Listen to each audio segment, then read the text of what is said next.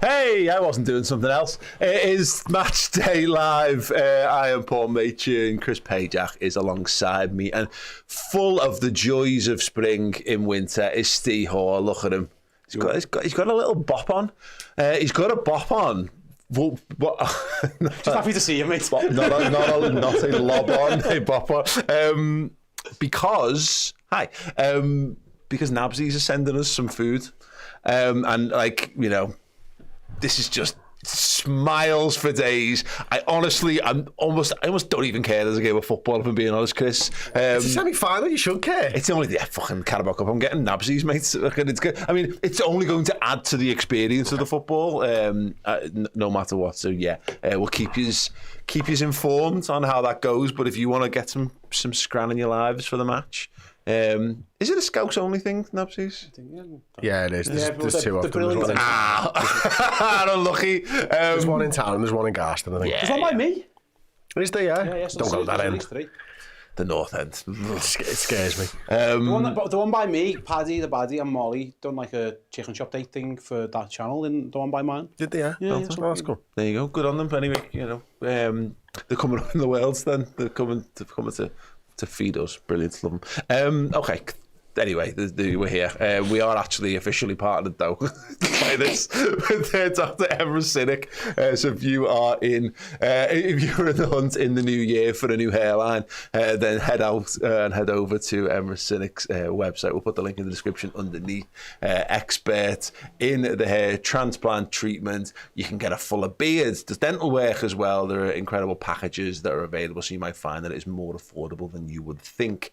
You can go over to Turkey and get the full shebang, all done in one. And one of the things I always find about this stuff, because the cosmetic stuff has been getting bigger and bigger over the years, and I hear other people going, "Oh, I went over to Turkey to sort," and I'm like, I struggle to book package holidays. It stresses me out going, have I got the right flight, and is the hotel the right thing? So clearly, having someone who does the whole thing is so much more. You are prone to mess that up as well. I am the worst at it. Genuinely the worst. Didn't you once book a flight that left before your other flight landed? Yeah, that was last year. Yeah, the best. I found out actually. Me cousin's wife booked their return flight from Disney the other day, but it was a month later than they were supposed to. They were at the airport. The Ackies did that, didn't they? Did they? Yeah, they were going to Lapland. And they all turned up at the airport a week before they were actually going. And it was like a 2 a.m. flight. So they woke the kids up in the middle of the night to drive them to Manchester Airport to find out that their flights were a week later. Jesus Christ. Wimpy fan here says, love the 90s jumper Paul is wearing. Yeah, Frank's Football on Twitter, if you want to check that out. Anyway, we've got loads of stuff no shortage of things to plug, but let's talk about the footy instead. Were we 5 minutes away from confirmed team news, Steve? Let's go with yes. Let's say so. Yes. Last time out on the Carabao came out an hour before. Aaron told us that before. So yeah, we're 5 minutes away from confirmed team news. Yeah, awesome. I feel like you asked the wrong person there. Well done, Chris Pajak. Well, I was just listening to Aaron when he said it. I don't do that. I knew the answer, but part of my job was just to ask questions. Because if I didn't ask questions, I'd just be stood here talking to myself. Chris, hi. We were discussing briefly the other semi-final, which was yesterday, which was the arse against Newcastle. And yeah, Newcastle, I mean, they were a goal away from that basically being tie over, although apparently, I don't think, is it one team or no teams ever come back from a 2-goal deficit I heard from the first like leg? Yeah. So it doesn't bode well for Arsenal either way. No, and it was being pitched as, I was listening to, I watched it on the train home, and then I heard some of the fallout on the radio when I was driving afterwards, them saying like, that's like Arsenal's season imploding. And it's weird that I don't think I would feel that way if Liverpool were to lose tonight, but maybe that would change a bit. Yeah, because that's because we're top of the league, isn't it? You know what I mean? And I think for Arsenal, I was listening to the radio the other day, and I don't necessarily agree with this. In fact, I don't agree with this. But there were people asking the question of who needs the trophy more, Ange Postecoglou at Tottenham or Mikel Arteta at Arsenal. Right, and just for hearing people talking about it and debate it means it is going to ramp up more and more. And this was before the game against Newcastle, so you can imagine what this is going to be like now for the next however many months. Because and the words that they used, if I'm right in saying, were to... what was it? To basically, does he need a trophy to justify his 5 years at Arsenal? Yes. He does need a trophy. He really does. I mean, look, to be fair, because he's got one. He's got one. He's won the FA Cup and he's won the 50p as well, hasn't he? Which is cool. I know he was very keen to mention that when he was asked about it the other week, which I'm all in on. You know, why not? You know, celebrate your wins and all that kind of stuff. But you're starting to see it now. We did a conversation on the Bias show a few weeks ago when Arsenal were having a little meltdown on how Arsenal Fan TV was starting to turn, and I know they're not the best barometer because people often overlook the people who put sensible views on there, you know, as well. It's only the negative ones that tend to go viral, but it is happening. Arsenal fans are having conversations around Mikel Arteta's future, which is absolutely hilarious as far as I'm concerned. But the good thing about that game is I don't know. I'll bring Steele on this. We've obviously got to get past Tottenham, so I'm wary of that. But would you rather have Newcastle or Arsenal in the cup final if we get that far, Steve? Ooh, right now Arsenal.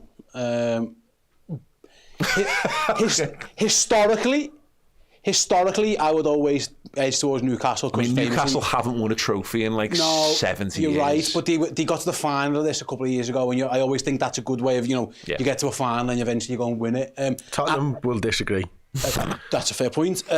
I also think right now... We're playing them tonight. And Southampton. I think Newcastle have more goal threat at this moment in time than Arsenal. 100%. So for me, I think we'd score goals against anybody. I back us.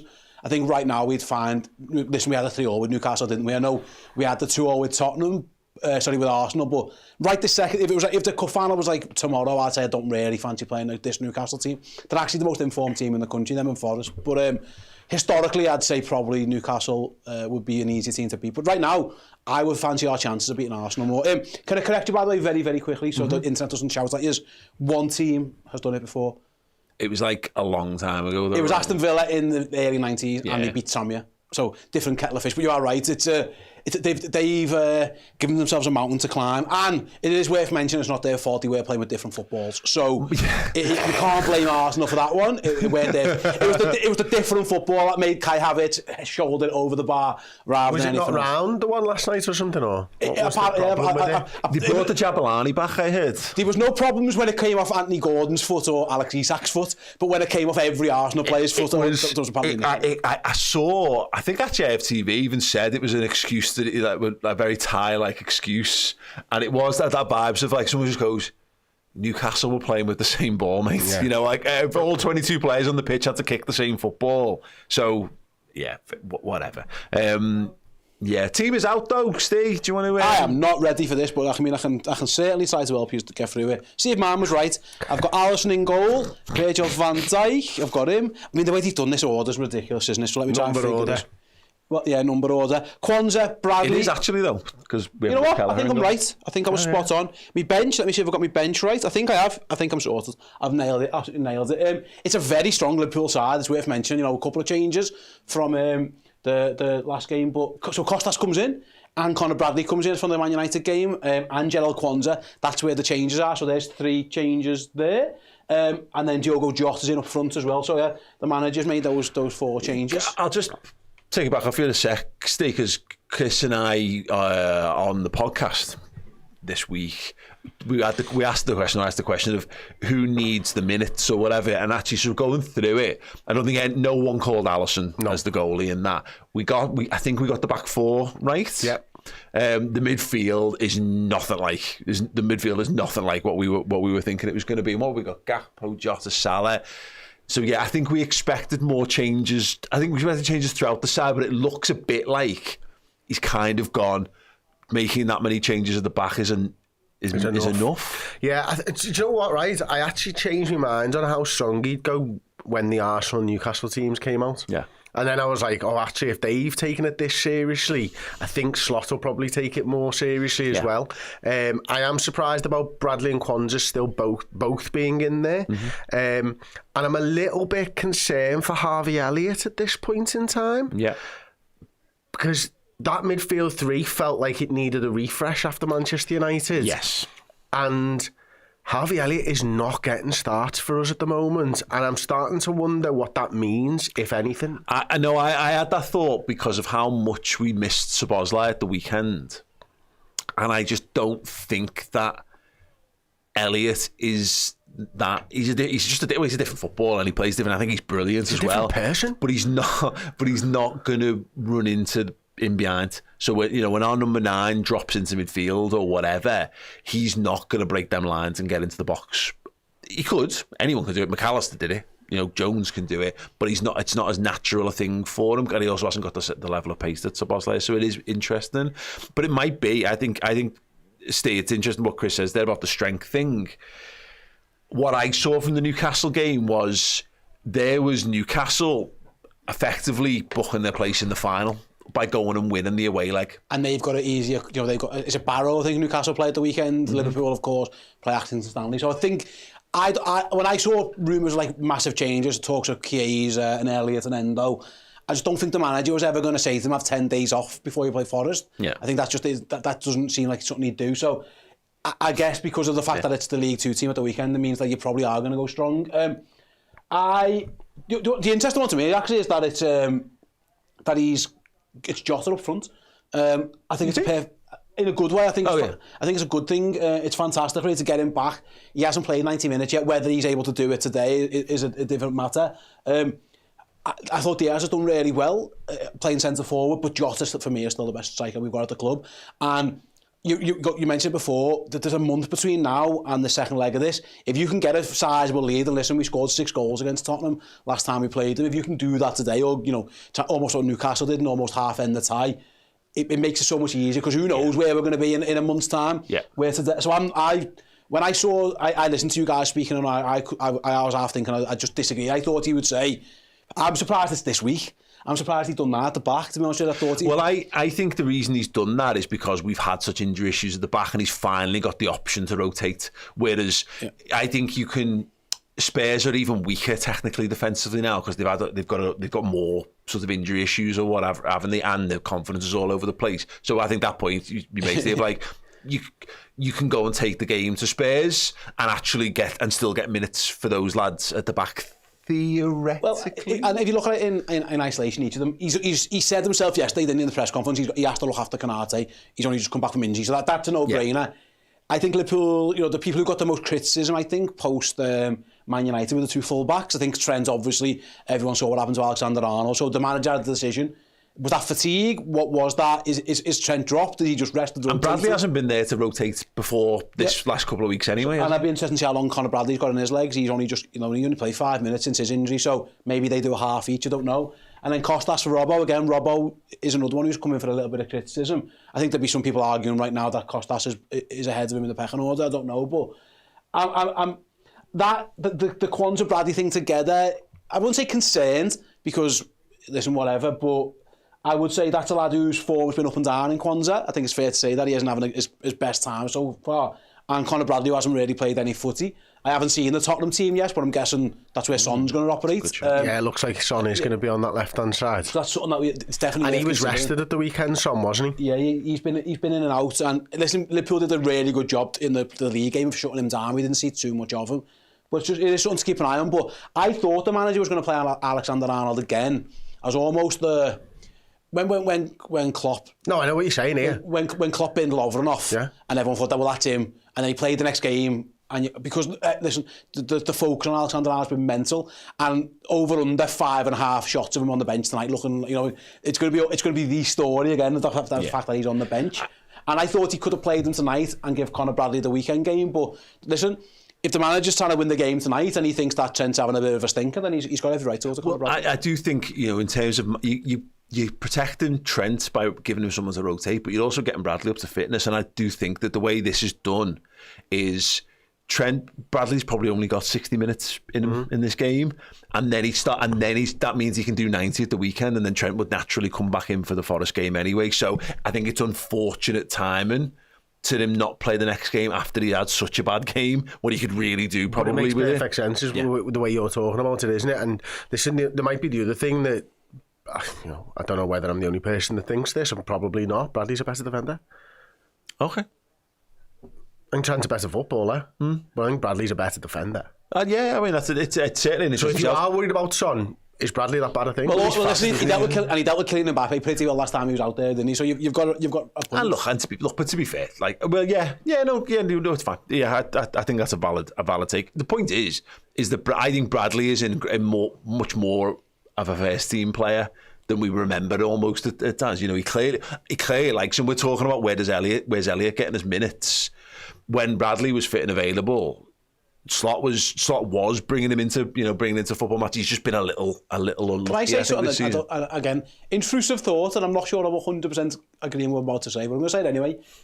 I think Conor Bradley's burst onto the scene early was better than Trent's.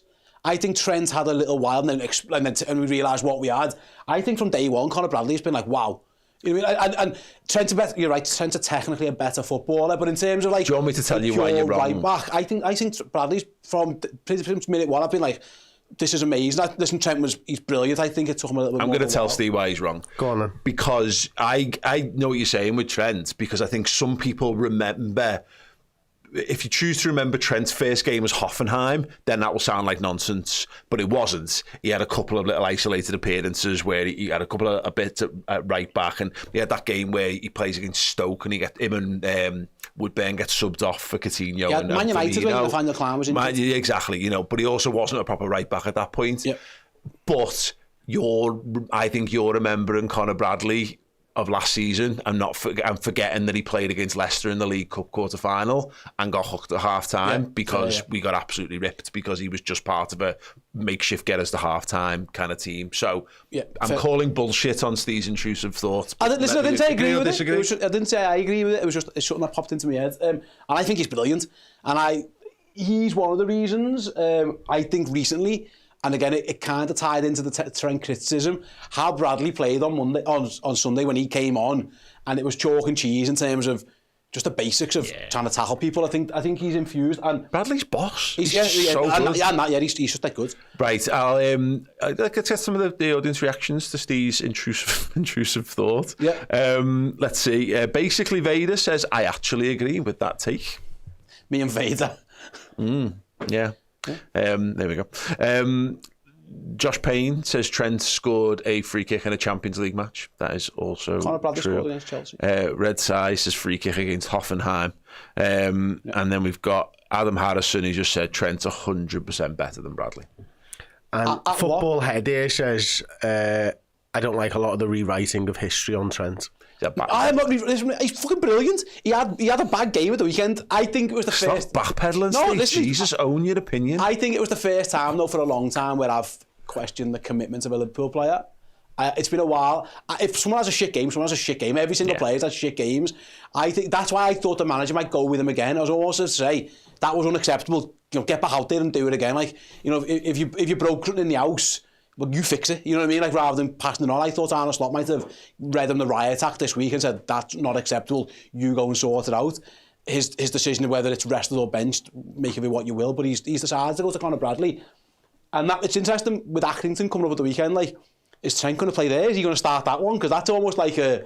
No, that's what Paul said before, isn't it? About Bradley gets 60 here, probably Trent comes on for 30, Bradley gets 90, then Accrington. Yeah, makes sense. I think the other thing about the start 11 that I find really interesting, if you were to tell me before this that Jota starts, I think I would have said that he's probably going to go on with Diaz on the left because he took Diaz off early against Manchester United. Yeah. So that's a surprising Gakpo when I see Jota. Well, yeah, because the logic for the Trent Bradley rotation makes perfect sense, but does Diaz then start against Accrington?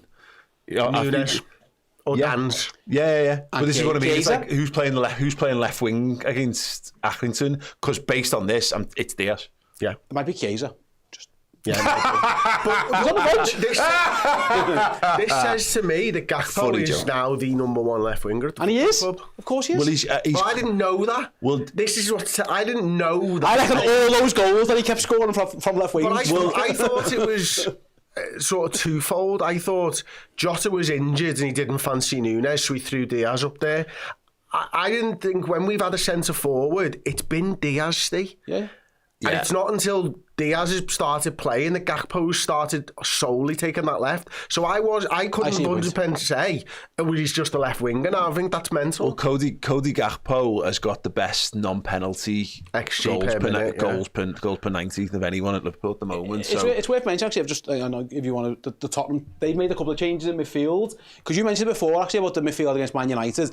I think it was overplayed. This idea that Kobe Mainoo and Ugarte were running the show. I thought Gravenberch and McAllister were equally as good. I thought it was a very even contest. I thought Curtis... Mainoo was so shit that they're open to offers for him. I thought there was times when Ryan Gravenberch spun him like a top. Anyway, Curtis struggled a little bit in that game, and the big reason we beat Tottenham last time was Szoboszlai and his energy and his running. I know they've made changes in their midfield as well. Bentancur's back, for example, but this big pitch at Tottenham and the space, not only the pitch, but that they leave because they're an insane football team. I'm surprised it was Jones. I think I probably would have chose Elliott. I think Elliott's kind of, if there was a spectrum of footballer from Jones to Szoboszlai, Elliott kind of sits in the middle. He kind of offers a little bit of what both of them do. I think he offers more athleticism and getting about the pitch than Curtis. He's probably not as dynamic as Szoboszlai, but the manager's gone Jones again. It'd be interesting because, like I say, they have changed midfield. I think Ange realised after last time that's where Liverpool won that game. I know we scored 6 goals, but we just ran rings around them. That midfield is more of a technical midfield, I'd say, than a legs midfield. It's still fantastic. Those two are in the form of their lives. I wonder, because I think what we need is someone to go and, again, go make it a 4 in attack. And Curtis can do that really well. Yeah. He didn't do that very well against Man United because I think we were a little concerned with how many men United had in midfield and maybe not wanting to be, overrun or whatever. But it will be interesting to see what Gravenberch does in this one. And I wonder whether we will see it more of a 2 again, but that will allow Gravenberch to go and break some lines a bit more, rather than him just sit, or do we just say actually it is fully McAllister and Gravenberch and Curtis? You don't worry about doing any of the deeper stuff. Your job is just to go and support the attack, because he's had joy doing that. But the balance of that will be interesting. And again, I am surprised that Curtis is playing because I think he's been overplayed, and so that was one of our key things. I don't think any of us. I think it was what we all agreed on. Curtis was definitely not playing this one, so maybe it looks like a 60-minute job, I guess, for him. Can I mention something? But then what do you do? Go on, Steve, just quickly because we need to wrap up. How good's that? The bench. Look how strong that bench is. Yeah, it's mad. It's like with all due respect to Southampton and the team that we picked there in the last round, and it was there was children in the team and children on the bench.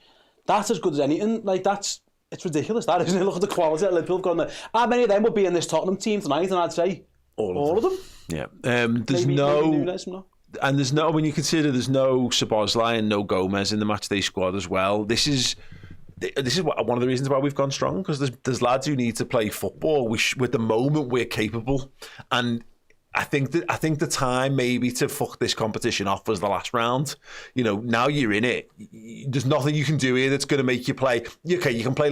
You can't play the final, but I just think finals are such standalone in isolation things. Almost that it becomes one more game of football. So yeah, we've got a boss squad. Let's hope we get to see them use the fullness of their ability tonight. Stay with us, everyone.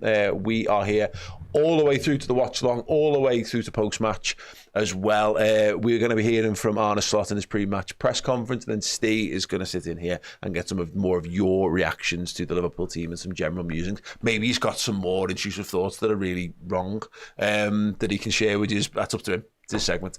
On that, check back with me and Chris at 1:45 for the watch-along as well. But yeah, until then, here's this. Right, going back to Trent, how was he doing mentally? I know you said after Sunday that it's not a distraction, speculation, but it was a difficult performance from him. Obviously, there was a lot of speculation, a lot of scrutiny. How's he doing after that? Have you spoken to him individually? Yeah, but I've spoken to him, to other players individually as well, which you do almost after every other game. And I spoke to him before the game, and then I already said to everyone, maybe you were not there, things I talked to him about, I do not share over here. But it's normal that you talk to players always, and in this situation it wasn't his best game, so there were things I had to show which he has to improve. And that's what you always do after every game. Sometimes you show them how well they did, mostly when it comes to work rate. So they don't have to say their brilliant 80-yard pass, because that they know. And sometimes you have to show them what they can improve. But I don't only did this with Trent. We were just talking about Maka. I think if you look at the second goal we concede in the cutback cross, if he sprints a bit harder, he could prevent the shot from Diallo as well. So there are always things you can improve, but in general they've worked really hard, gave everything to get a result, and unfortunately we were unable to get the best result, but we still got a result. Hey everyone, you definitely didn't catch me eating free Nabsi's pizza. You kind of did, I'll be honest. But I put it down there because I'm here with your part of the show. Yeah, it's the Fan Interactive Show. Have your say on all things Liverpool, team news related, whatever you want to speak about. Let's talk about it in the chat ahead of Liverpool versus Tottenham. Where are we up to in the chat? Let's have a little look then. Right, let me know your thoughts. Liverpool gone really strong with his team. That's the first thing I could say. A really strong Liverpool team. I'm delighted to see Diogo Jota back in action. I think he's fantastic. It'd be lovely if he can get on the goal sheet again as well. And so see where he's up to fitness-wise. Is he ready to play 90 minutes? Is this the time when you do it? We'll find out in due course. That Scouser J says, I hope we get to see Chiesa tonight. Where is he in the pecking order is the question, isn't it? Because if the managers do it on a meritocracy, does Nunes get in ahead of him? Does obviously Diaz? You'd say definitely does. But I agree if things are going really well and you can get Mo Salah off the pitch, which might be important, you're right. I think Chiesa's probably in line definitely to start against Accrington at the weekend, which would be crazy. If he gets fantastic for those Accrington lads if he gets to come up against a player of his stature and quality. But yeah, listen, I do think it would be nice to see him because I think it's been so long since here's Mo Salah's backup. Where's Mo Salah fitness-wise? I don't know. But they're all going to... The problem is a lot of these lads are going to get a rest at the weekend, so I wouldn't be shocked if actually a lot of them do stay on and play 90 minutes. Right then, where else are we up to? I think we had a question there. I do apologise. Yeah, quad bod. Let's see. Steve, I agree on Elliott. He's a change to the system approach when it's required. Don't think Slot is ever going to start a game in chase mode. Yeah, I think he's a very good sub, Elliot. I think he can start. I think he's good enough to start, but I don't know exactly what his role in this team is. I would have played him ahead of Curtis, if I'm honest with you. I think he offers a little bit more energy, but the manager's gone back with Curtis Jones. And listen, I know he got a lot of stick at the weekend, and too much of it was uncalled for. He had a bad game because he had an average game really, and people were telling me, he's the worst player ever. How does he play for Liverpool? All that hyperbole. So Curtis has got a chance to shut all those people up. Quite often when Curtis Jones has had doubters, he's more than proved them wrong, and I'm hoping he does the same again today. Who else have we got? Mikey J. I've got a bad feeling about this game, and I can't explain why. I remember the Man United lost last season, threw us off. I mean, okay, Mikey, I hope you're wrong. Don't feel bad. Listen, Tottenham are a good team, but Liverpool are a good team too. That was a lot later in the season, and I don't think it was the Man United result that killed us, mate. I think it was all the injuries and the fatigue, and heads had gone by that point. So, yeah, I hope you're wrong. I think Liverpool will be just fine going forwards. Adam's the opposite. I'll be shocked if we don't win this by 3 goals. I think we'll score plenty. I think Tottenham can score. Honestly, any scoreline in this that involves Liverpool getting at least a couple of goals wouldn't be a shock to me, to be honest with you. So I don't know. I think Liverpool will score goals. I think they're the best attacking team, and also Tottenham aren't great defensively. They've got massive issues at the back, so we'll see. Anxiety's opposite. He said, I think it'll be a low-scoring game, 2-0. See, I don't see that really. But listen, a 2-0 if Liverpool can win this 2-0, that's fantastic. Like we mentioned on the early part of the show, only one team has ever turned back that type of deficit, and it was Aston Villa against Tranmere Rovers, who were actually a lower division side. So, a 2-0 win would be an absolutely fantastic result for Liverpool. Sean, what does Endo have to do for a start? He never lets us down. I just don't think, Sean, he's what the manager wants in that position. His skill set, his skill set isn't what Arne Slot wants in his number 6 player. I think I like Endo. I think he's good at what he's good at. I just don't think what he's good at is what Arne Slot wants from that position in that role. If Arne Slot wants an out-and-out number 6 who just runs around, kicks people, wins the ball back, plays the little passes, a little bit of good in the air kind of stuff, Endo does all that. It just isn't what Slot wants. Slot wants the Gravenberch type, the ball player, beat a man, open up the space, comfortable receiving the ball in tight spaces on the half turn. So I don't think Endo's doing anything wrong in terms of his performance. I think it's just the style of player that he is. Arne Slot definitely likes being the other type of number 6. I think Endo will start at the weekend as well. But yeah, I think that's more. I don't think it's a knock on Endo. I think it's just more a horses for courses type thing. And Slot, listen, the fact that he went after Zubimendi, the fact that he's picking Gravenberch and has continued to pick him, I think that kind of shows you what he wants from that number 6 type of player. Ryan, moving away from things, do you think we'll sign anyone with the contract negotiations going on? This month, I would be shocked if Liverpool signs anybody. If you look at Liverpool's bench tonight, it's full of international players, and Liverpool have already got 2 injuries. The squad's pretty big. Like, I think if you sold, if someone left, then potentially they would do that, but I don't see it. To be honest with you, the squad's massive. So, say for example, they signed 2 players today. That means that you've got 2 players who are on the bench now, probably no longer on the bench. When Gomez and and Szoboszlai are back, where does it all fit? I think that's a big squad to manage. I think most managers would like the size of squad Arne Slot's got, backed up with talented young players. So I think the only way Liverpool will sign someone this month actually is if someone was sold. So for example, if they decided to accept an Alexander Arnold bid, potentially that plays into this one. But no, I don't. I'll be shocked. I don't think that would happen. If I'm honest with you, I can't see it. I don't think it's that much. I think contract is part of it for sure, but I think it's actually more the squad size. I think you can only carry so many first choice senior players before your squad's like ridiculously out of control. So I don't think that's what's going to happen. Right, next one who's on. Kevin, what does horses for courses mean? I'm from New Jersey, so I don't normally hear that phrase. It's using a different type of horse. It's a racing terminology. So, for example, you can have horses that jump over hurdles or horses that run flat races. You wouldn't ask a flat racing horse to do the hurdles, and you wouldn't ask a hurdling horse to run flat races. So it's effectively choosing the best option for the best track that you're on or the best game you're playing against, I suppose. I think I've explained that right. I think that, well, that's what it means to me, and I hope I've explained that right. But yeah, if I use some Scouse/English phrases, I do apologise. Sometimes I forget we've got a wide audience. Because I treat you as like family. I just think I'm talking to my mates. Maybe that's what it's my fault. Right then. Who else have we got in here? We have got Jerry Sats. Obviously, I want to win, but a draw would be fine because we can beat them at Anfield. Yeah, it depends, don't it? Like I say, it depends on the game, and sometimes you can get good draws and you can get bad draws. I think Liverpool are more than capable of beating Tottenham today, though. I think that's worth mentioning. But it is a 2-legged tie. You are right to mention that. Like nothing catastrophic, you know. Unless you get battered, you always have Anfield to help you turn it around as well at the end. Right, yeah. Who else have we got in the chat tonight? Steve Ryder, hello Steve, says, we will win big tonight. I hope you're right, Steve. I hope you're right indeed.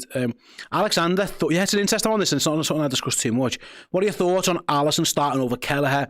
This is historically Kelleher's cup, but Slot might not do cup keeper in the late stages. I think it's more to do...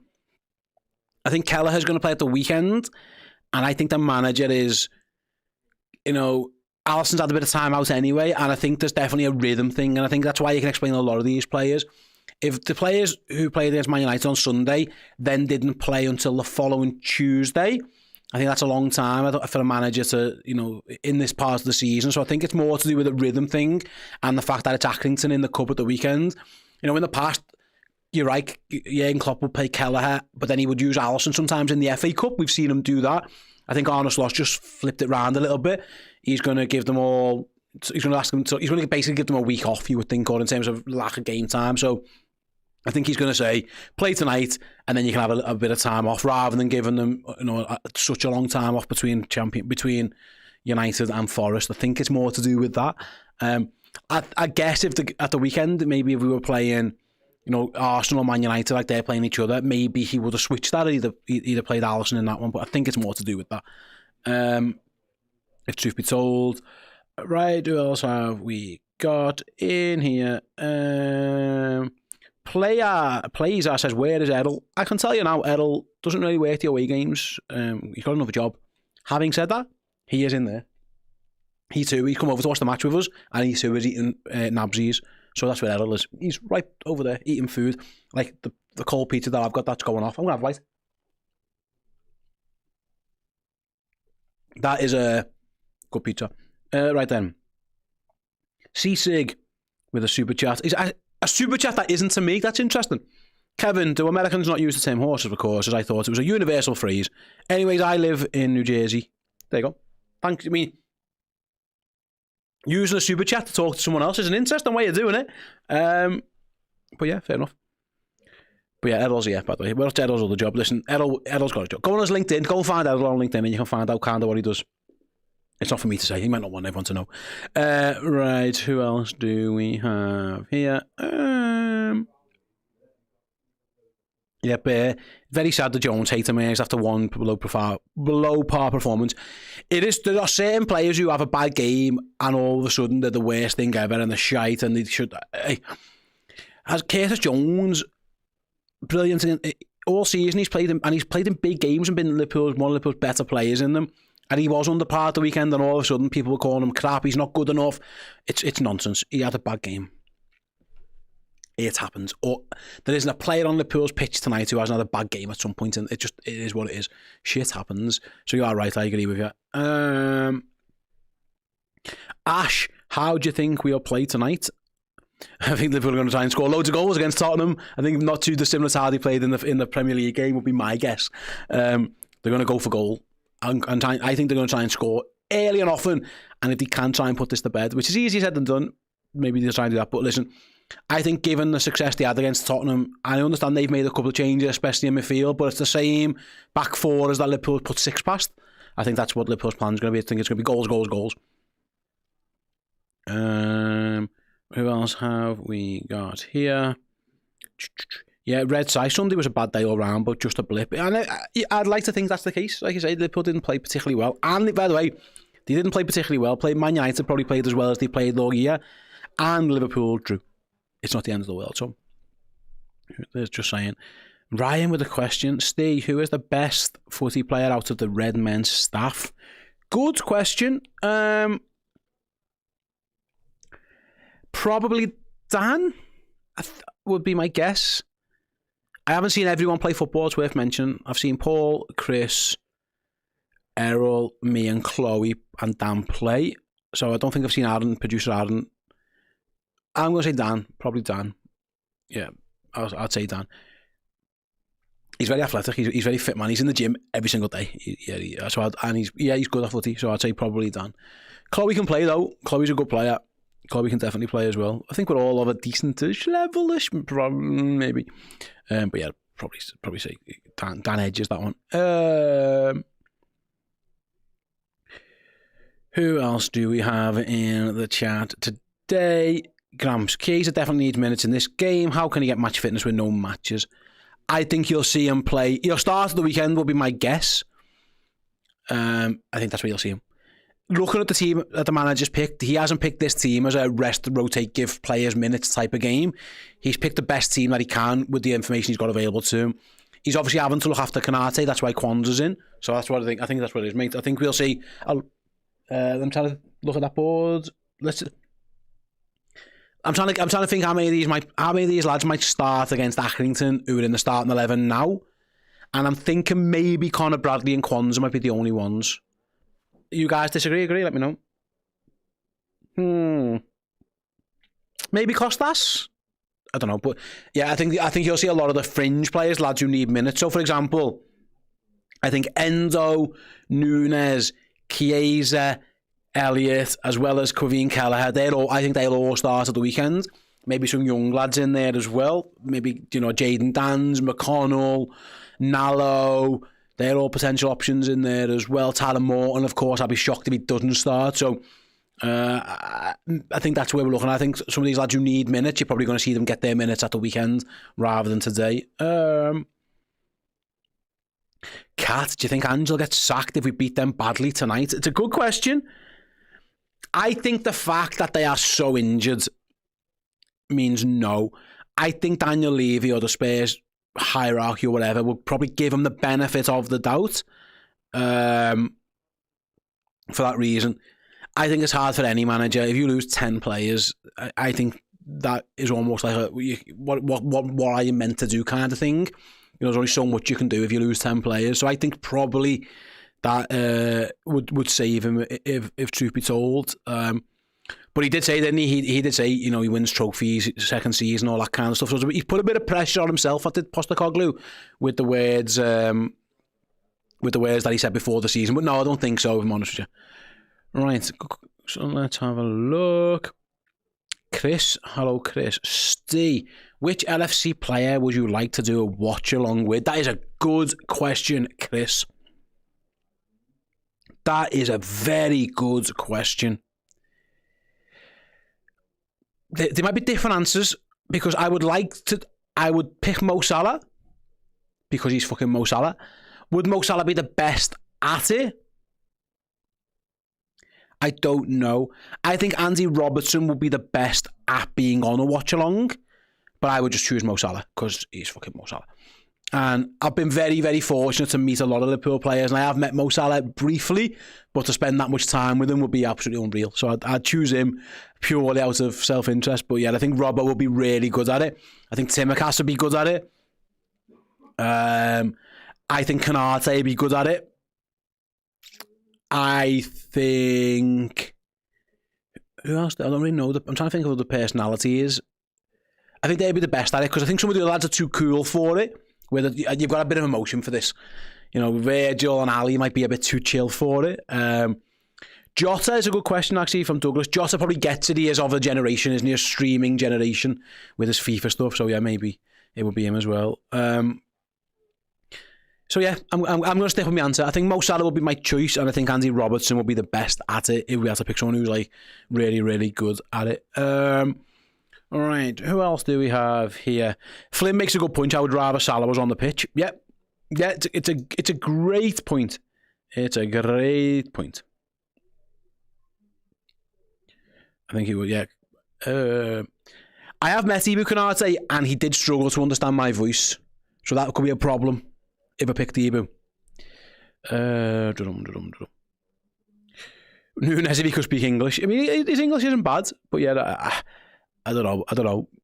Yeah, maybe that could be a barrier to that one. I don't know exactly where he's at with his English. I think Kostas would be really good. I have spent time with Kostas Tsimikas. He's really funny. And I think he also gets it. I know he watches a bit of the content as well, so he might understand what's going on. So Kostas would be a good option. Ex-player, so I mentioned the ex-player. So Daniel Sturridge is getting a mention. Yeah, I think Sturridge would be excellent at it. He would be really good. Phil Thompson says knocky knock from the old Sky Sports days.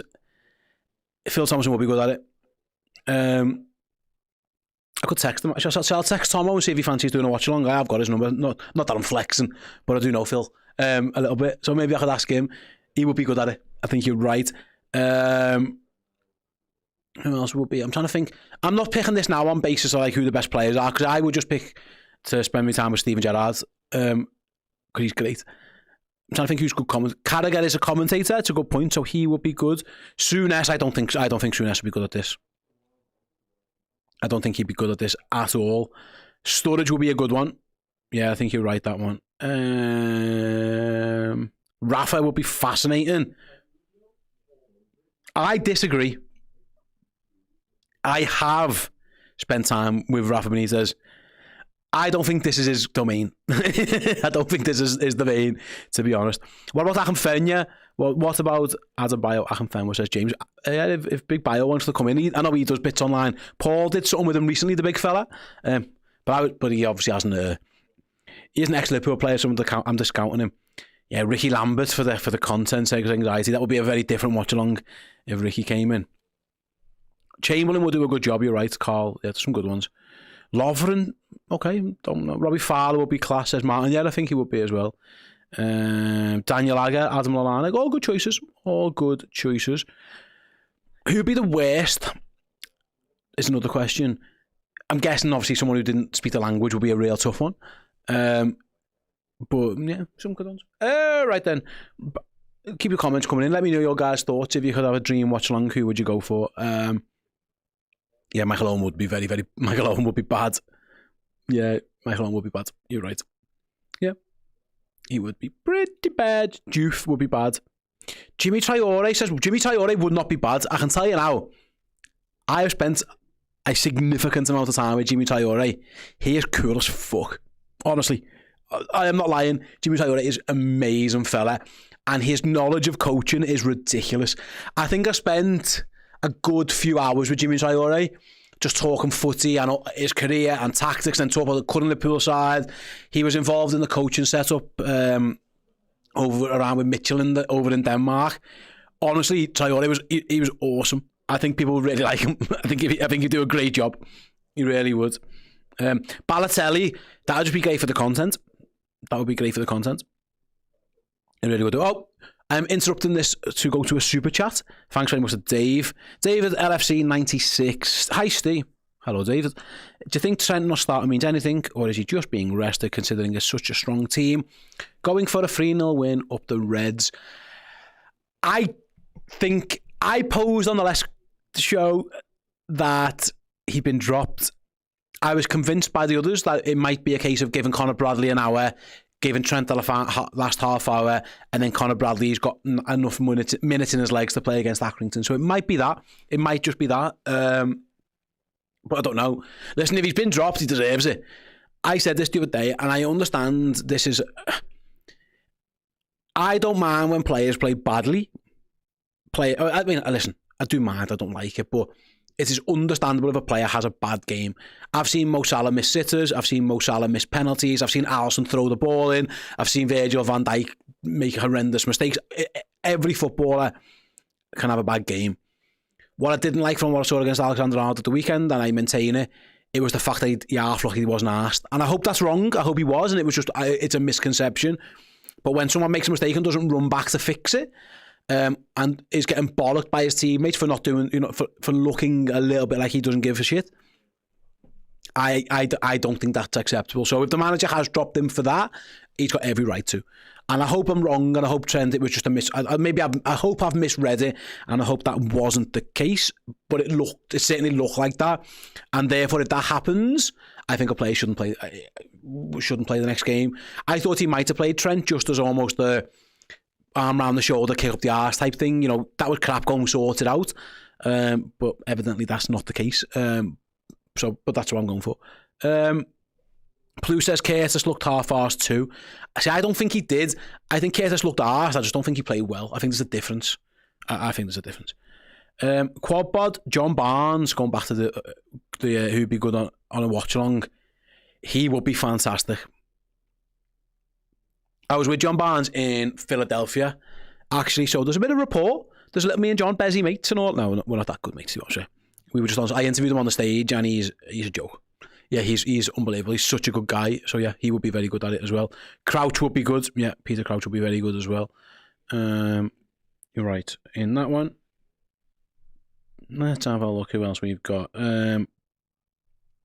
If Trent signed his contract, you'd be having a different energy over Trent, says Adam. Is that to me or is that to the people? If it's to me, no. Honestly, if that was any player at the weekend who did that, I would be fuming.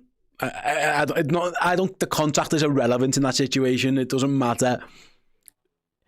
It's not the fact that he, Rex, the Trent not running back isn't a new thing. I think it's a little bit different.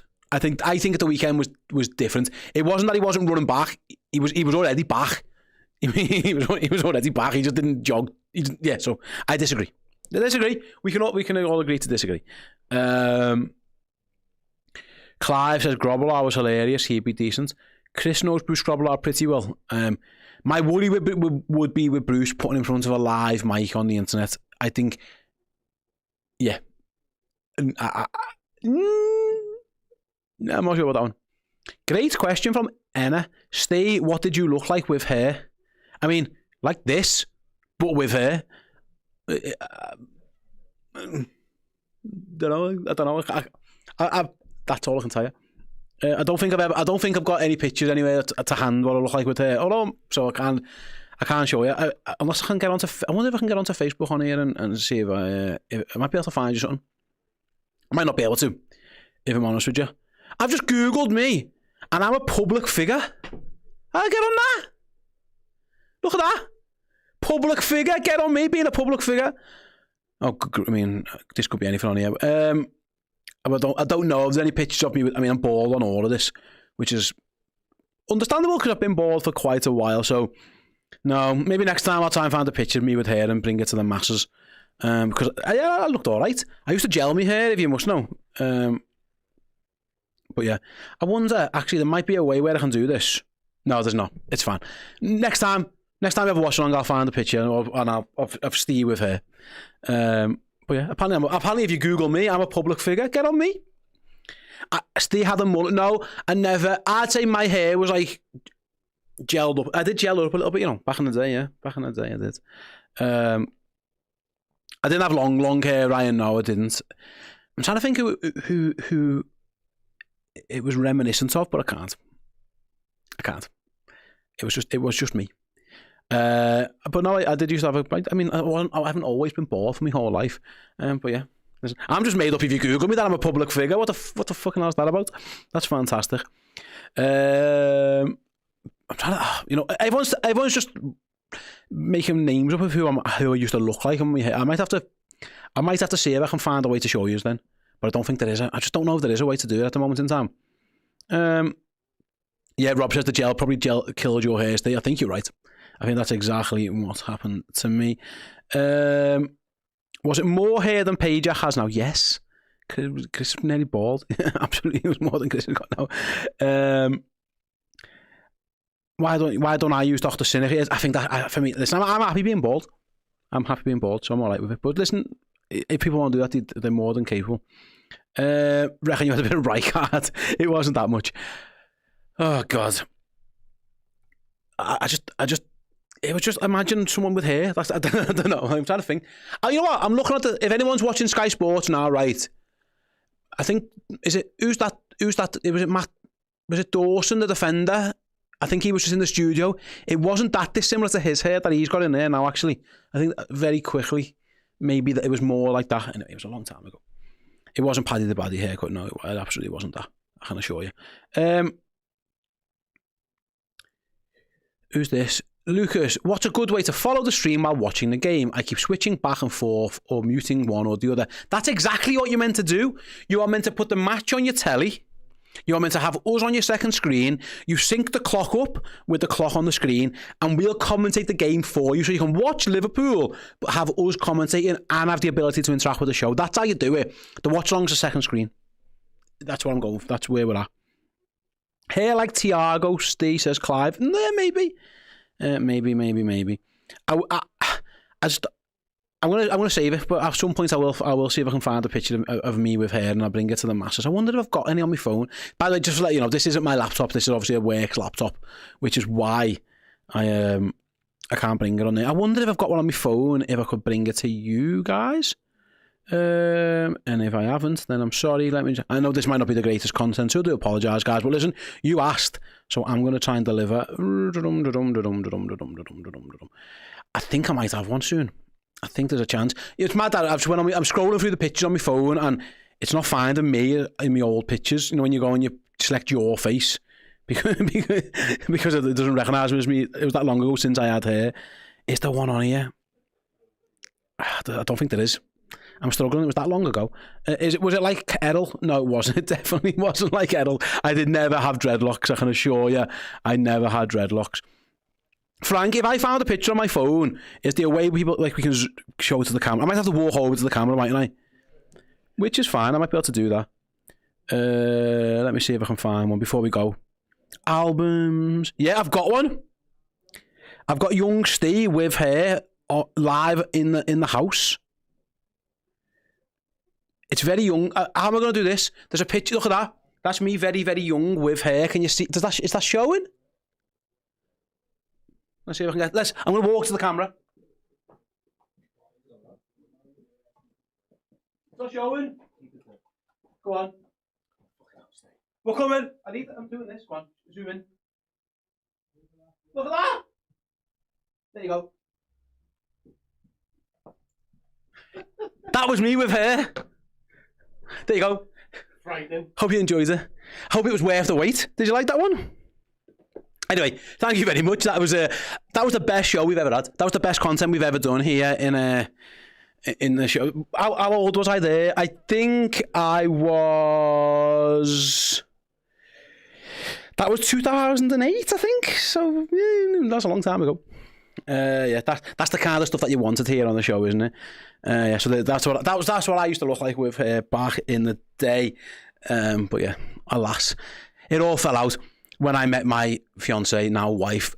Is that a coincidence? I don't know. Right then, I've actually overran because I was too busy trying to find a picture of me with hair, but I hope you enjoyed it. That's exactly what I look like. If you want to rewind that and keep a picture, you're more than welcome to have it yourselves, but that's what I look like back in the day. I was young Steve.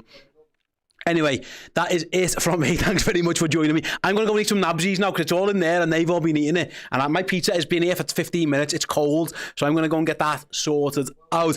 In the meantime, you are about to watch a clip from this week's opposition preview with Dan Club. I'll catch you all later. See you in a bit, everyone.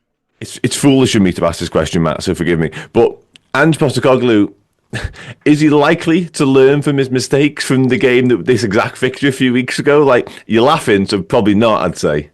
Yeah, there's more chance we beat you lot 8-0. And I'm not particularly against that because there's, I'm sure as everyone knows, a massive split in the fan base now. People who want Ange in, people who want Ange out.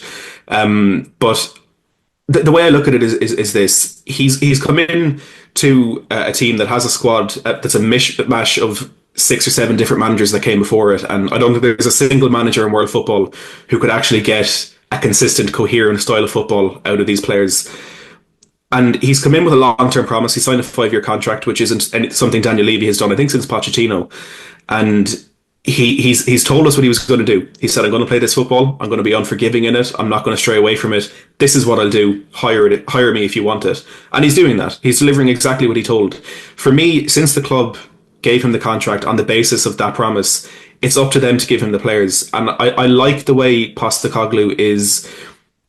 He's playing this style of football, and the players who are here now who are going to stay are going to be so well versed in what he expects of them and what needs to be done that if a big if and when we get that squad that's needed, these players are ready. They're good to go, and that's when he start reaping the benefits of what we're doing. The problem is I don't trust the board to give him those players. So I think Ange's part in this, again, not agreed upon by the entire fan base. I think he's going about it the right way, but I'm just not convinced it's going to end in the way that we want because our board are the way that they are. Hey, welcome to the Watchalong. That's correct, that's where the mic's supposed to be. Thanks so much to Steve Hoare for keeping you guys thoroughly entertained, I'm sure, in our absence. In the absence time, we have been eating, / I have been eating, I've not let Chris get near it, Nabsies. I forgot my water. Yeah.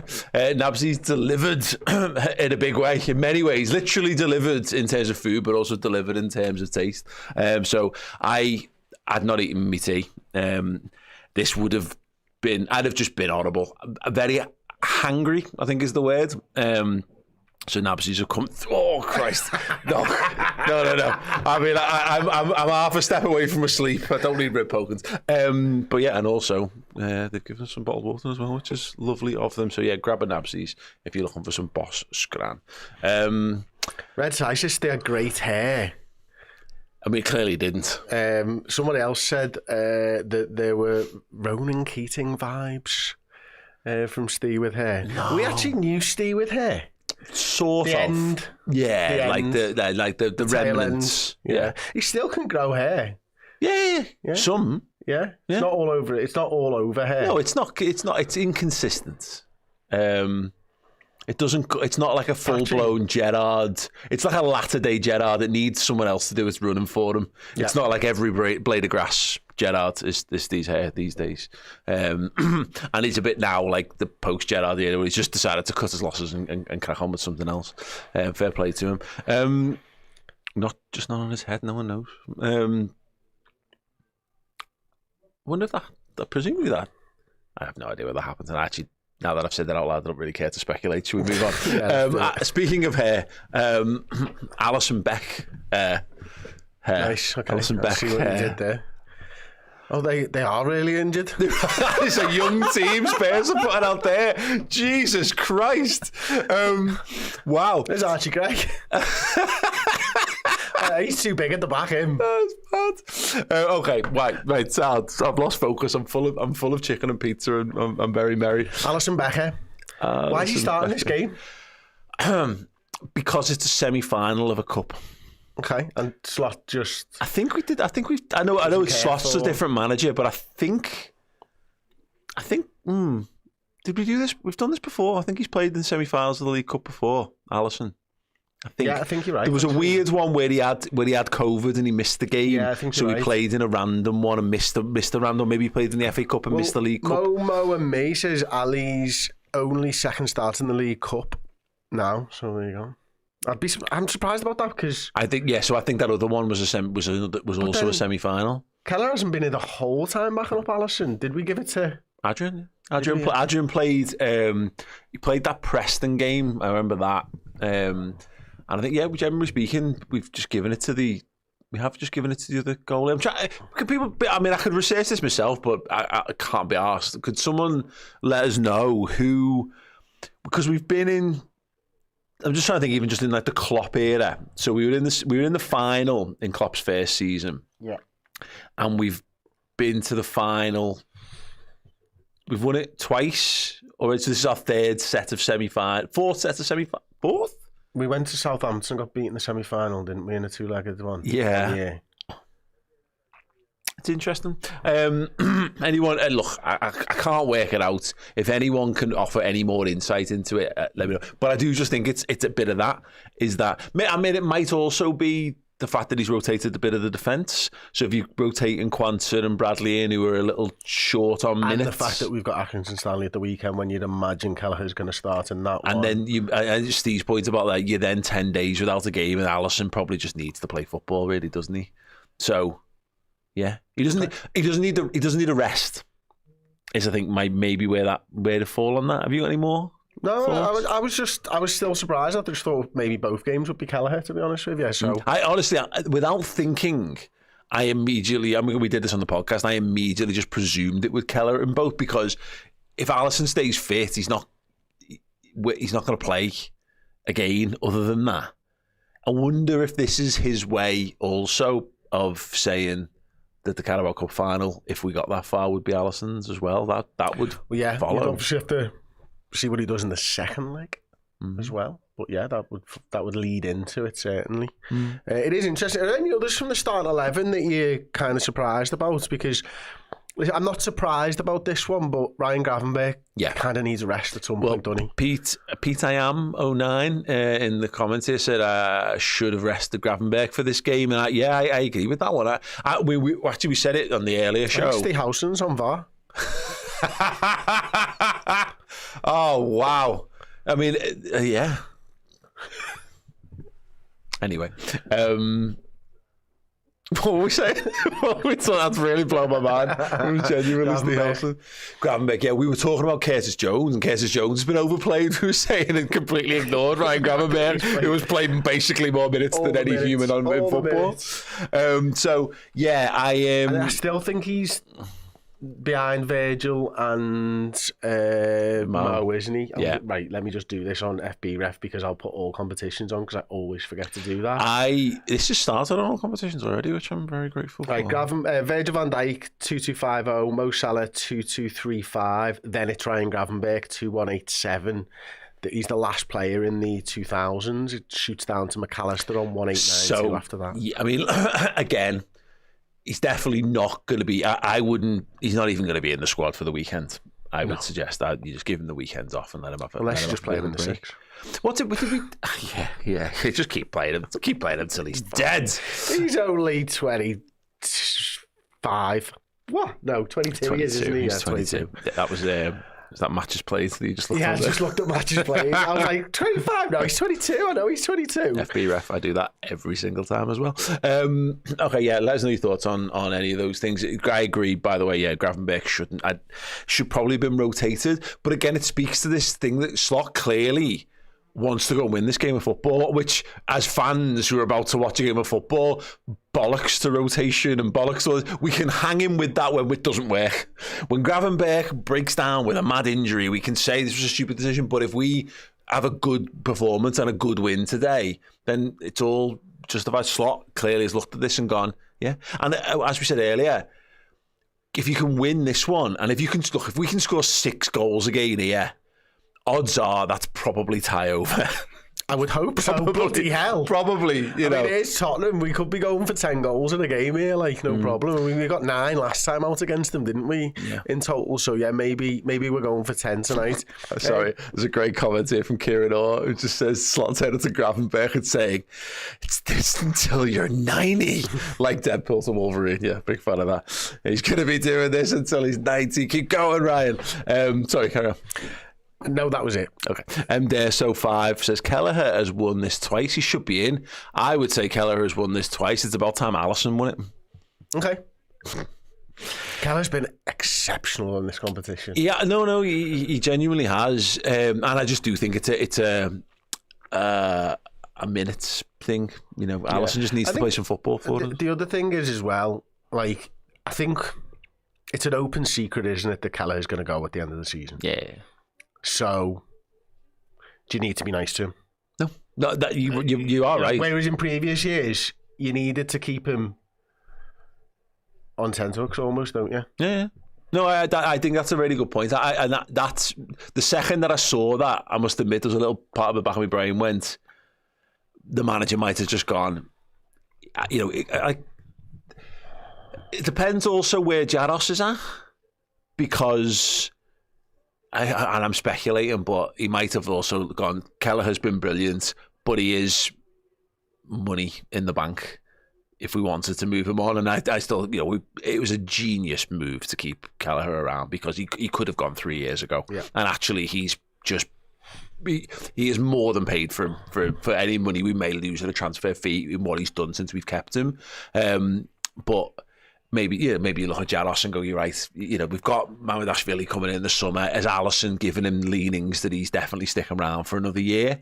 And if that's the case, then yeah, he maybe just not asked about Kelleher, which is sad. But yeah. Sorry, I've just seen their goalkeeper on the screen there. I didn't recognise him. That's the lad they've signed like 2 days ago, isn't it? This Kinski lad. Yeah, someone said that. Yeah, the BBC News presenter. Yeah, good on him. I'll be interested. I would like him to be rubbish. Okay. I mean, definitely. I'd like them all to be rubbish. I mean, that camera that's a bit intrusive, that, isn't it? Like, Son's doing his little thing. Is this the trumpet? Is this the trumpet? Must be. They were playing the trumpet. So yeah. we found a picture of like the order of service that Tottenham were telling the fans inside the ground at some point. Let me see if I can get it up. It's good. Warsaw H83, Paul, can you tell me where you got that top? That was my 13th birthday gift back in the day. Frank's Football on Twitter, at Frank's Football, I think on Instagram as well. I think it might be Frank's Football 1 or Frank's Football 2 these days, but check it out. He sells amazing replicas of old school Liverpool. Where I don't know if these are still for sale, but yeah, he's had some great stuff, and he's always got new stuff coming out as well. Right, we are about to kick off at the Tottenham Hotspur Stadium. It is a strong Liverpool team. It is as strong a team pretty much as Tottenham can go. And yeah, Spurs hammer it down the pitch. First time for Bradley to get involved. Gets up, heads it. Here's the order of service on my laptop, if you can bring it up, Aaron.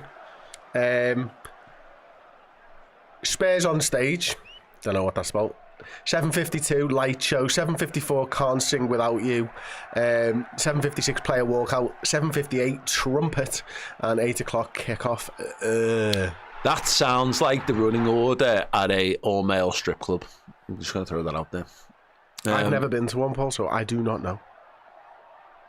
Well, you're missing out. Okay. Just so, you know, if you actually want to go, it's basically that. Okay. With more willies. Jed Spence plays it outside of the boot, ball down the wing, one for Son to chase. Quansah is on his bike, intercepts and plays it back to Alisson. Alisson just lobs one up to Bradley under pressure now. outside of the ball from him down the line, and it's dropped back to Tottenham Hotspur possession. We'll play Curtis. And then their lads just kicked it out of play, which is great. First, I think it comes off. I thought it came off Curtis Jones. Okay.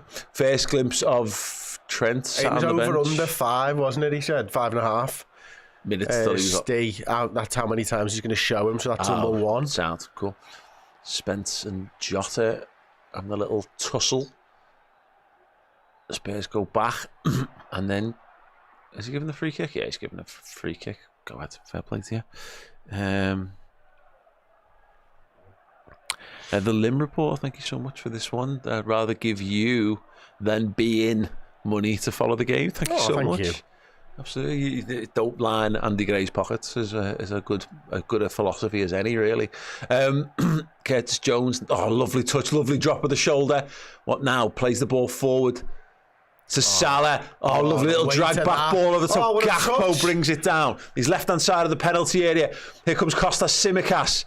Lovely little both foot fade there from Gakpo. Somehow he still got possession. Whipped ball by McAllister to Bradley. It's too heavy and it will go out for a goal kick.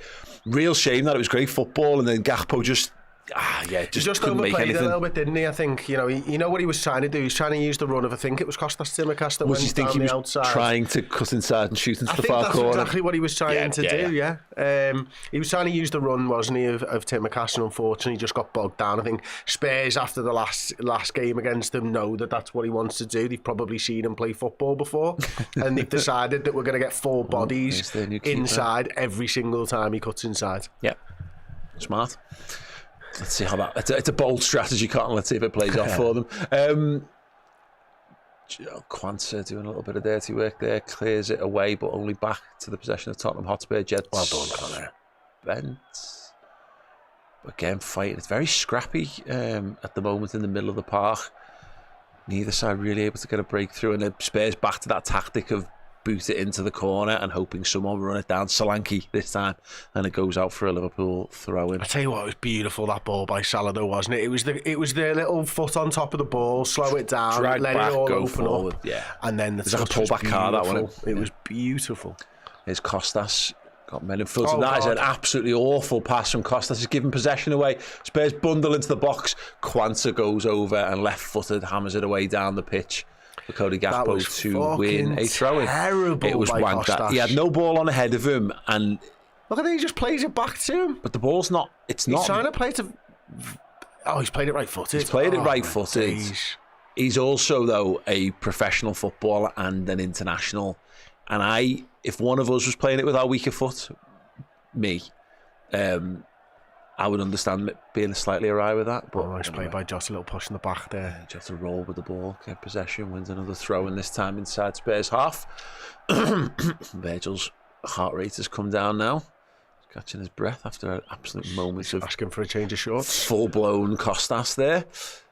McAllister tries to flick the ball on. Is tackled, and Spurs can come forward, crossing the halfway line. It's Bergvall.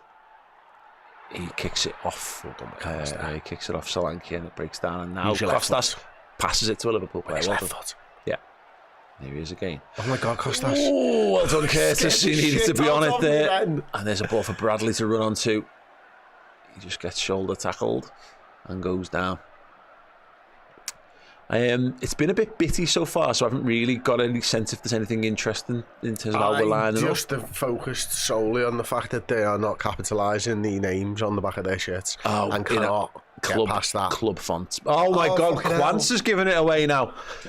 And here comes Bergvall, sliding tackle from Kostas, misses, but it does slow down his opponent.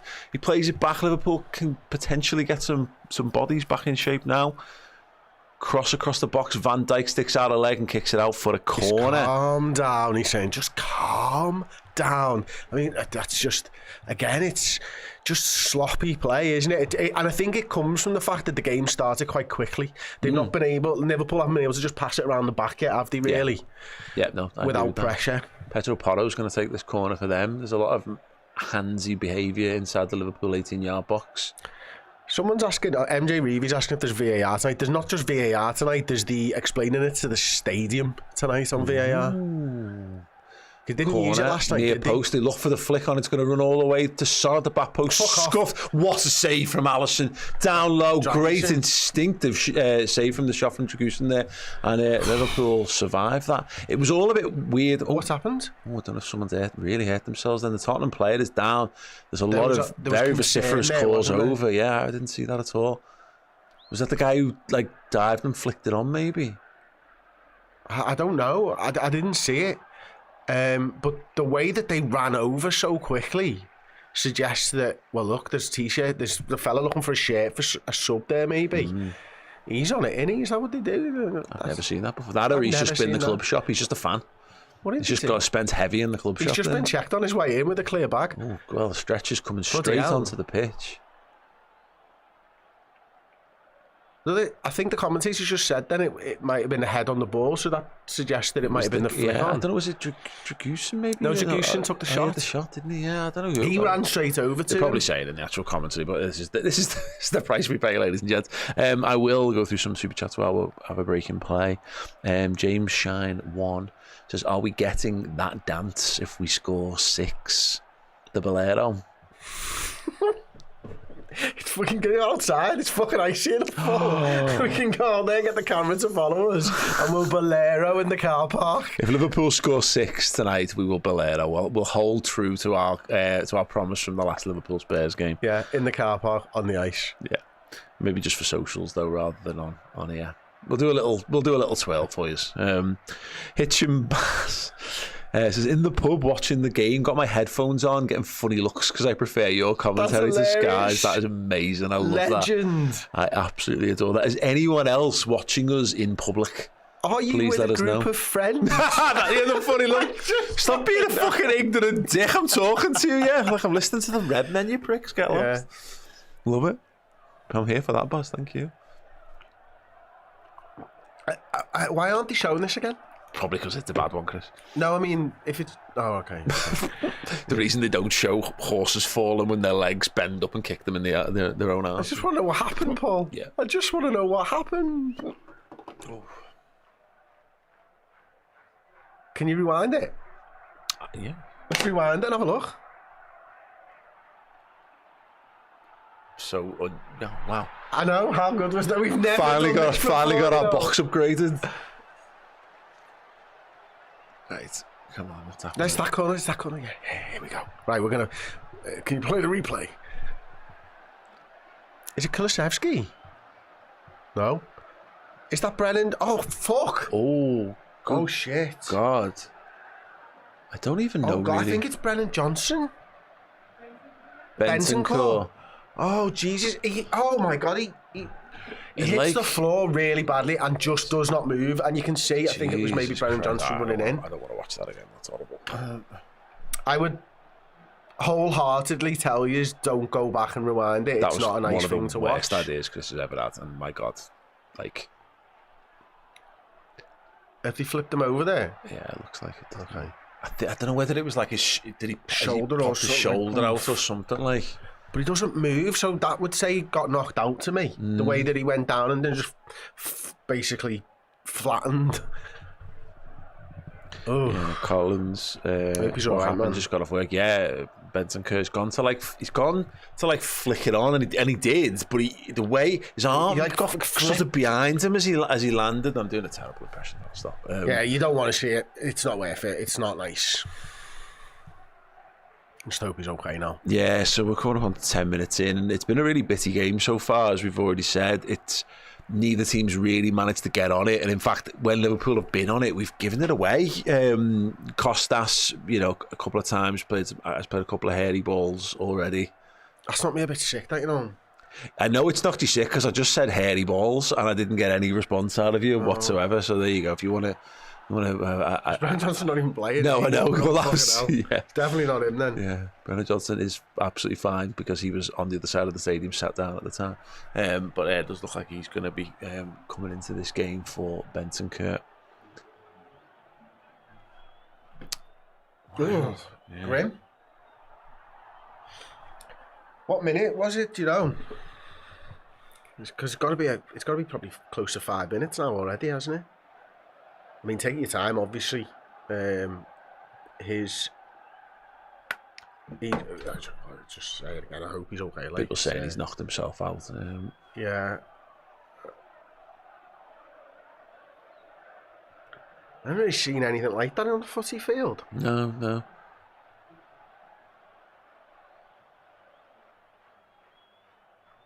Players keeping themselves warm. Yeah, it's grim, that, isn't it? Grim. This not. I think this is one of those where it can knock both teams as well, and just I wouldn't be surprised if the game just went a little bit nuts for a few minutes when it restarts. It's interesting though. You see, like Virgil's had a little gone around, had a little word with people, and Alisson. You do some of the senior heads of Liverpool. They've just been having a little bit of a chat, but it's obviously telling because I mean, where are we up to? Is it a where did the ball? Where was the ball when was it out of play when he stopped it? I think so. Yeah. Yeah. So yeah, obviously everyone's just kind of hanging around the penalty area at this point. I mean, if nothing else, I mean Liverpool. It's not going to help Liverpool in the way of they could just do with getting on the ball and warming into the game a little bit more, but. Actually, it's not a bad opportunity probably for the skipper to go, lads, can we start passing the ball to lads in red shirts as opposed to kicking it to the ones in the white and blue ones? So that would be it's always a good thing right if you get a breaking play to say when your defenders are doing that. Laid it from our legend discourse. There's lovely quiet respect from all the fans, and as it should be, I suppose. There. So it's their corner. Somebody's just said Cesar Arteaga says I think it's their corner. I think. I could rewind and find out. Yeah, I'm not doing that again. It's telling. You know, it's bad by how long it takes them to move him. To move them really, and that he's still down. He's on. I think he's on the backboard maybe of the stretcher now, but they're still very, very deliberately taking their time over what happens now with him. And it's just precautionary. They just get them on and they pick up and get them off. This is like the type of thing where you think, is it back, is it neck type of stuff for how long it's taking. Yeah. And that's it's heavy to think about that, isn't it? Let's talk about that man's purple tracksuit over there. That's a decision, that, isn't it? Is it a onesie? Is it an hoodie? It might be, It doesn't seem to be any discernible top and bottom hoodie. Are these all their injured players? I mean, they've got a lot of injured players. Would you like me to run through them? Yeah, why not? If I can find it again, because I found it before, and it was quite insane. Ben Davies, Christian Romero, Destiny Udogie, Fraser Forster, Vicario, Mickey van den Ven, Richarlison, Odebert, which is just a knockoff Odegaard, I think, at this point. I'm sure there was a couple more than that as well, but that's quite a list of players, isn't it? They've lifted him up now. Are we going to see, hopefully he puts an arm up or something? Hopefully not. I mean, I don't know. I know what you're saying. I mean, there seems to be any movement there. Yeah. Can we have a little "You'll Never Walk Alone" for him in the chat? Would that be okay, everybody? Show a sign of respect from us as well. Yeah.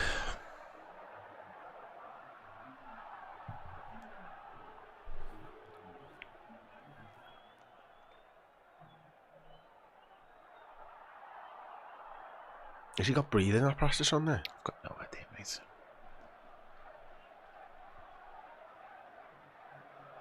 It looked like he was moving there. Grim, absolutely grim. Anyway, hopefully he's okay. Yeah, all the best to Rodrigo Bentancur there. Hope he gets well soon. Brendan Johnson is on the pitch. Play will resume. Corner, left hand side in swinger. Son taking this one. Come to the back post. Alisson gets up. Great claim from the goalie.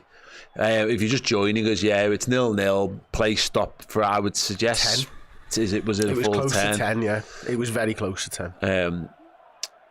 Liverpool have not really been able to get into the game so far.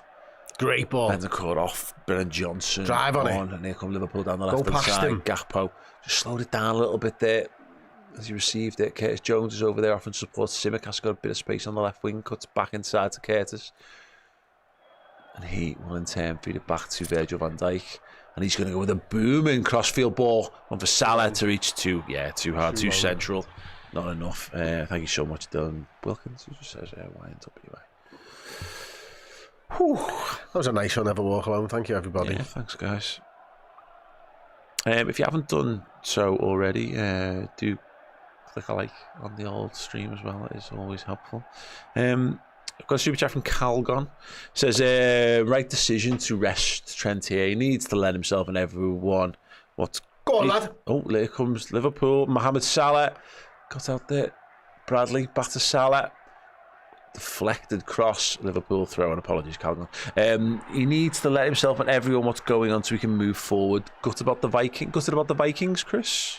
As in, gutted about them playing on Monday night in the playoffs, or gutted about them losing the game the other day against the Lions? Losing against the Lions, yes. Also gutted that they're playing at like piss o'clock in the morning on Monday. That is going to ruin my sleep for the week. Oh, Kwanzaa just managed to get there under the pressure from Kulusevski.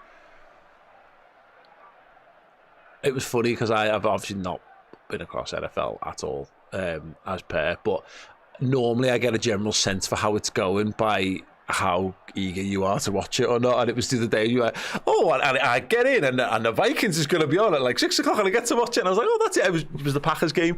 And I got in and put it on. And I was like, and they were winning. And I was like, oh, the Vikings must be quite good this year then. Okay, cool. They are quite good. Oh, there's the new goal. He's made a little... Oh, he nearly got caught out by Jota on the edge there. He ended up kind of kicking it up in the air to himself and claiming it, which if he's done that deliberately is wonderful, but Jota nearly snatched it from him. It is Kinski again. I'd just start having a little few pot shots against this guy now. Yeah. That's enough for me to go hit it from 30. Whether he's good or not, it's still his debut playing for Spurs in front of all this in a semi-final. You know, there's inherent. It's probably the first time you've been to the stadium. It's just a bit mad to think, isn't it? Yeah. And this is where you work now. Go. Yeah.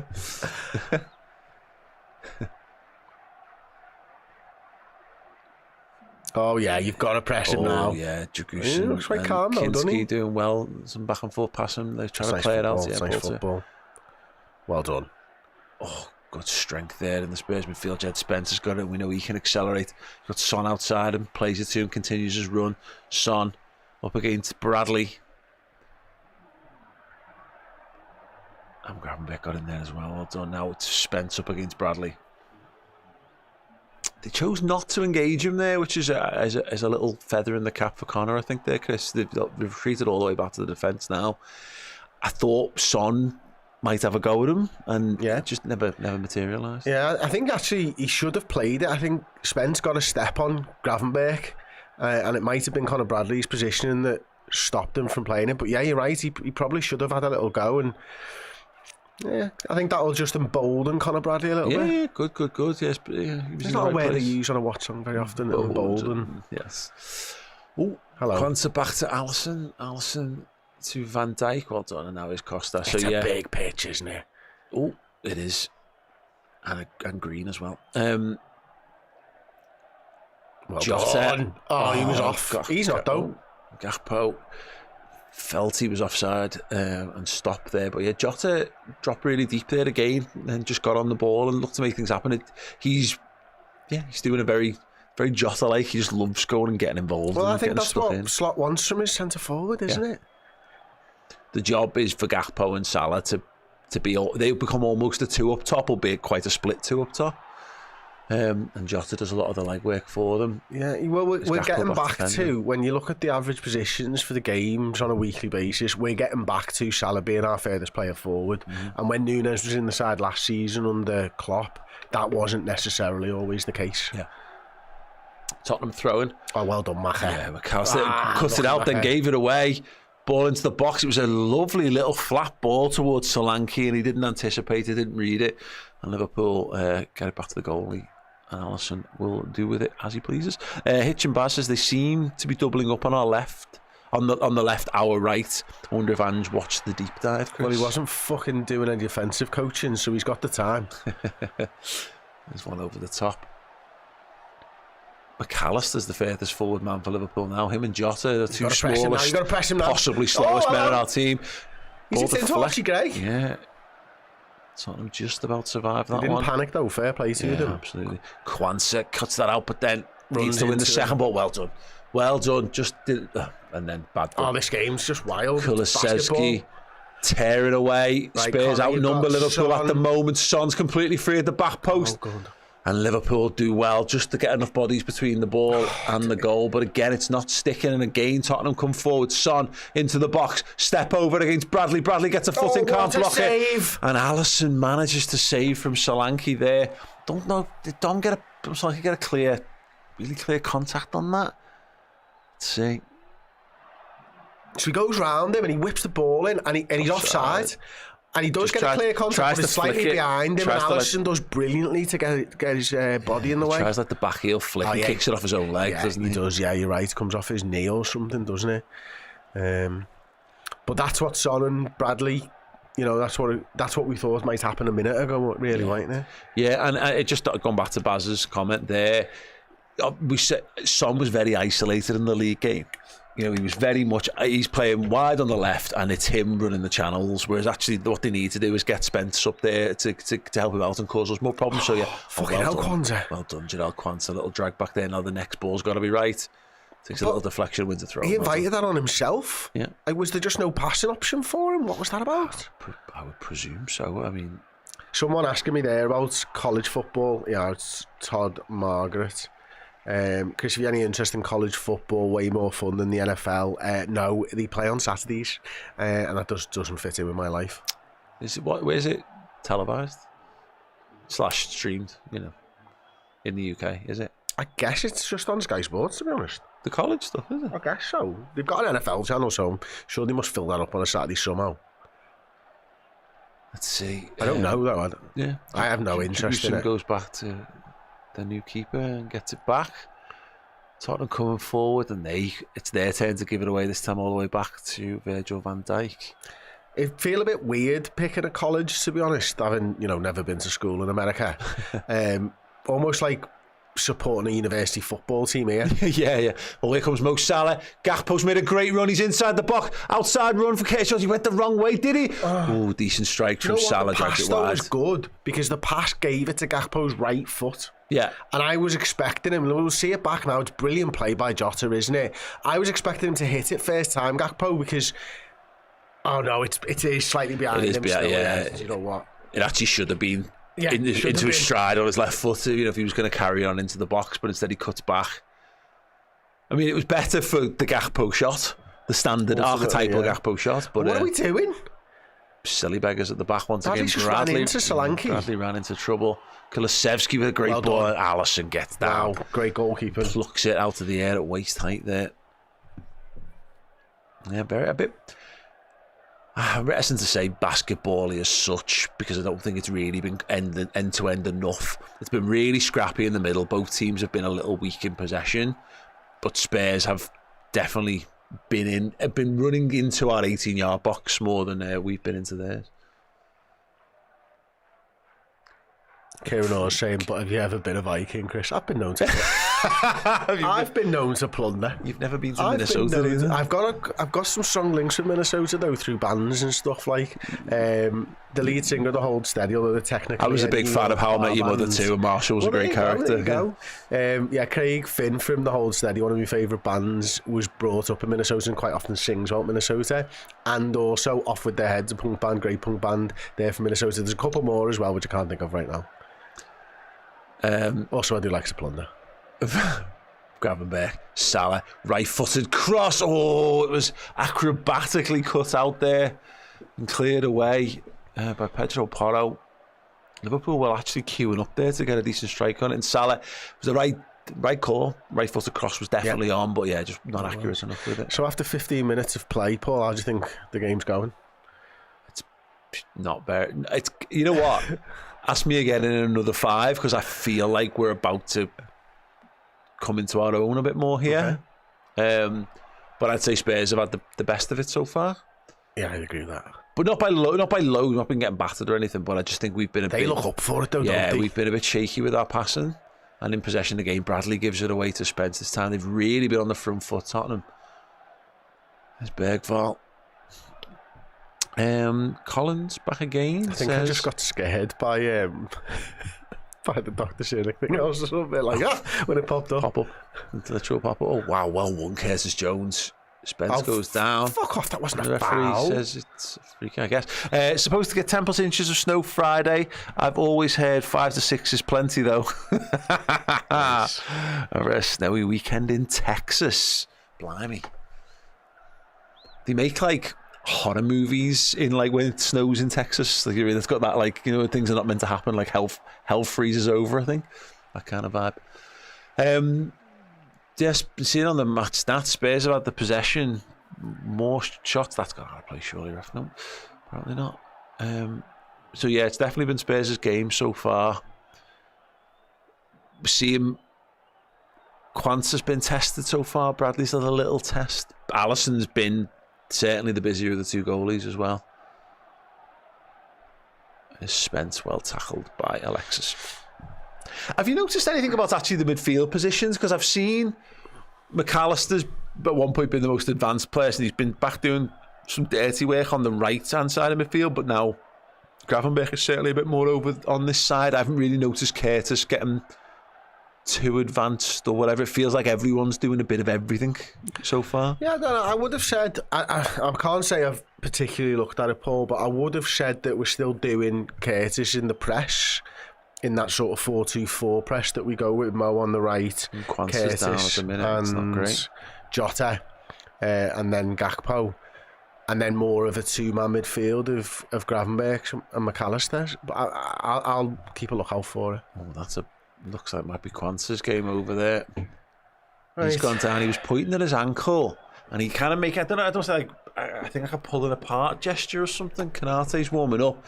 He got a bit of apart. I don't know. He got like I'm saying like he twisted it or whatever. I don't know, but he got a pat on the back there from Burge. I mean, if you read it, Burge says it's his heart. It's his heart. It's not. So Canate then, innit? Simple. But this is not ideal. ideal. It's not great at all. But this is, like, we did say this at the start of the season. We seem to talk about the centre-backs at the start of every season. But, like, we knew what Canate's injury history was like. And, you know, Joe Gomez, unfortunately, he's out at the moment, isn't he? And you did kind of think there was going to be points. Endo. It's Endo. Wow. That says that Canate's just nowhere near after the game against United. Yeah, definitely.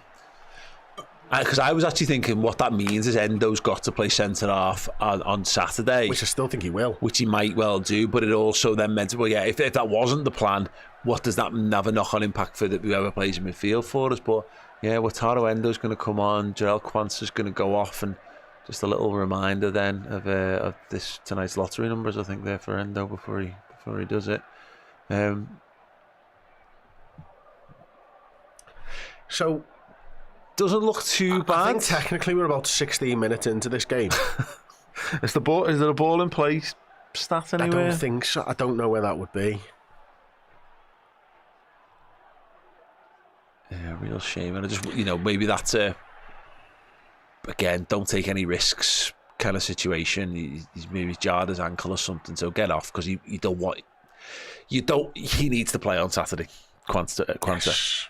So you've got to make sure that's a possibility. He's bloody huge, Kwanzaa, isn't he? Raheem Darmy.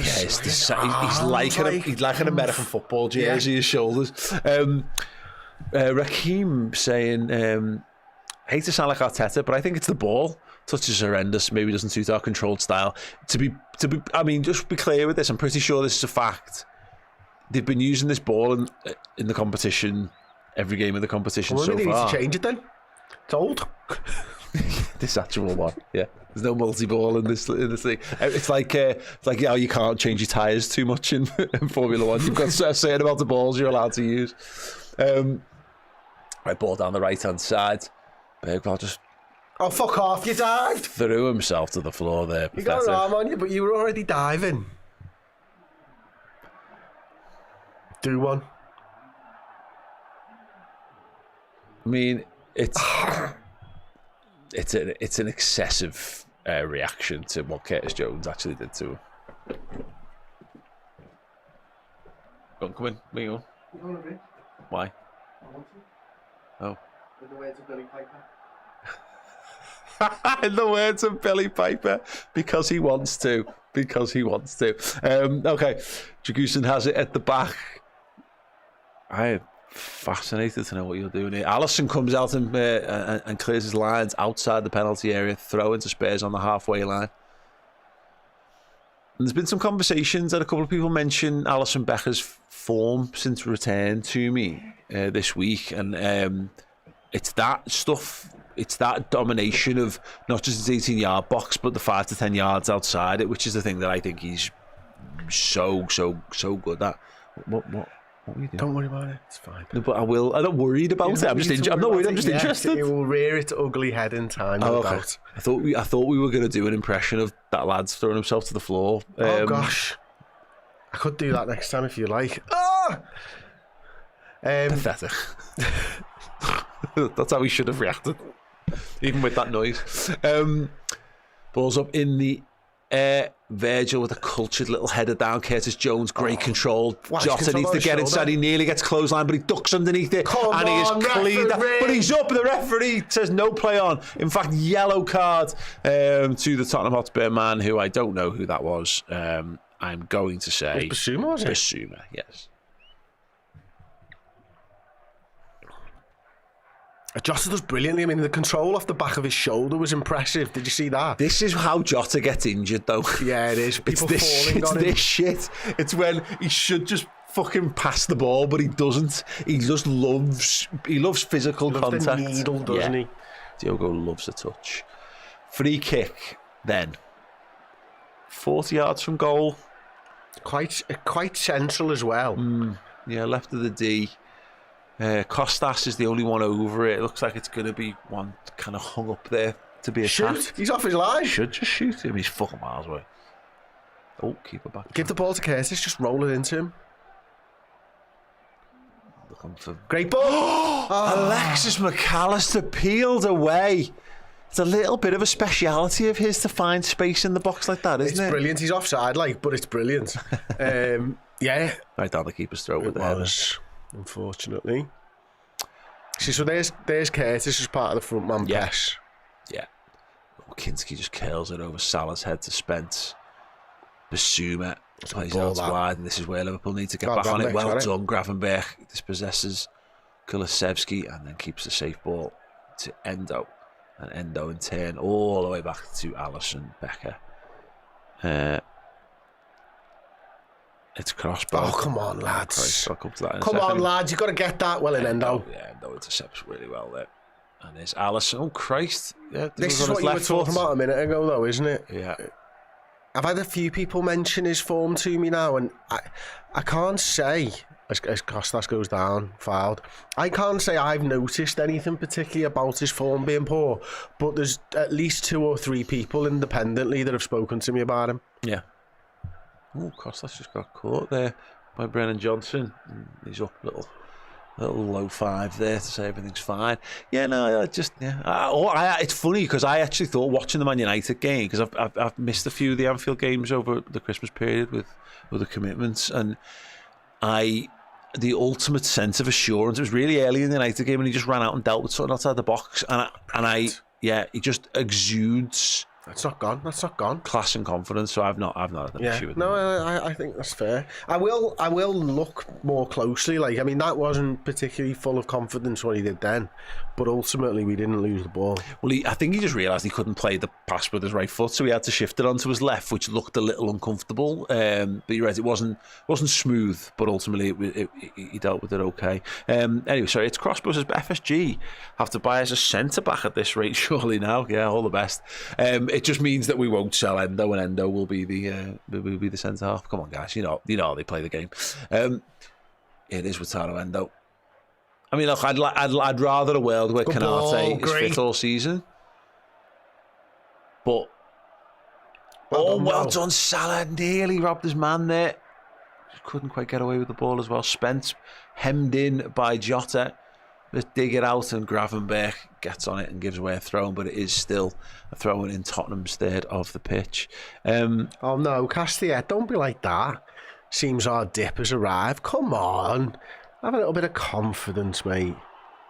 If our dip is the first 35 minutes of this football match, plus a bit of United, then that'd be fine. I thought that was a foul throw by Jet Spence. No. Do you know what? Right, I wanted to talk about the foul throw thing in the context of like footy, just in general.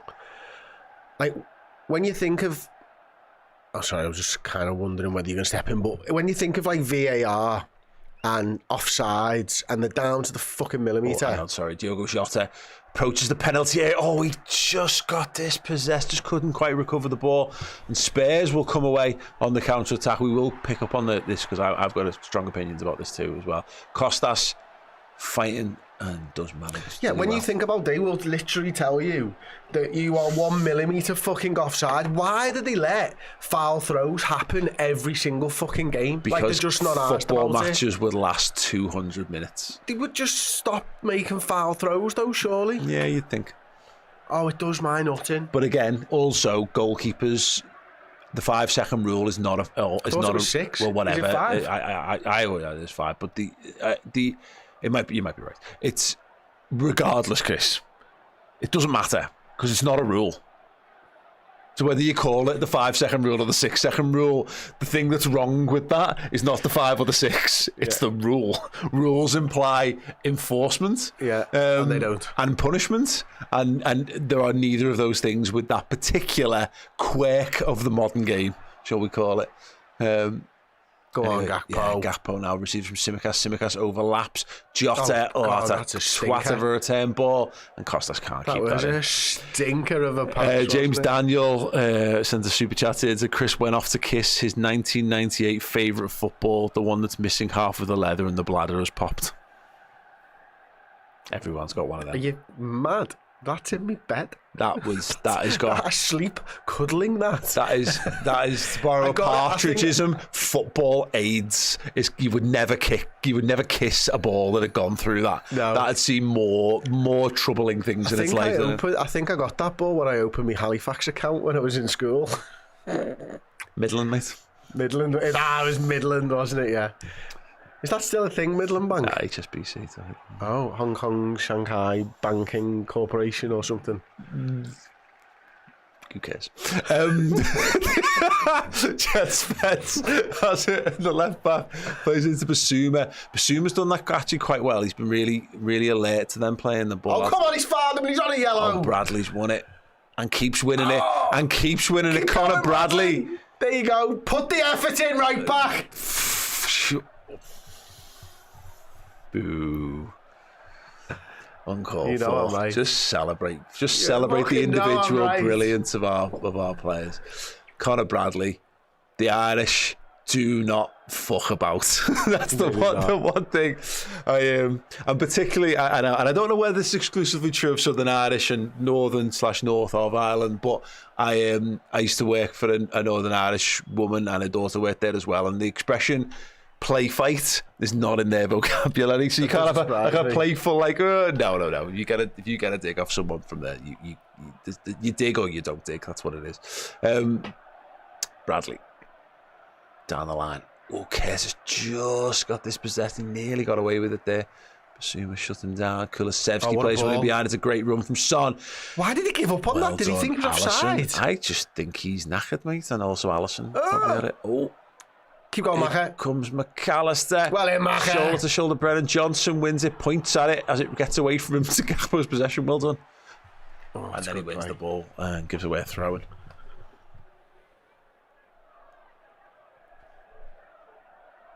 Half time. I know we're going to talk about the game and stuff. Can we talk a bit about this Elon Musk stuff? No. No. You know why? I just can't be arsed to suffer the fucking bell ends that it's going to bring out the woodwork. And having already thrown myself to the wolves when I gave my opinions on oil states owning Liverpool, I'm just not. Musk is far too prevalent and powerful for me to delve into his fucking gang of maps. Like. Come on, Cody. He's been a bit of a bright spark, but he's not actually done anything with it. No. He's just been in good positions to receive the pass a few times, yeah. Gravenberg square to end out. Still 20 minutes to go in this, I think. It's entirely possible. Oh, God, Endo's caught it. Whatever it is. Shititis. He gets it well done. And now to Bradley. Again, Liverpool just actually keeping hold of the ball. Don't mind it. Don't hate it. It's Jota picking the ball up in DM for Liverpool. For what it's worth, I couldn't support Liverpool if you them. That would like really strongly make me like unhappy. I couldn't bring myself to say something as definitive as that. I just would be very uncomfortable if a bellend like him on Liverpool.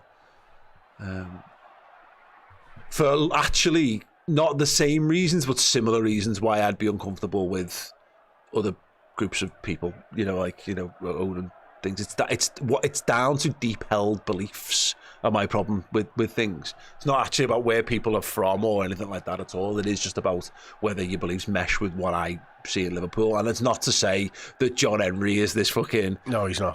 This virtuous creature. He doesn't. He has some dodgy friends, as do all billionaires, but man, yeah. Anyway.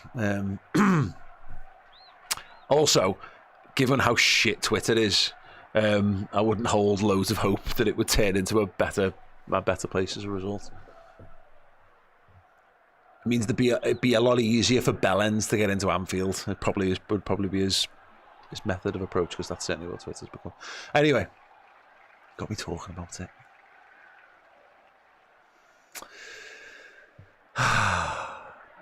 Goal kick to Liverpool.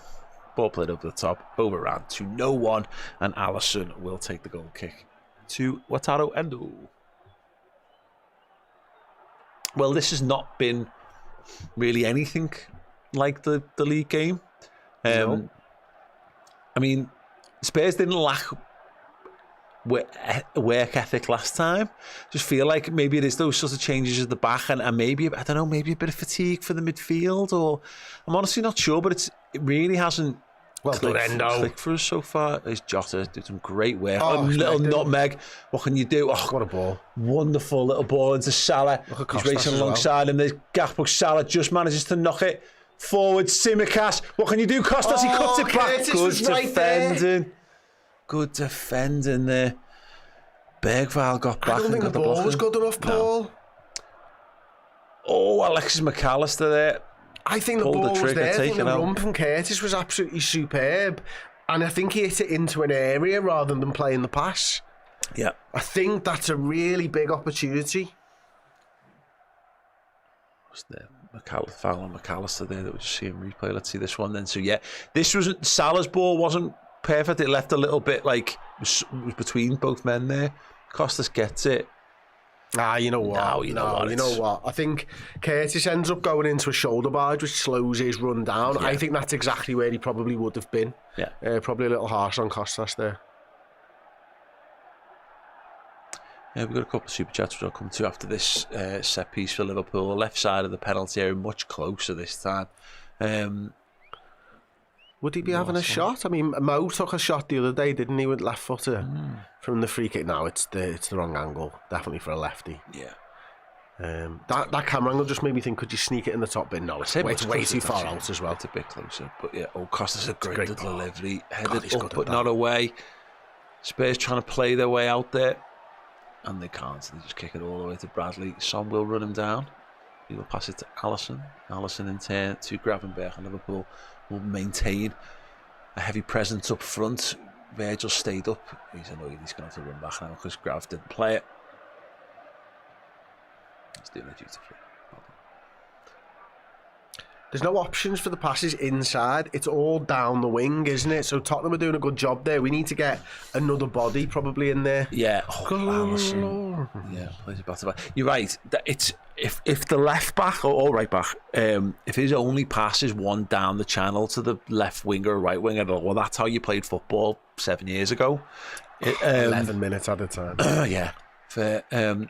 That's better. A little tuck inside from Gakpo to receive it there. Curtis Jones now.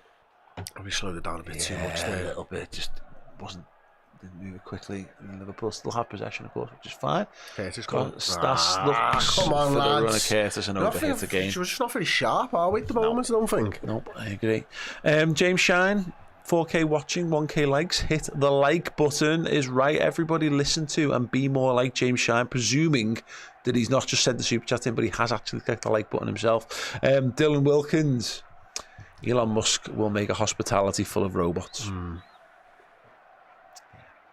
They just say the Liverpool membership would be fucking even worse. If you think you get poor value for money from a Liverpool membership today, just imagine if Elon Musk was in charge of it. Oh, well, in Connor Bradley wins it back exceptionally well there. Just got in there. He's embarrassed him there. Yeah, he really, really has. There was I don't know how he did it. The guy looked like he was ahead of him. He looked like he was nowhere near the ball. And he kind of like just threw his shuffled in alongside him and pinched it. Costas, Gakpo, Jota, left hand side. McAllister needs to run it, finds it in Tsimikas. That is a good ball. What can you do? Costas stands the cross up. I expected better from him there. His delivery's so good and he had a bit of time. It's been a bit too byline for Tsimikas. You know, he's got good delivery. I know he's got good corners, which goes against this a bit, but I feel like his delivery's normally deeper. Yeah, I think you're probably right. That. His Endo. It was a great ball by McAllister too. But it was exactly what was needed. It's great, work the ball to McAllister, but a bit like how Man United scored their first goal, you need someone running off the shoulder when you've got like we had all our ducks in a row. They had their straight back line. We had lots of bodies forward, and it's in the possession of a good player like McAllister. Here we go again. Gakpo this time, left hand side attacking his fullback, cuts inside, shot blocked. But again, it was Virgil getting the ball into McAllister. Yeah. That's the key there, isn't it? Getting your midfielder on the ball, your ball player. Yep, definitely. Costas.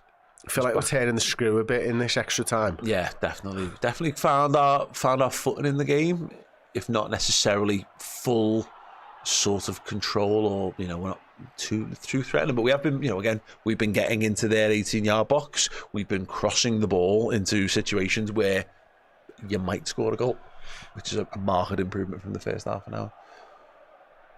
Long ball for Cody Gakpo to run down. He's got that. He's got a player inside of him there, if he wants. Porro in front of him. Just runs past him. Outside of the boot, he's going to drop to Salah. Oh, he should have left. He's gone right-footed. Mo Salah. McAllister just shrugs and looks at him. And he's right too. And I know it's Salah and he's earned the right to take the shots because he's so good. It was not there for Salah to take that. No, it wasn't, unfortunately. I don't know whether he knew who was behind him, to be honest. It sort of breaks through the box. I mean, it bounces off his knee. I thought you were talking about Jota behind him. It bounces off Salah's knees and it's running towards McAllister, who's facing goal. And Salah just tries to keep hold of it. Curtis does really well there. Flicks it to Jota. Oh, nice little flick again over the top. Salah brings it down. Here's Jota running on, having a tussle as he loves to do when he can't push the ball any further forward, and Spurs will come away with it.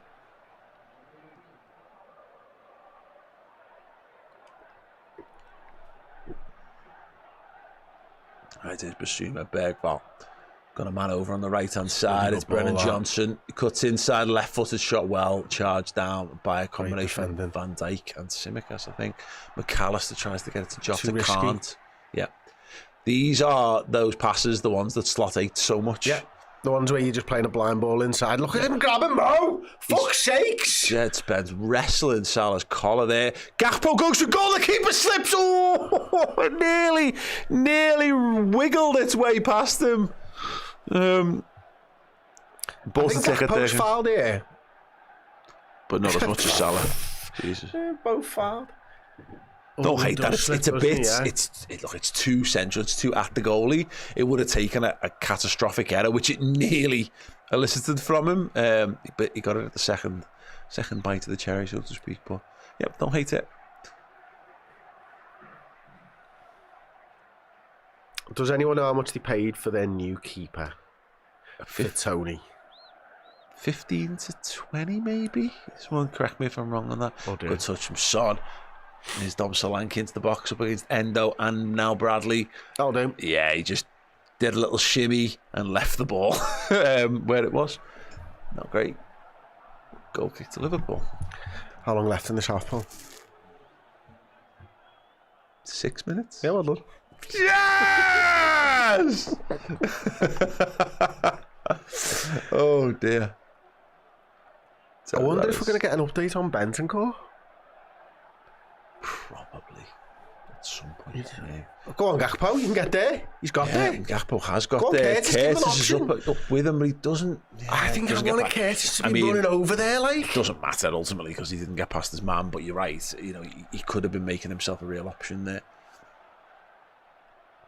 Make the defence think about it, and I suppose Curtis was probably thinking, well, I'm in that position just outside the box that is there to pick that ball up, but he could probably have handed it off to someone behind him and gone and stretched their defence a bit. Again, doesn't matter because Gakpo got dispossessed. But point stands. Here is Curtis pressing the goal. He just manages to clear his lines out to the wing. Costas challenges Johnson, I think that was, and it's a throw in to Liverpool.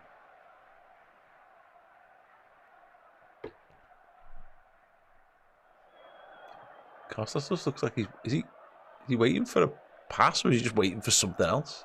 Kind of look like he was waiting for something else, didn't he? Yeah. I Ball mean, under his arm. Spin around sign, and no one span around. So he was like, well, I'm not taking it. When you spin around, there you go again. Better McAllister finds it between the lines, plays it to Cody Gakpo. Jota's inside him, outside run from McAllister, goes for goal. It was closer, but it was over the bar. Again, don't mind someone who scores a lot of goals having shots at goal. It's a great run from McAllister. Maybe could have used them that time. But again, Van Dijk to McAllister, and McAllister sort of right in between the midfield and the defence, turning on it, giving the ball to Gakpo. Listen, McAllister's trying to make this game happen for us. Yeah, exactly. And the other thing with the Gakpo stuff is, listen, this couple of times now he's cut inside and tried to get that shot off. But he has interspersed that with going past him to the byline as well. So it's a chess match throughout 90 minutes, isn't it? And Gakpo is winning his battle. Mm-hmm.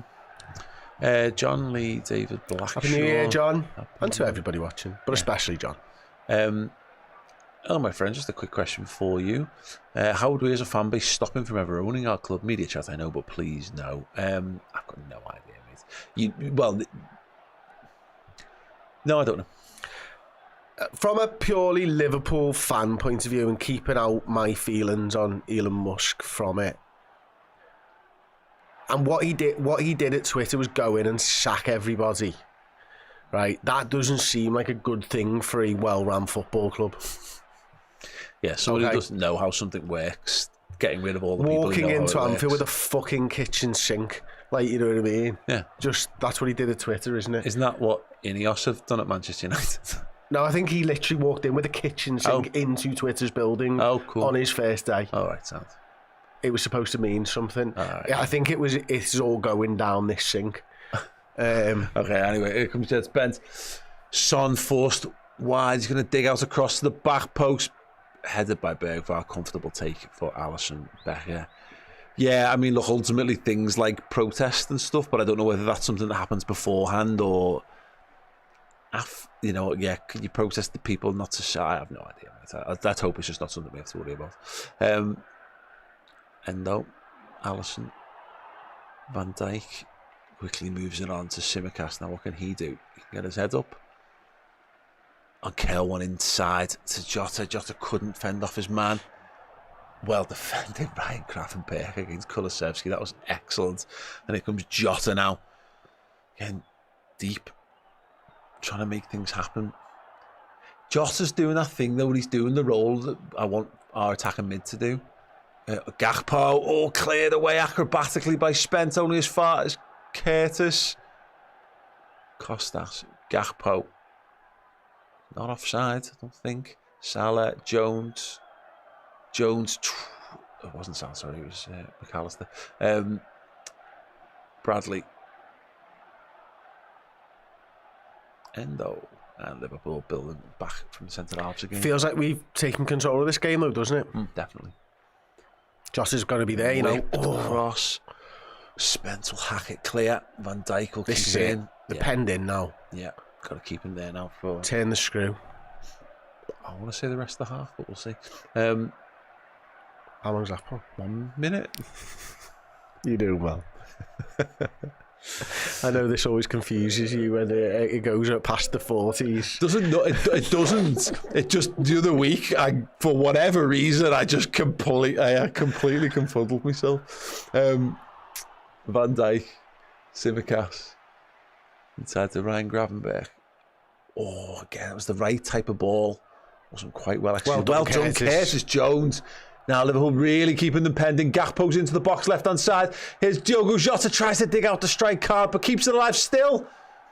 Just to prevent the goal kick, but can chuck Pedro Porro to the floor, so, small wins. Well. Final seconds of this elongated half because of the injury sustained by Bentancur. And yes, half-time at the Tottenham Hotspur Stadium. Tottenham 0, Liverpool 0. Far from the wild NBA Jam style encounter that was the last time we played Tottenham Hotspur, Chris. But I think Liverpool will feel happier going into half-time. Probably not so much as if they'd gone 5 minutes more, maybe they'd have scored a goal. But actually, I think they've managed to get their head around this game. Yeah, absolutely. And I think it's borne out, isn't it, in the momentum chart for the game. You can see it on my screen now. Tottenham, obviously, the green bars and stuff like that, and Liverpool, the blue. In the first half of the first half, we did nothing. But in the second half, last sort of 15 minutes, we really took control of the game. So that says to me that we found our way into it a little bit there. Obviously, I think the defence started pretty poorly in terms of on the ball. Costas makes a poor pass, Kwanzaa makes a poor pass, Alisson found himself under pressure at times. I think Endo actually probably helps us a little bit, adds a little bit of calming influence in there as well with his experience and stuff. I think Liverpool really struggled to sort of play through the middle of the park. We weren't really able to get, any of the midfielders in again, much like Manchester United. But towards the end of the half, we started to pin them back. Yeah. We started to get to the byline. We started to create opportunities where we could hurt Tottenham. Now, we haven't hurt them yet, but I think now they're going to come out second half and be like, what we need to do is that first couple of minutes, just go back into your role. Yeah. Use defend, we attack. That's how this game goes from now on. Yeah. And I think the other thing that we've not spoken about is we've actually not seen Slot in a two-legged tie before. Like, we know that maybe a Rafa Benitez would approach an away game. Or a kipper tie. Or an away game in a completely different manner to just a normal game. Yeah. Now, I kind of assumed Slot wouldn't, to be honest. I thought Slot would just go out there and would win the game and all that type of stuff. But he might not be that guy. He might be a bit more pragmatic about it and just sort of like, let's just keep it tight, make sure we're in the tie, yada, yada, yada, grab one. I think now we'll go for the win, though. Yeah, maybe. I guess we'll never really know, but, we've gone with a strong team. The lads who haven't played football have been guilty of misplacing, I would suspect, the most passes. I think Costas, Quanton and Bradley have all been pretty guilty of that in the first half, but obviously Quanton's gone off injured, but Tsimikas and Bradley have gotten better as the game's worn on, certainly. There's an interesting comment actually from Foldy 435 says Jones isn't the answer in that position, and I do disagree. I think Jones has played well when he's played in the 10 at times for us, but I said it before, Jota's doing both roles.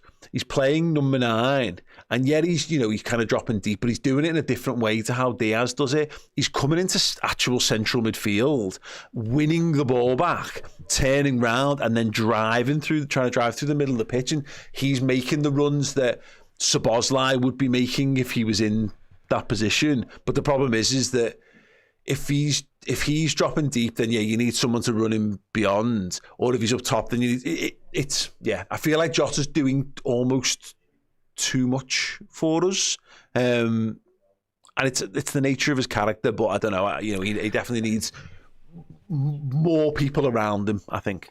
Yeah, I think so. I think I've got their heat maps up on screen now, and you'll be able to see them. Liverpool are kicking right to left in this. So look at Diogo Jota where his big heat spot is. It's almost in the right back position at times. Now Curtis has done more work to the left. Jota's done more work to the right in terms of touches on the ball. That's interesting for me because I had the impression that Curtis was more to the right, to be honest. But it seems like they're both sort of skewing. And the reason that I got it up, actually, I wanted to see whether one was one side and one was the other. Doesn't actually look that way. It looks like they might be treading on the toes a little bit there. Yeah. Again, I said that about the midfield balance in general, because I would say I've seen Curtis crop up in that left-hand side, triangle with Gakpo and Tsimikas a lot, but actually as the half wore on, McAllister started to take up that space, and actually have a little bit of impact actually in the football match as well. So maybe we're shuffling things around a little bit, which is why the midfield. In fact, could you get Gravenberch and McAllister's heat maps up as well, because that might give us a bit of a rounded picture. Well, they're always right and left, and it looks right and left to me. Yeah, there. But actually, I mean, Gravenberch is pretty. That's really advanced for Gravenberch, right? If that's his main, where he's mainly touching the ball, right, sort of right midfield, right wing. I suppose so. Yeah, it depends on what's happened in the game, doesn't it? With the heat map, I mean, if Liverpool take control of it and he has 15 touches in one period of play over there, then if he's only had 30 touches, it's going to show up like that. Average positions, Chris. Average positions. Itchenbaz says, we seemed better when Endo came on. I thought he brought more stability and calmness to our defence. And also, it's coincided a little bit with we've just gotten a better grip on the ball, and it's actually not been coming back at us so quickly. So Kwanzaa was being pressed a lot and being asked to do a lot of sort of quick shift passes, whereas actually that's moved on to Alisson a bit more. And in general, we've just played a bit further up the pitch, and that definitely could be an assurance thing brought by Endo. Well, there was a period where maybe 10 minutes after Endo comes on, he gets the ball and he's pressed, and he just turns around and passes it to Alisson. Yeah. And that was kind of that experience for me. That's just someone going, live to fight another day. Let's just move the ball on, and not a centre half, so is under no pressure to perform the role exactly as the job spec demands. His job is to go in there and not make a twat of himself, more than it is for Kwanzaa, who's just got to play it as though he is a world-class centre-half, which he may obviously develop into in time, of course. But he's just showing in the highlights there, good reading the game from Endo to go over and snuff out a little bit of danger in one particular situation. So it's I'll be perfectly honest, it's just been a really average game of football. The most encouraging thing is that we seem to have found our footing in it, because it was really messy, and the long delay for Bentancur's injury as well meant that it's kind of hard to get a gauge on, because it's been it's like nearly an hour's worth of, an hour since the game kicked off. But I think Liverpool will feel much more encouraged by how things started to pan out. I don't know, maybe we've not tested their goalie. Alisson's made the better saves, but I feel like we've had a few more kind of moments. We've got into good positions, and it's just not quite worked out. Obviously, he has that save from Cody Gakpo from distance where he kind of, that's just showing it now. He slips and the ball goes through his legs maybe, or just off to the right-hand side of his thigh or whatever. But I make you right there. I think, we have taken control of the game. What's encouraging for me, actually, is that we did it before Slot's influence at half-time. Like, the lads on the field sorted their issues out. Yeah. And they went, no, this is what we need. And that's when McAllister started showing up in that sort of left midfield sort of position inside. And that, for me, is really encouraging, because you want your players to be able to solve the problems, don't you? Yeah. I've got the average positions up if we want to have a little discussion around that. Your point made earlier in the game, Salah the most advanced of everyone, and Gakpo, and I kind of said that you end up with an almost split centre-forward pairing. Jota is very much on the toes of Curtis Jones and Ryan Gravenberch, as that would sort of have it. Fullbacks are where you'd expect them to be. It will be interesting as that game wears on, whether you see, if McAllister plays the full game, whether we'll see that. I would suspect you'd see McAllister creep up the pitch a bit there, because I think that is skewed by the fact that he probably played most of the half deeper, but actually probably the final 5 to 10 minutes, I think he was much more, he was much closer to the 18-yard box. He was the one picking the ball up left-hand side, 5 to 10 yards outside their penalty area. But this is the thing, they're playing a 3-man midfield, they're playing a 4-3-3 formation, aren't they? Like they always do. This is what Liverpool do. We drop a centre-forward in to create the box midfield. We've not got Trent doing it anymore. Yeah. So that's how we outnumber the midfield. It is Jota, it is Curtis, it is Gravenberch, it is McAllister. That's what we've been trying to do. And then it's about, as you say, Mo and Cody Gakpo getting in behind them. So this is just normal part of the course stuff for us at the moment. And, you know, McAllister creeping forwards, that might just be something that he's like, all right, okay, well, this is how they're doing it. I've spotted some space. I'll go and find that space now that I know what you're doing. Yeah, really, really interesting. But yeah, I if you were going to freshen things up, and it's entirely likely that we could make substitutions, I wonder whether being forced to make the Endo change might have some impact. But I can't see Jones is going to play lots more footy here. Yeah, I agree. But even the Gravenberch one, maybe that's been taken off. I mean, look. Well, yeah, because he would probably come in for Gravenberch, wouldn't he? You could legitimately bring Canate on at any point, I guess, and just move Endo further forward. Elliott's the one I'd have an eye on. I wouldn't be against seeing Harvey Elliott brought into this one, but it's how bold we want to be, because that's a very covers all bases kind of midfield three we've got at the minute. Yeah, the only other one, right, and it goes back to the conversation in the build-up section. I wonder if Gakpo and Diaz are on a 45 split. Could be, yeah, or a split of some description. You'd imagine. I guess they're on a split, yeah. Because that would be interesting. Yeah, for me. Yeah, it really would. I'm sorry, bear with me. I'm just trying to get the average positions. I do worry for Elliott, you know. I love him as a footballer and stuff, but like if he's just not getting games, is it? I don't think it's him. I think if it is him, as it were, even though I've just said it's not him, I think it's a system thing. Yeah. Rather than he's not a bad footballer, he's just not the right fit for what Slot wants if he doesn't start getting games. Your time comes, you know what I mean? Sometimes you just need a moment, don't you? Mate. He has, let's just do this by minutes. Where am I? All comps. Where is Harvey Elliott? He's played 153 minutes so far this season across 9 appearances. Yeah. That's just not a lot, is it? He's just not been picked since he obviously he's missed a huge chunk of the season to do Chiesa has only played 30 minutes less than him. Yeah. I know he's been injured. I know Chiesa's been injured as well. Like, but that's mad. The point is that Elliott Tyler Morton's played more than him. Yeah, but the thing is, Chris, there's been no shortage of players who play in Harvey Elliott's position. So we can say what we want, but is Szoboszlai getting dropped? No. Is Salah getting dropped for Elliott? No. And then in that as well, he's just got. I think his time will come. But we're going to take a very short break actually, because I want to do the average positions from the last Tottenham game just as a compare and contrast. But we'll do that after this short break. Hello there, just wanted to tell you what you could win if you were in our Club Legend prize draw for January. This is a biggie. We're starting the new year off with a bang. It's this, a signed Liverpool shirt signed by Ian Callahan, proper Liverpool royalty, the record appearance maker for the Reds, 857 appearances he made. Not all in this shirt, you'll be glad to know, but if you want to get yourself a chance of winning this, head to redmenplus.com, sign up as a Club Legend or upgrade your existing subscription and you might just be the lucky winner.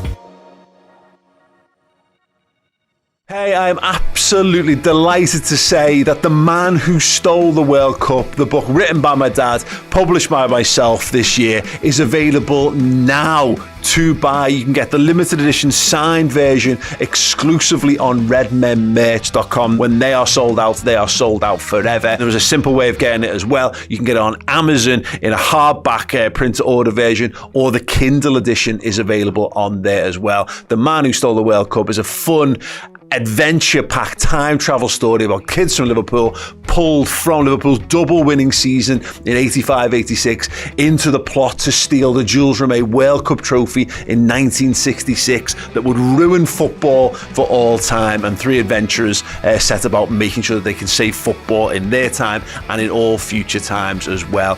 Something to be enjoyed by children, by young adults, and actually anyone who's got a little bit of love for football and geeky culture in their lives. Yes, get it. It's a perfect stocking filler for someone you love in your life this Christmas. The Man Who Stole the World Cup. You'll love it. Hello and welcome back. It is 0-0. 40 seconds thereabouts before kick-off. We'll find out, I suppose, whether Slot is going to make any half-time changes after that one earlier enforced change. Wataru Endo coming in for Jarrell Kwanzaa. Teams are back out on the field right now. I genuinely, I know I said it before the break and stuff, I would be interested to see if Gakpo comes off for Diaz, and like it's just does Gakpo get 60, Diaz get 30, whatever. I wonder, we're going to see now. I didn't see Diaz then, but that's not to say, I mean, I've got terrible eyesight. I still couldn't see him then, but again, I've got terrible eyesight. I'm sure they'll tell us. Right, can we see Diaz now? Diaz ain't there, is he? No, gutted. Gakpo is. Sounds okay. Gakpo starts the second half. No problem whatsoever with that one. Slot coming back out. Looking smart, dapper in his wonderful coat. There. Ineos are a sponsor of Tottenham, are they? Yeah. Interesting. Liverpool to kick off. Looks like. Shifting our players out to that left-hand side as normal. The ball will probably be over to Jota. There, Cody's on the left there. You can just see his head on the halfway line. Nice. He'll be attacking that, no doubt. Alisson, big hoof forwards. Jota gets a little flick onto Gakpo. And Liverpool have the ball with Kostas Tsimikas now. He's got an option for Gravenberch inside. Chooses to go back to the goalkeeper, Alisson. Flicks it to Endo. As he's pressed, he splits the press beautifully. Plays a risky ball. Basuma cuts it out, but Virgil's got it. Back to Endo on the edge of our area. Back with Alisson. Van Dijk under pressure from two players. Alisson, a little bit of a risky pass, and again Basuma's there. McAllister's going to have to do something, and he does. He forces Basuma into a mistake. Liverpool throw-in. McAllister had his pants down there, didn't he? Okay, so the Lim report is saying here, update from Spurs, Bentancur is conscious, having further checks at hospital. I will see if I can find that out and corroborate. I wonder if they've put it on their Twitter account. Yes, here we go. So you can see that on my screen now. We can confirm Rodrigo is conscious, talking, and will go to hospital for further checks. That's really good to know. Thank you very much for the update, Tottenham.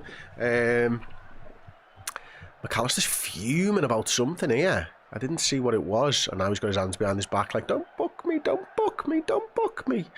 I think it must be, I don't know what that was. I won't guess. Endo's got it. Now Conor Bradley, it looks like he's going back to the keeper, and it is.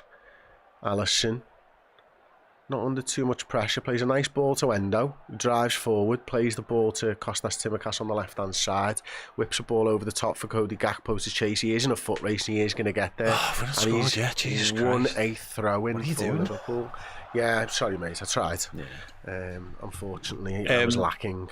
Just as the we've got throwing high up, well corner, sorry, high, oh no, throwing, can't tell these days, throwing, well done, and it wasn't the foul one. I don't think Gravenberch makes it a little bit harder than he should have done and loses possession in the process. Spurs play their way out down the right hand side. Van Dijk goes over to deal with Brennan Johnson, skips past them, knocks him down, wins the ball cleanly according to the referee, and everything is fine. Bradley takes it off Alisson. So yeah, I mentioned the average positions. So what I did, obviously, this just to, have we got my screen? Yeah. So there's the average positions, and it's gone a bit weird at the moment. But that is the current one, and this is the average positions from the last time we played them. If that feels with Diaz in the 9 position, Chris, he shifts naturally to the left, doesn't he? Feels like there's certainly less players on each other's toes in that way, and it's also Diaz a bit more advanced as well, I think, than definitely more advanced than Jota. So yeah, it hasn't been quite as harmonious, the midfield and attacking balance so far in this game. No, absolutely.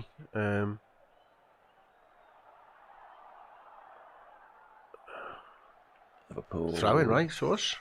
No, to them. Maybe Bradley got a little flick on it. Oh, sakes. Yeah, Spurs throwing just inside their half over on the far side of the pitch. I don't know if you did this comment. Stuart Armstrong, member for 45 months. Feels so much better knowing our right back tracks back. Come on. Spence tries to come away. Jota just kicks him to the floor. Brilliant. There's a bit of a push there as well. Itchin Baz's average position is pub. Somewhere between bar and table and toilet. That'll be your heat map. Would be interesting to see on that one. Curtis Jones gets it off McAllister, gives it back to Conor Bradley. A 1-2 between them two. Bradley now. I am shocked that Ineos sponsor Tottenham. It's all over the hoardings and it's over the manager's seats and everything. Oh, really? Oh, Christ, Connor. Up against Son. Yeah, Son did well there. Liverpool do okay. Come away with the throw-in right near the corner flag. Some remonstration from the Tottenham fans there. Probably because the ball is a good 15 yards further up the pitch than it probably should be for the throw-in. Whatever. Conor Bradley, quick one to Curtis under pressure from Bergvall. Does really well to get inside to Virgil. And Virgil to Tsimikas. Need to move this quickly. McAllister turns on it. He's got men running past him now. Curtis Jones is one of them. Yeah, Salah. Smooth. Bradley outside him. He should use him. What are you doing, Mo? Take it back. Oh, Gakpo. It was just over Cody Gakpo's head. I went, what's he doing there? I go, no, he loves playing the ball to Cody Gakpo at the back post. Let's wait and see. Too high. Just over his head. Good play, though. And he's free and he's onside. Yeah, it was indeed. Yeah, multiple players over at the back as well there. Steve's meant to be bringing you back. Yeah, I was just looking for it then. He's done a good job with that. Has he? It's a good cup of that. Making me jealous, huh? No, Here he he's is. coming, here it is. A big, beautiful man. Thank you so much. That's a great cup of that, Steve. Thank you. Much appreciated. I'm going to use this to warm my hands up. Caffeine at 9:15 is Wild, that black coffee. Just straight up. Just straight up mainline and coffee at 9 o'clock at night. Wild. Why do you have a coffee after a dinner? Like when you go out? It's like, oh, should we all have a coffee? I never do this any other night. Do you know am I why? doing it now? Because you're trying to socialise and I guess it staves off post-dinner sleepiness. That's certainly how I've used it. But then you get home. Oh, you fucked. Thing you do. Oh, you're completely fucked. Have a post in a Red Bull. You know. It's like, no, I'll have a Red Bull. Is that all right? Yeah, no, it's not. Yeah. Maybe that's what they do. Can I have a can of Monster, please? Yeah. Can I have a little limoncello with the bill? Oh, I love a limoncello. Yeah. Straight out the freezer, though. And a can of Monster. It can really keep me going. Some jittery sex when you get home. Because that's accidentally stood on Brennan Johnson's ankle there. Not great, but anyway. James Daniel pulling off to find Chris's deflated ball. Hawks.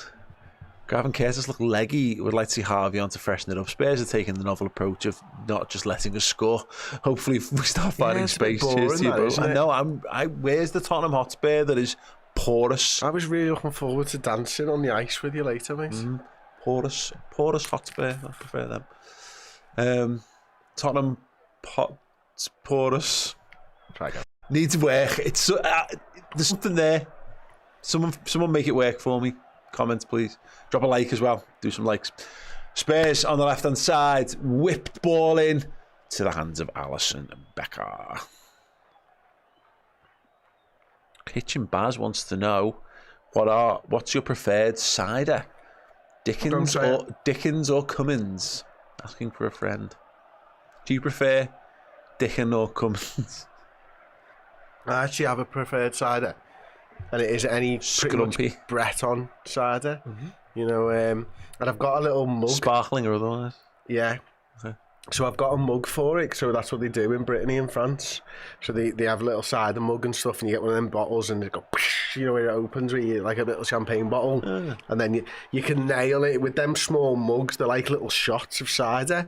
It takes like 3 or 4 minutes to nail a bottle of cider. Next time you come to ours, when you're not driving, I'll get me 2 mugs out and we'll open a bottle of Breton cider. Okay, sad. Rich Kirby. Tottenham Hotspurs. There you go. Okay, No, fine. you didn't. You know what? I fucking... No win here. You know what? If you've seen further, it is by standing on the shoulder of giants, is all I'll say.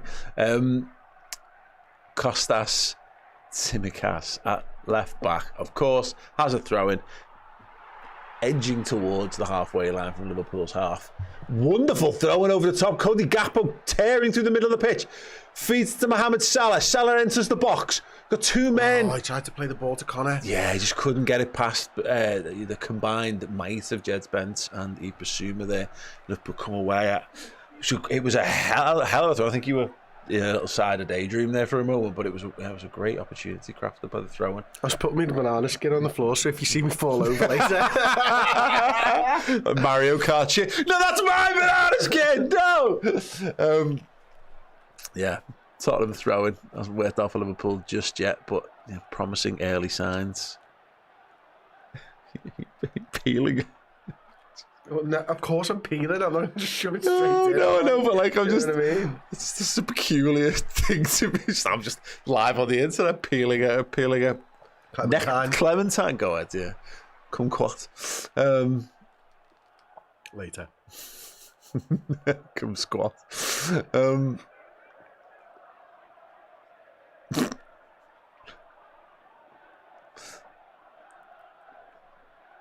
Have you stopped? Stop what? Peeling? I'm picking the pieces out. As you go on, cool. I need to peel it all. Alisson, good lord, he got away with that one. He tried the Cruyff, he got fouled there, referee. Virgil van Dijk stops a certain goal, but can they keep it out? Missed. Oh my word, he's missed. That's a huge chance. And Pedro Porro has put it wide. Alisson, man, just got caught out there. He tried to Cruyff it, missed it, got lucky because Bergvall didn't judge it well. I think he slipped. Then I think he got fouled. He fucked up again. Watch. It's lucky there. You're just asleep. He loses the ball. And then he's tried to chip it and he's fucked it up, thankfully. It's just poor, isn't it? Like, what are you... What? He tried to kick the ball then. Fucking hell, mate. Yeah, we got away with one there. Got away with 2. Ange Postecoglou collapses to the ground.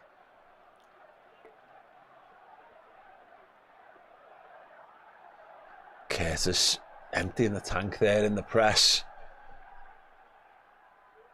Salah getting over there. I'm not having the Carabao sell beer. I'm not even sure they sell an energy drink still. You know, the sponsors for about 10 years. I've seen them once in a supermarket. You know when they sell them. It's the kind of drink they sell in like the corner shops over the road from ours. Is that like a Frost? No, they're all. They've all got pretty much the same. It's like a Premier, yeah. There's a bunch of them. There's about 4 on Dovecot shops. They're all named the same. They're all called Jay's Wine, but I refuse to believe J.O.'s full the wine shop. the guy called Jay owns all their wine shops. It's so close to one another. Gravenberch, lovely little ball out to Cody Gakpo. Not a great touch. It's run past him, but he cuts back.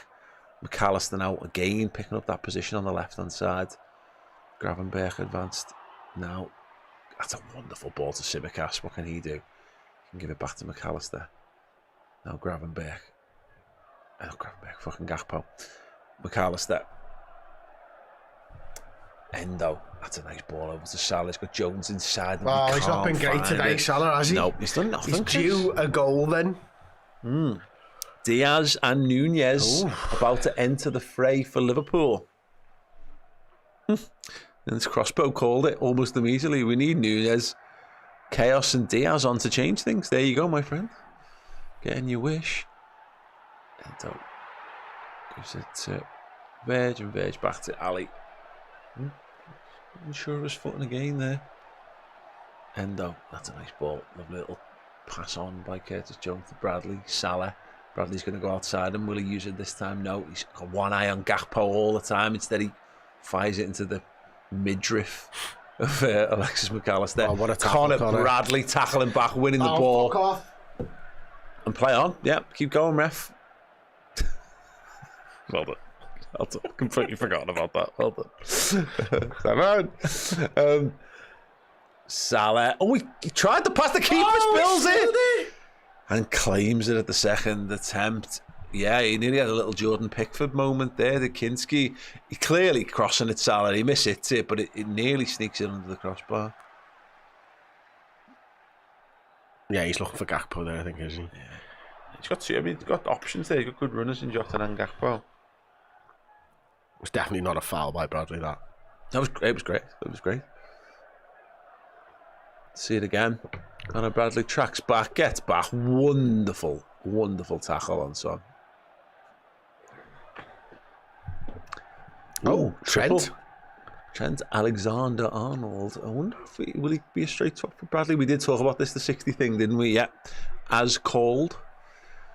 Jota off, Bradley off. Played well. Yeah, he has played well, Bradley. Not really been decisive. I don't think the moments have been handed to him. If Salah had played him in earlier, maybe he could have had a bit more of a talent hand, but he stuck to his task. He's put in some wonderful recoveries, ball recoveries. Just and an tackles. old school defender in there. He loves a slidey, doesn't he? Yeah. Was that Gakpo off? I think it was. So here we go. The reinforcement, creativity and pace on the pitch for Liverpool now with half an hour to play in this game. Whoa. Right, you've had a marker laid down by Connor. What are you going to do, Trent? He's either going to bang a goal in or play a pass that just makes you want to cream in your pants and set up a goal. Yeah, or a big chance. It will be just like him to just go and do something outrageously good. Be the world class right back that he is. Yeah. Ooh, nasty that. Yeah, Absolutely.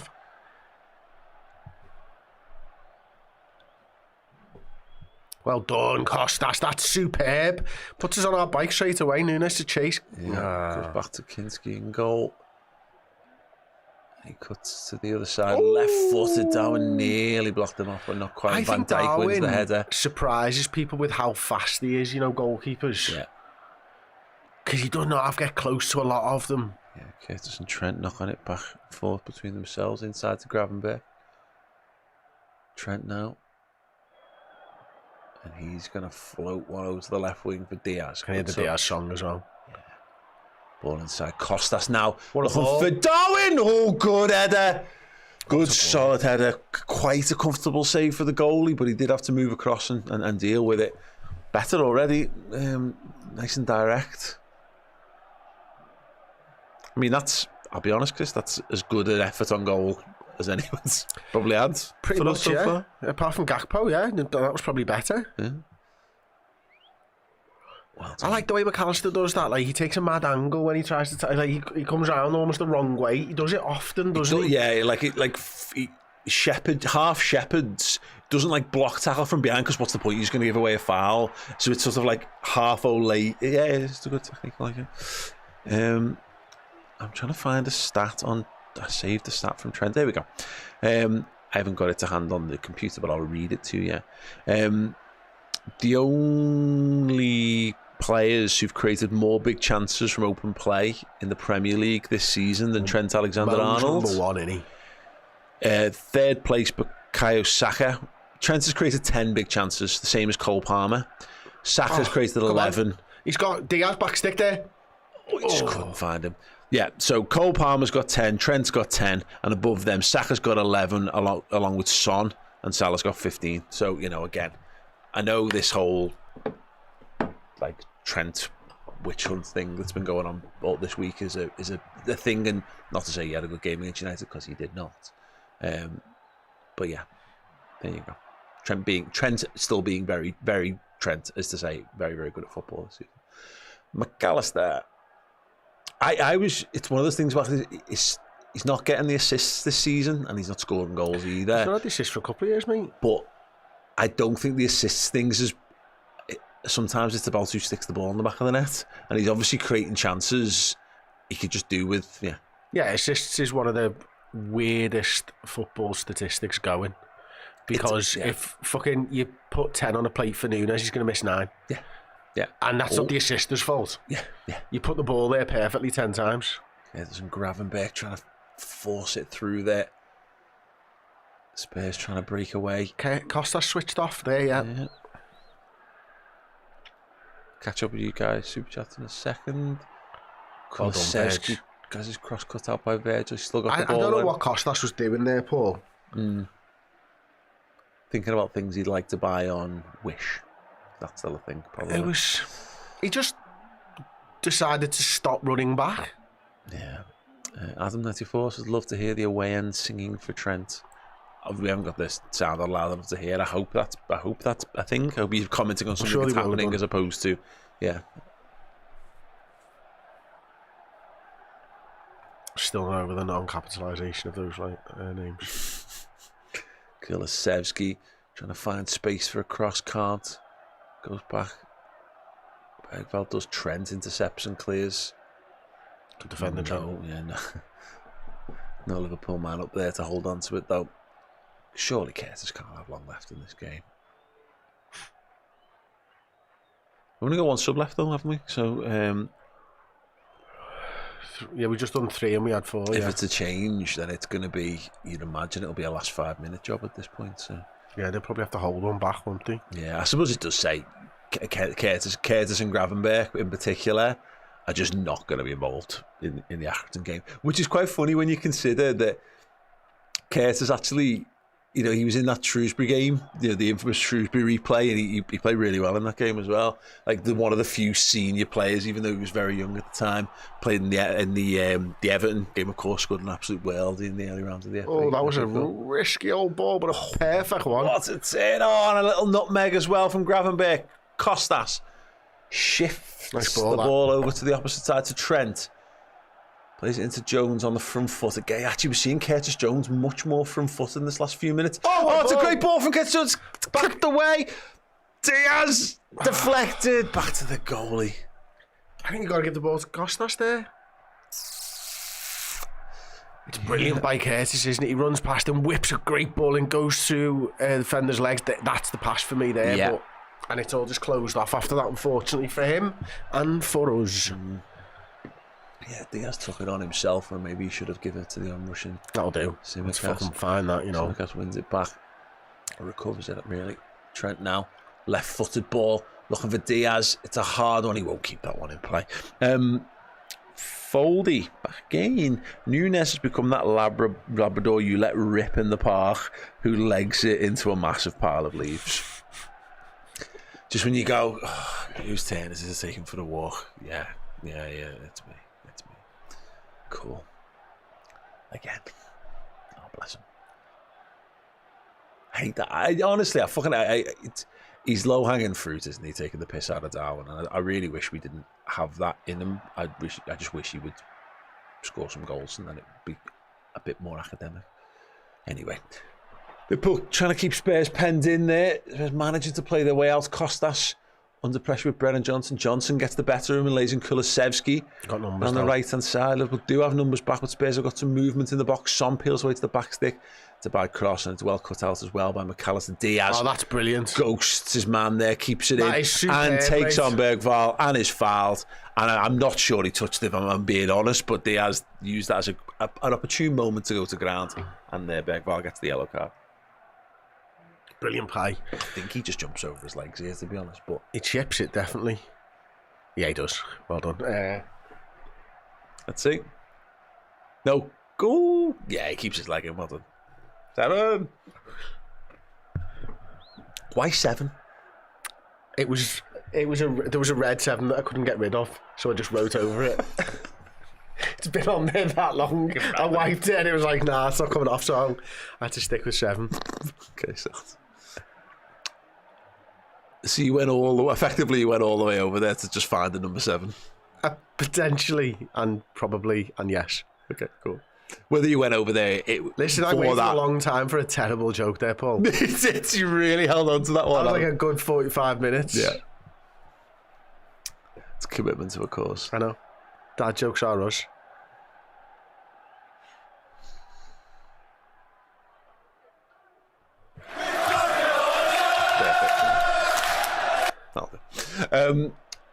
Salah. Ball in behind for Darwin Núñez. Good save from Bergvall. Much more dangerous already, though, Chris. Salah just knows where Núñez wants the ball, doesn't he? Yeah. And it's the same place every time, and we never score from it, but it's really good. Horrible human being. Listen, it's not me missing it. There's one over the top again. Salah. Keeper claims it. He's done well there, Núñez, to get it on target. And the keeper's made a good save, and it's a great ball from Salah. Exactly. There's the And truth he's to the onside matter. as well. Yes, double points.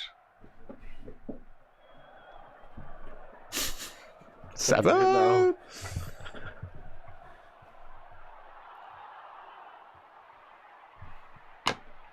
Oh, dear. Right, Bergvall. Dragusin. Oh, it's a nice little overlapping run. But from again, Pedro why? Porro. Great ball into the box. Don't Solanke. Tries to bully That is Endo, so Endo gets easy for the fucking defender to be beaten by the attacker when they're attacking it from there. Yeah. He's got the run on him, and Endo just knew exactly where to head it. Yeah, he did well. Good defending. I still question why they're in behind Costas there, though.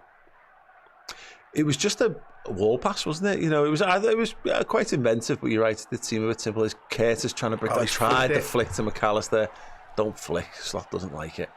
But again, Liverpool recovering it well. Jones, Tsimikas and Núñez ahead of him. Núñez into Diaz, back to Núñez. Trying to find a pass. I don't think that's what he was trying, but Trent will pick it up. He will cross it. It will be headed away for the moment. Gravenberch this time keeps it in. Yeah, that felt like he was desperate to pass it to Salah. Salah wasn't there, so he passed it anyway.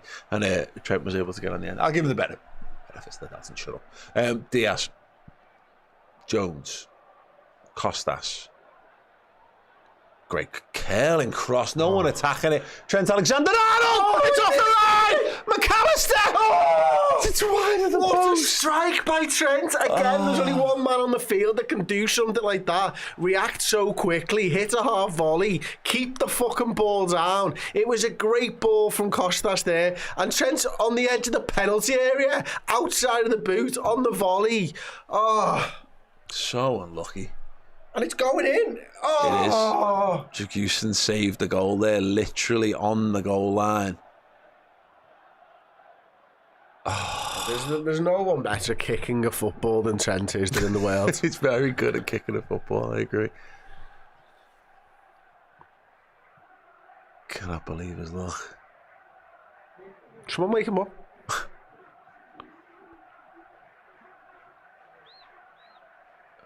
Son going off now. He's just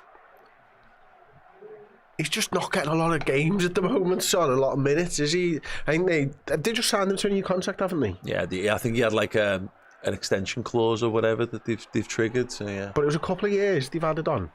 Honestly, I don't know.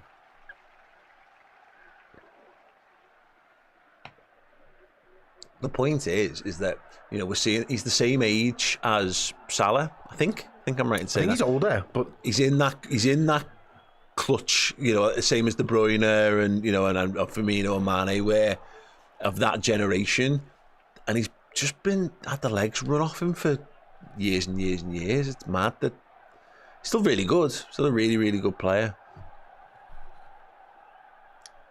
Yeah, anyway, he's off, and Timo Werner is on, and I am saying nothing other than Timo Werner has come onto the pitch. Header by Virgil van Dijk. Curtis Jones, I was saying 12 minutes ago, you can't have too much longer in this, but he's actually come alive. Tank, yeah, he really is. He's really come alive in this game. He's picking the ball up on the front foot. He's picking the ball up in motion towards their 18-yard box, and it's definitely suiting him.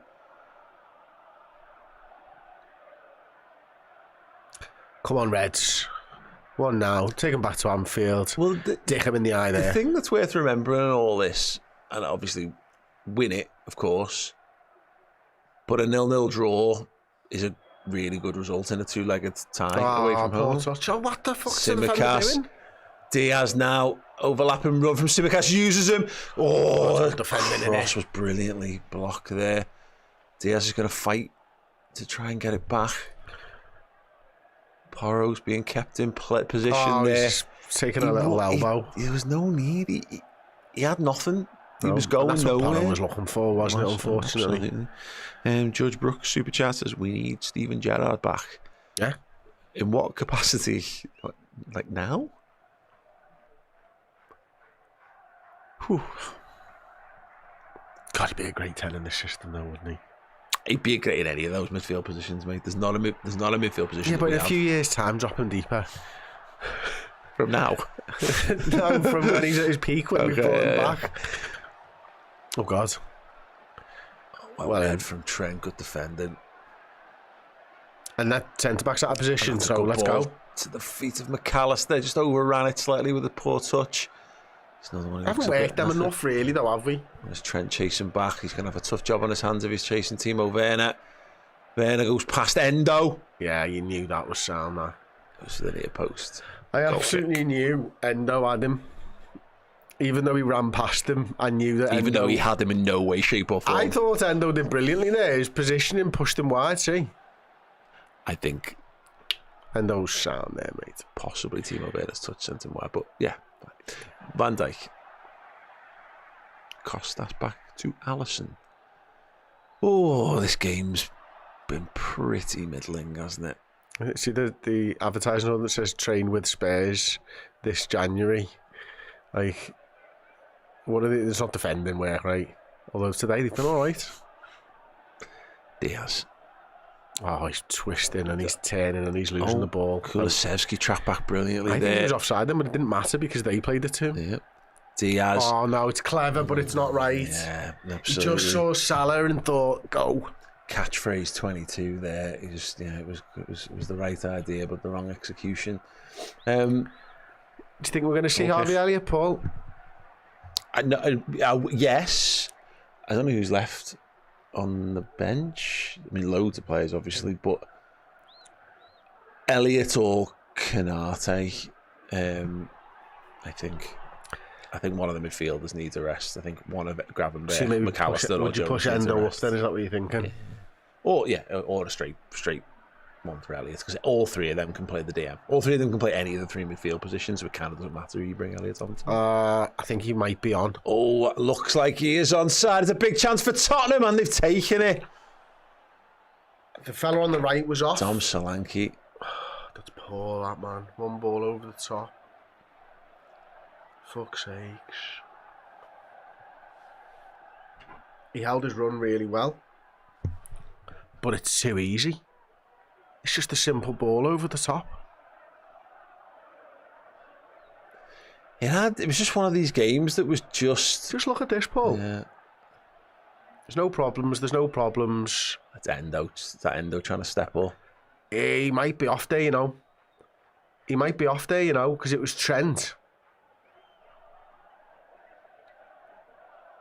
He might be off. They're checking it.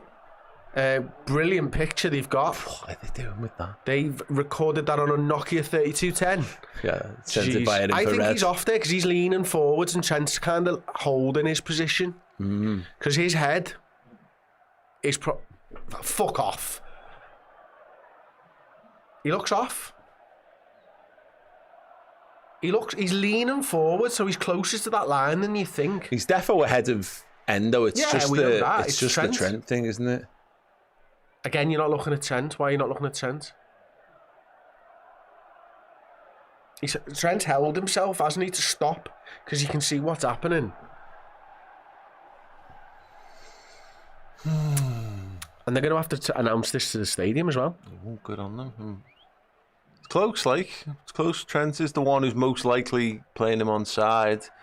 It's offside? Offside, red line, innit?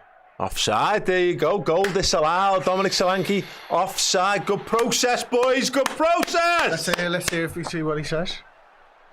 That one doesn't do the line. Oh.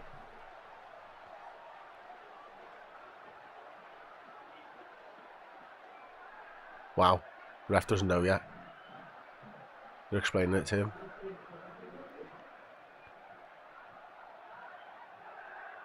I thought he'd be mic'd up to the stadium. There we go. Ready?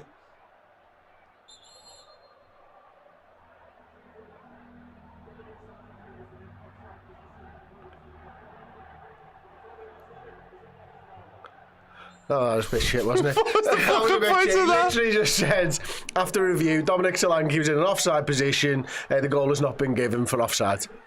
Fine. They made a big old fucking deal of that. Not and they couldn't have put on a screen The there. fucking referees are knobs. The referees and all their fucking cronies, absolute knobs. Tottenham 0, Liverpool 0. Come on, let's break some Spurs hearts now, Reds.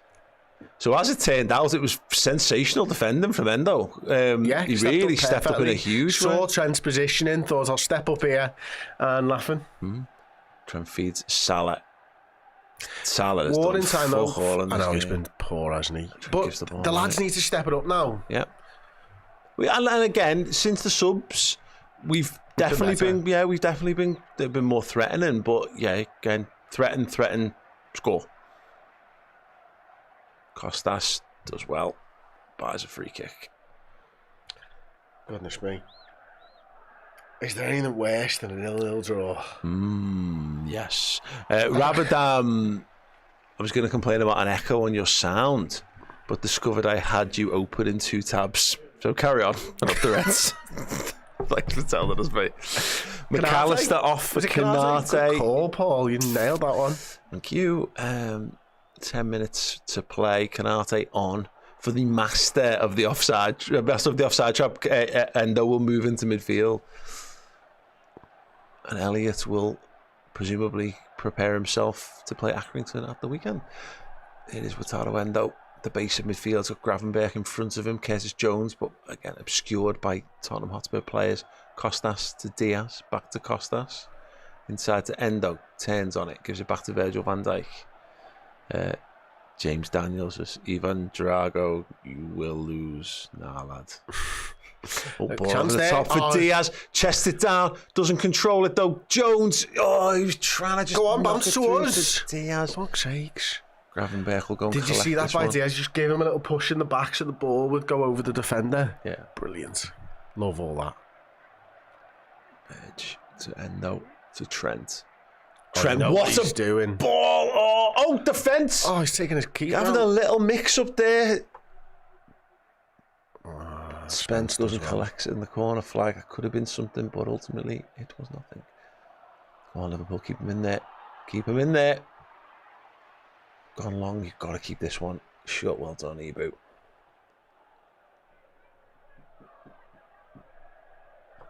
Okay, you know what I've not checked on? The likes situation.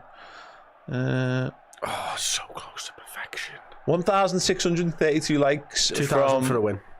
We need 2,000 likes for even a sniff of Liverpool getting a goal in this one. So if you've not liked the stream yet, click that like button, please. Canate now. Trent's taking up that position in the midfield now. Yeah, you can see it. Turns on it, plays a great ball again into feet of Endo this time. Just a little bit of a wild ball to Salah, and he can't keep that in play.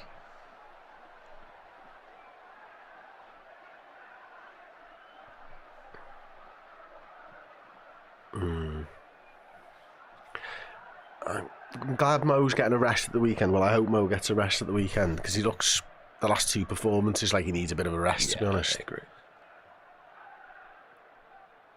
Liverpool on the back foot here. Spence trying to push things forward. It was good play by Endo though, because you need a Canate to go with the pace of Werner. Gets back into right back. Werner now. There's a ball. Van Dijk heads it down, but no Liverpool player can get on the end of it. Spence will keep it in. You don't want Solanke on Costas there, you know. Werner again against Trent Alexander-Arnold. Trent just steps in. Endo goes in to help him out. That's good to see. I don't like Costas on Solanke there at all. Again, Spurs still have possession. Overlapping run. Ball into Kulusevski. Don't like that. Deflected shot. Comfortable for Alisson to claim. And can Liverpool get on the front foot? Bowls it out to Diaz. Flicks it inside to Costas. That's the heavy touch, but he does keep going. Diaz will gather and he will send Darwin Núñez away. Come on, Darwin.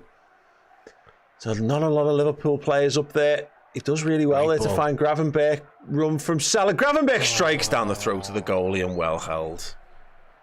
I thought he got that right then. I thought he was just setting it off round the post. Costas hair from that challenge as well. Yeah, you're right. He got absolutely fucking taken out. He did brilliantly to make sure that he got there. Like. Was it big? Was it big? If it was him, he should be getting a red because he's on a yellow already. I'm sure of it. Yeah, it's a yellow card, that mate. You've left your feet. You're not in control. You've taken out the fucking player, and you're on a yellow card. Where's he left them? On the floor. If they were on the floor. He's left him on the floor. His feet? Where's he left his feet? What? He's left his feet. Oh yeah, okay. I like that. That was cool. Well done, you. Costa's just having the left ankle check there. You're right. Why has he not been yellow carded? Yeah. And again, VAR can't interject on that because it's not a red card. Yeah, it's not a red card situation. And because the referee saw it and waved play on. But he's booked. It's just a yellow card. The only way you don't get booked for that is in like the first 5 minutes, and like I think was it Ugarte did something a bit like that in the early like the first thing of the game at the weekend.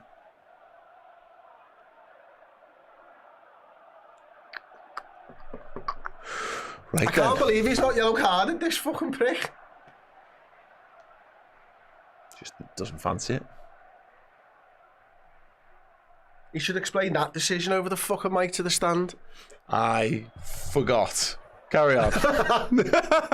I got distracted by other things happening. No yellow, thus red card. He's on a yellow card. Just send the fucking prick off. Solanke. Don't make him score. And Bergvall scored. Shouldn't be on the pitch. Shouldn't be on the pitch, ref. You absolute moron. He shouldn't be on the pitch. Oh my God. What are they doing? It's a fucking disgrace. What are they doing? He should be the fucking commentator who hates us loads. He should be sent off. I can't believe he wasn't sent off. Don't tell me you're booking him, send him off now. He's booking slot. He's fucking...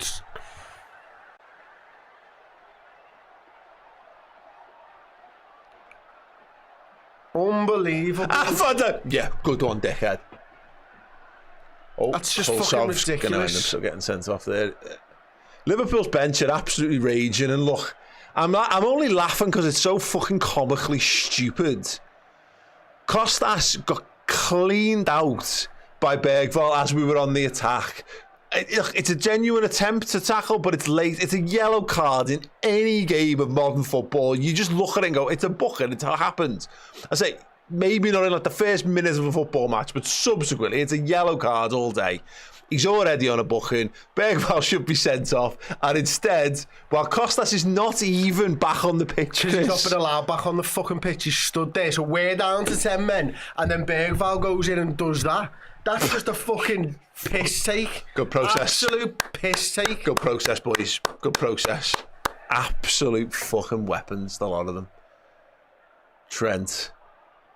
To Salah. I can't wait to beat these 4-0 at home. Yeah. Trent with a big cross. Can Diaz keep it in? He can. You know, that's a hell of a touch. Dances. Crosses. Over everyone. Come on, Mo. No. It's not Mo's day today. It isn't at all. Grab him back to Trent. He's going to find Mo Salah. Salah needs to pass the ball, mate. Actually finds the Liverpool player and doing so. Well done, Mo. Trent, back to Mo. Come on, run at him. Just get to the byline, mate. Crosses it. It's poor. It's cleared. It's back to Trent, though. Maybe don't pass to Salah until he's in front of goal. You can ignore him in the build-up phase at this point. Fucking Tottenham, man. And I know they probably are due some luck in life, but like, why against us? Yeah, why refereeing in do you want to know stupidity? Why? Right, I'm doing this poker thing on Friday on the YouTube channel, 7 o'clock, with other football fans and YouTubers and stuff, and 2 of them are fucking Tottenham fans. Brilliant. That's Canate, why. Trent, come on, Trent. Cross block, digs it out again, flicked up. It's going to drop to Costas Tsimikas. Finds Diaz. God, just. Come on, Costas. That's a crossing situation. Whips it in. Headed up. Overhead kick on the edge of the box. Six as far as Virgil. Liverpool keeping Spurs penned in here for the final minute and a half, probably, this game before injury time. Costas cross. Deep.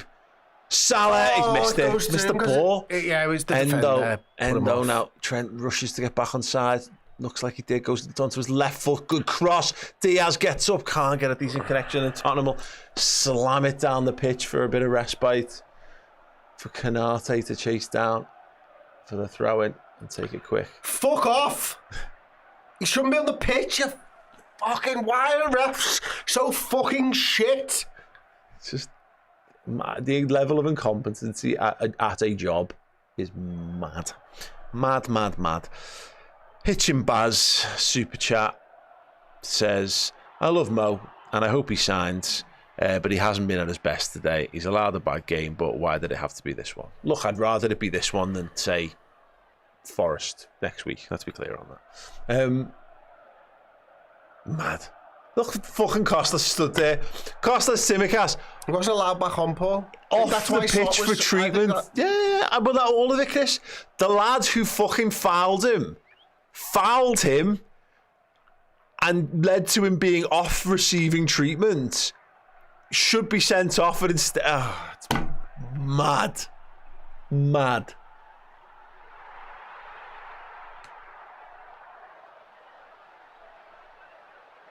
Macha's got some grape juice there. Yeah, a little probiotic.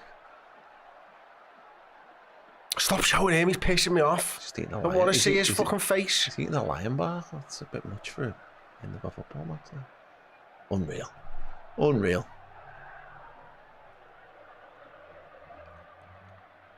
Seven minutes of additional time. Come on, Reds. I mean, that's the first yellow, right? And that's a yellow all fucking day, mate. All day.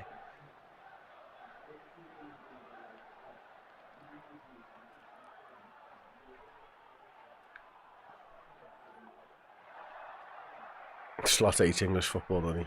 Hates referees, and he's right too, because they're fucking shit. Solanke does really well there. Yeah. So, yeah. That's a great ball, perfect, and Allison doesn't dive. Yeah, look, it's a good goal by Spurs, but it's scored by a guy who shouldn't be on the pitch. I don't want to overlabour this point, but I can't. I don't think I can overlabour it enough. Mad. While we were down to 10 men. While we were down to 10 men. Yeah, well done, Trent. Oh, I love that. Bit of fight. From the right back. See. Verge going to carry this one forward to Diaz now. Do you know what I said before? There's nothing worse than 0-0 draw. This was what you meant. This is exactly what I meant, yeah.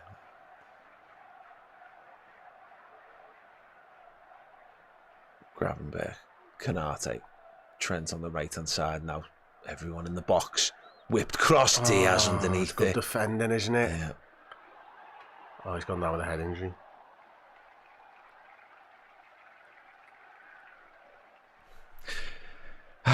David LFC, 96. What an absolute joke. Ridiculous. It says ridiculous. Ridiculous. Couldn't agree more. He punches him in the face, little left jab. Nice. Don't know why you're holding the back of your head, though. Because you're bled. Has anyone got the laptop for the game? Has anyone got the box that the laptop goes in and the tripod? What are they looking at there? Probably the second yellow.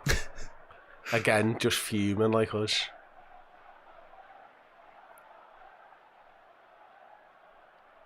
I want that lad in the flat cap to cry. The Czech flat cap. So I want to go from Liverpool now more than... obviously for me and for the happiness and for all Liverpool fans, but also I want to see him cry. Van Dijk, booming header forwards. Darwin's going to chase it. Hooked away for now to Spence. Trent. Gonna make sure that one back. Yeah. I mean, unfortunately though, you've got to be careful not to go wild in this, because Spurs could quite easily grab a second if we go too much on this. Canate. Gravenberch. Great ball to Curtis Jones. Oh, lovely little shimmy there. Free space for him. Diaz. Curtis on the overlap. He stabbed it across goal. Darwin Núñez. Did he mean that? I've got no fucking idea, Chris. I don't think he ever means anything. I don't even know what he did. I don't know. I think he meant it. Yeah, a wonderful little improvised flick towards goal. It's a great save from the goalie. I think he's trying to hit it off the inside and go behind him. So I don't think he meant it. I think he was trying something that didn't come off. Unlucky. Costas, it was a great effort. Costas with the corner. Van Dijk can't get the header on that one. Spurs can try and come away with the Kulusevski airballs it. Oh, thank God. Yeah, well, I've got men back, but they're going to need more. Darwin Núñez racing back there to try and make the numbers up. Gravenberch goes shoulder to shoulder with his man. Well done. Good tracking as well. And there's Darwin Núñez in the right back position telling them to get up. No, Darwin. No, Darwin, you dickhead. Pass it to lads who can pass. Anyway. He's just so thick.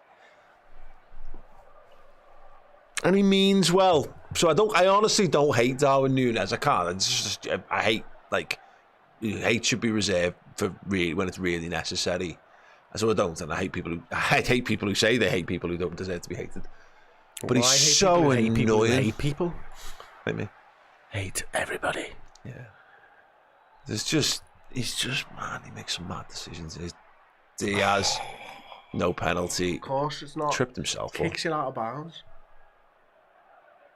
Pedro Porro was not having any of Diaz there.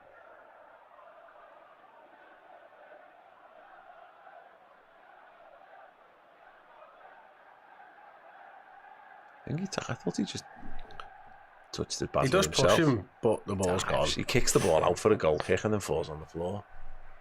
I mean, he's literally shoved to the floor. I don't think he's got control of the ball anymore. That.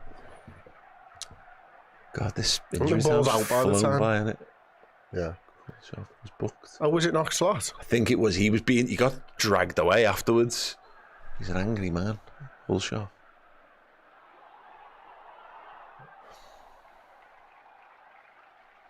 Liverpool on course for only their second defeat of the season here. Just under a minute and a half of injury time remaining. Konate wrestles. Come on. There's got to be more at the time here. Solanke off the pitch, and that will be a free kick to Tottenham. And I'm sure they will take their merry time with this one as well. Just haven't kicked on really second half, have we? Threatened to. Yeah. But never really. I think we've been the better side. You know, we've definitely gotten into more dangerous sort of areas. We've done a lot of like the foundational stuff, but you're right, you're not ultimately just not tested the goalie anywhere near enough. So we've had 3 big chances and missed 3 big chances. What are they? Darwin's header, probably, I guess. Let's have a look. Let's see what we do here. Come on, Curtis. Great ball to Diaz.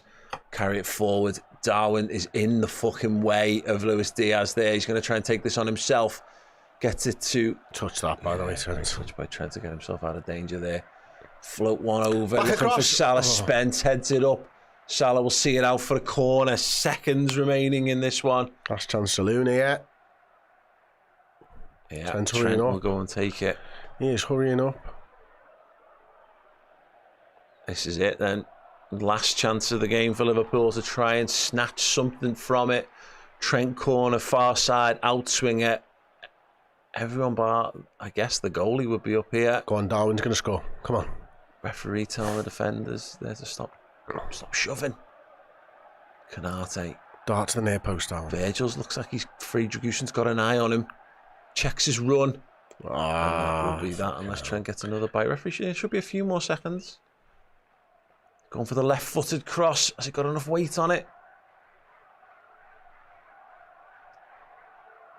Curtis Jones falls to the floor there. Endo batters the shot. Don't go that way. He's going to blow. Curtis Jones is down. The boos, hisses and jeers from the crowd. Oh, that's fucking... It's not going out of play, though, so we can't check it yet, can he?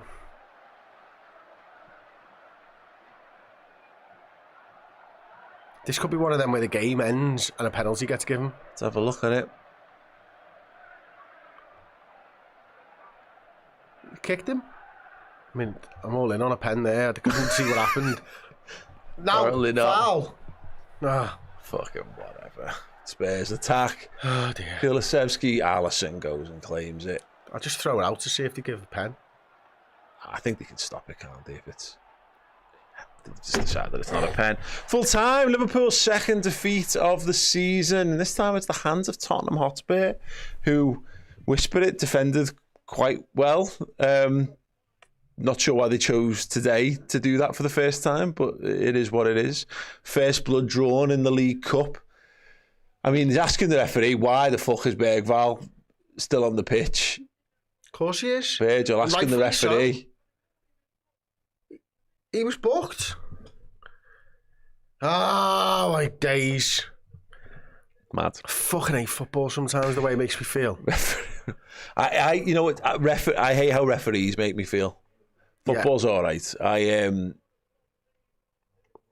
really have loads more to add to that. It's mad. Absolutely mad. I don't think we were good enough again. No, yeah. I think that's fair. But I don't think Spurs were good enough either, Chris. You know what I mean? I know they scored, so yes, they were. I don't care about Spurs, though. No, but we weren't good enough to win the game, I don't think.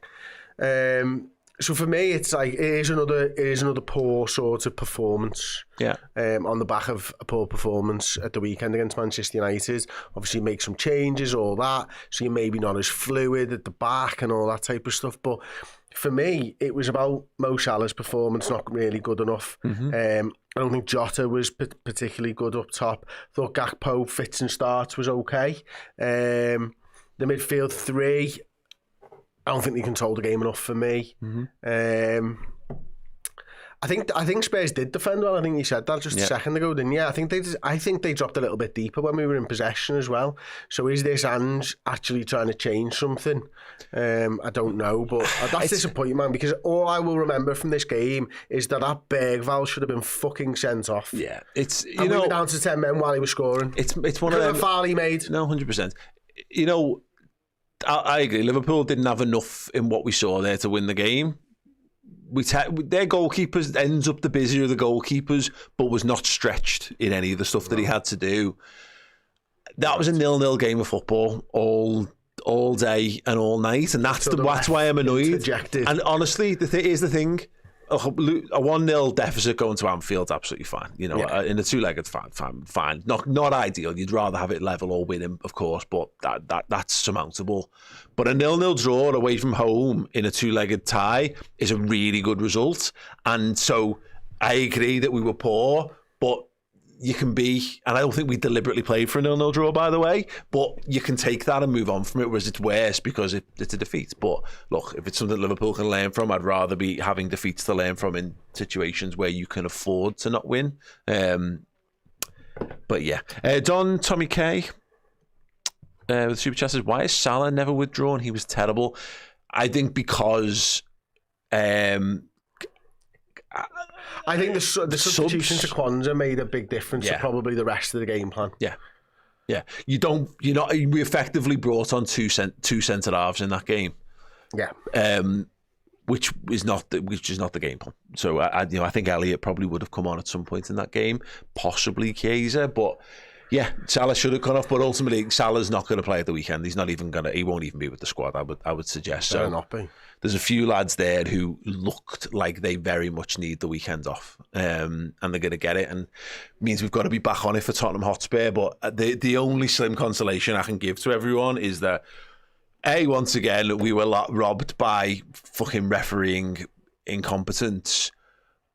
But it's also not a Premier League game, it doesn't, and we're not out either because of the two-legged nature of the tie. I'm not going to lose my shit over a 1-0 loss away from home against Tottenham Hotspur in a two-legged tie, that's for sure. What I am going to be annoyed at is the fucking referee. I don't know whether you saw that then, you might have caught the end of it, but Kingsley going into the stand to see maybe it's his girlfriend or his wife, that was really cool. More emotion in football is not a bad thing for players. Yeah, as long as it's not induced by referees. Yeah. Well, let's just fucking bring Steve in. Fucking annoyed now. Right, thank you for joining, Chris and I. You guys have been absolutely wonderful. we've done what we can. You guys have contributed what you can contribute. Don't let it get you down too much. It was just a game of football in the League Cup. There's another one of them still to come. In about a month. At Anfield time in a month. I am live on the YouTube channel on Friday night for a little game of poker. If anyone wants to join me, we'll be doing a football sort of podcast with Terry Fleurs, Man United fan, Hugh Wizzy, Arsenal fan, a couple of Tottenham fans as well. So Hugh Wizzy, yeah. Is he still going? Yeah. He's doing well, I think. Friday night, 7:00, if you fancy joining us for that one. I would say take the piss out of the two Spurs fans, but that's not going to be the case. Help me tell them. Blaise has robbed you of. I know. Also, just come and watch me beat them at poker. Yeah, do that. Yes, thank you so much. We are heading over now to the Player Ratings podcast over on Redmen Plus. Steve will be here very, very shortly to get your reaction to that game. I imagine some of you here will have a few choice words for the referee, so get them loaded up into the chat, and Steve will be reading through the best ones. We'll see us all very, very soon. Up the Reds. Hello everybody, I just wanted to tell you what you could win if you were in our Club Legend prize draw for January. This is a biggie. We're starting the new year off with a bang. It's this, a signed Liverpool shirt signed by Ian Callaghan, proper Liverpool royalty, the record appearance maker for the Reds. 857 appearances he made. Not all in this shirt, you'll be glad to know, but if you want to get yourself a chance of winning this, head to redmenplus.com, sign up as a Club Legend or upgrade your existing subscription and you might just be the lucky winner. Hey, I am absolutely delighted to say that The Man Who Stole the World Cup, the book written by my dad, published by myself this year, is available now to buy. You can get the limited edition signed version exclusively on redmenmerch.com. When they are sold out forever. There is a simple way of getting it as well. You can get it on Amazon in a hardback print to order version, or the Kindle edition is available on there as well. The Man Who Stole the World Cup is a fun, adventure-packed time travel story about kids from Liverpool pulled from Liverpool's double winning season in 85-86 into the plot to steal the Jules Rimet World Cup trophy in 1966 that would ruin football for all time, and three adventurers set about making sure that they can save football in their time and in all future times as well.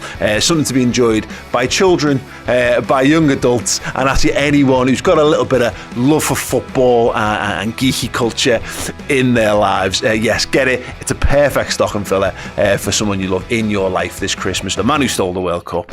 You'll love it.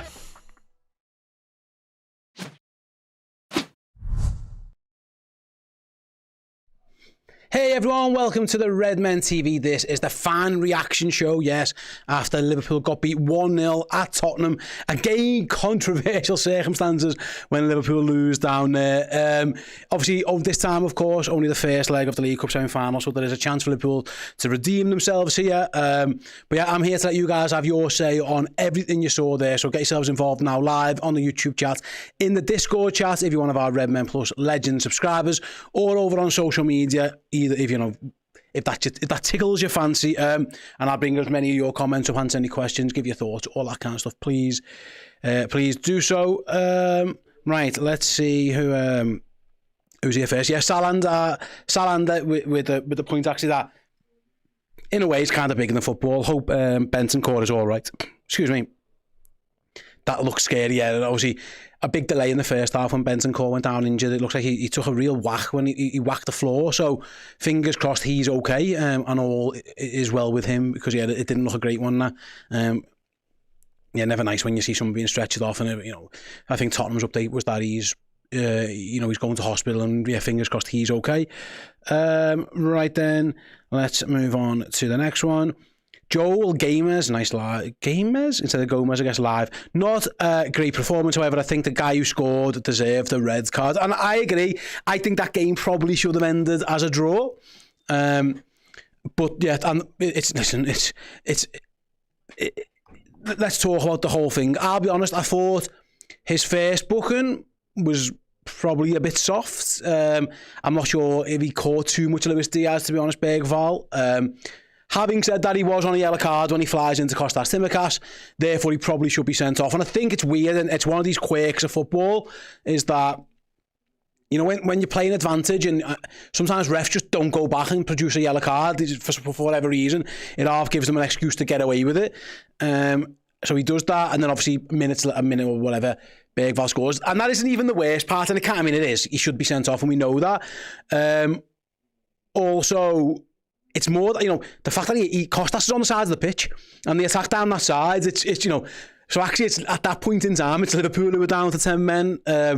I still think Canate should defend the situation better. It's worth mentioning that, you know, Solanke does well, but it's a bit easy by Ibu, you know, not long come on himself, and I think he should have done better. But yeah, it's a stupid situation, really. I think the ref half bottles it. The fact that he's on plays the advantage gets him away with it. But like I say, the fact that Liverpool are then down to 10 men at the same time when it probably should have been Spurs, and then the lad who did it scores, it's a kick in the bollocks, isn't it? Like I say, I'm not going to sit here and say Liverpool would play particularly well, because I don't think they did. But you can't get away from the fact, and I think anyone would agree, it's a pretty controversial goal, and yeah, it's not the first time that's happened at Tottenham, is it? I think the ref just made an error, and it's crap. And ultimately Liverpool have been hurt, not only because the lads doesn't get sent off. We're now down to 10 men. It's a flip reversal. So yeah, it's poor, really. Having said that, like I say, I do think Canate should have done much better than what he did against Solanke. I think, you know, size of Canate, he's too easily shrugged off.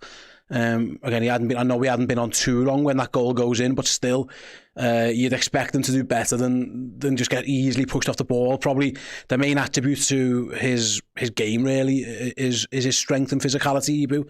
I think he'd been on like 5 minutes, 6 minutes. I don't know if that plays a part in it, but I think Arne Slot would also be disappointed at that as well, which is... But yeah, you can't get away from the fact, listen, I'm not going to sit here and bemoan and say it's the refs, you know, it's a conspiracy and all that, because I don't think it is.